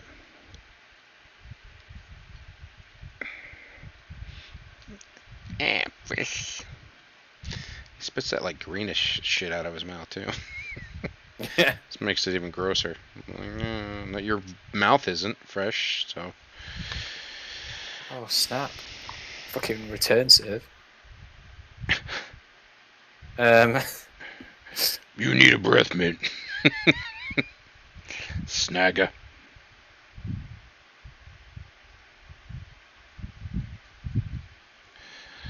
Yeah, do you know what? Actually, What? even though I'm saying like Sam or Gimli, maybe also Boromir as well. Oh, dude, he Boromir's if you count the amount of hits, plays the part so well as well. yeah. In that film. But how many orcs he takes down before he gets dropped? They do him justice, for sure. And then he has tree trunks shot through him. Huge ash arrows that like. Yeah, those arrows are like crossbow bolts. They're huge. The noise that bow makes when it's getting pulled back. Yep. I no. Nope. No. Hell to the no. But if you listen to the amount of like hits a body, like what sounds like him chopping his sword into bodies, he takes down, I think, from what I remember, that accounts like 15 orcs when he's like surrounded at that one point, and I'm just like, that's 5, yeah, that's 6. He keeps flipping to be like, ba ba ba ba ba. It's like, okay, all right then. Horn of Gondor. Why did you split up? If the amount that Aragorn kills and the amount of orcs that Boromir kills, they would have been fine together. Also, right, in the Two Towers, is it expressly said that like there's 10,000 Uruk-hai? I know in the film he says it. I don't remember. Because if he's killed like 43 orcs, that's a lot of orcs. But if there's 10,000, I want to pump those numbers up. Do you know what I mean?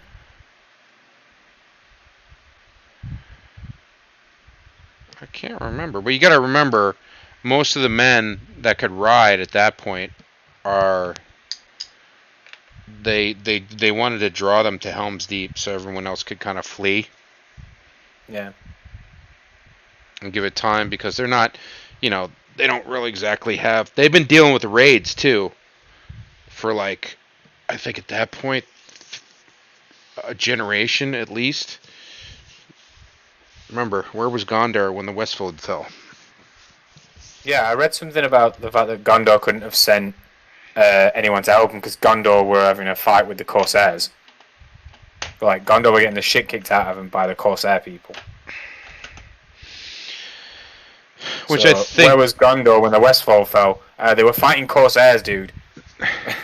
They were... well, some of the pirates. Some of the Corsairs are Black Numenorians, I think. So... Yeah, all I know about those dudes is that they are, like, the best troops I can take. Black Numenorians? Yeah. Yeah. They cause terror and they wear heavy armor. They cause I'm like, oh. And that's all I've got to say about that.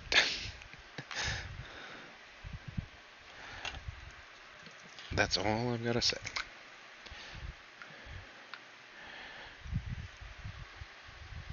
They cause terror, and they can wear heavy armor. Well, they come with heavy armor, so they're like, just I think they're basically just some kind of like scary Uruk-hai. No, they're humans. Black Numenorians? Yeah. Yeah. Numenorians are what Gondorians... when Sauron left, he hid in Numenor. I'm thinking of Blackguard. Oh, I don't know what Blackguard are. I think they maybe Blackguard of Barad-dûr. Oh, they're probably like some fucking crazy necromantic men. A necromancer? Please. Some kind of... There's no such thing. Yeah, some kind of like solid Mordor Uruk-hai. Where's... Are they orcs? They're apparently Uruk-hai according to this. Well, I thought... Are they? Oh, okay. I thought... Well, because the mouth of Sauron is human. The Black Numenorians, though, yeah, they're the like mouth of Sauron looking people. Yeah. They got all that. Well, like, men also rallied to his cause too. Men seeking power. Men are easily deceived. Hey man, just give them a ring and they're like, oh, yeah. I was going to get a free ring. This is awesome. That's why people buy that, cereal where it's like free decoder ring inside, and you're like, oh. You put it on, and then Sauron's like, aha! Got you.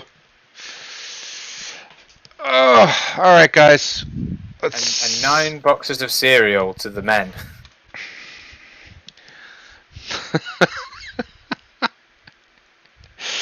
Who would have thought? Who would have thought? And 5 Cracker Jacks to the dwarves. Apparently, when they gave the rings to the dwarves weren't like, oh, we've been corrupted. The dwarves were just like, cool, let's go get more gold. Yeah, they threw them into their hordes, I think is what it was. Apparently, dwarves aren't really fucked by Sauron. They're just like, we don't really care. Like, you know, we're dwarves.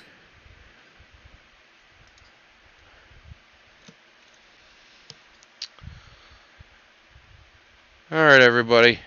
We're going to go ahead and end here. Of course, with my favorite little piece. Have a good night. See you guys all Friday. Peace out. I've seen things you people wouldn't believe. Attack ships on fire off the shore of Orion. I watched sea beams glitter in the dark near 10 House Gate. What about their legs? All those moments will be lost in time. Like tears.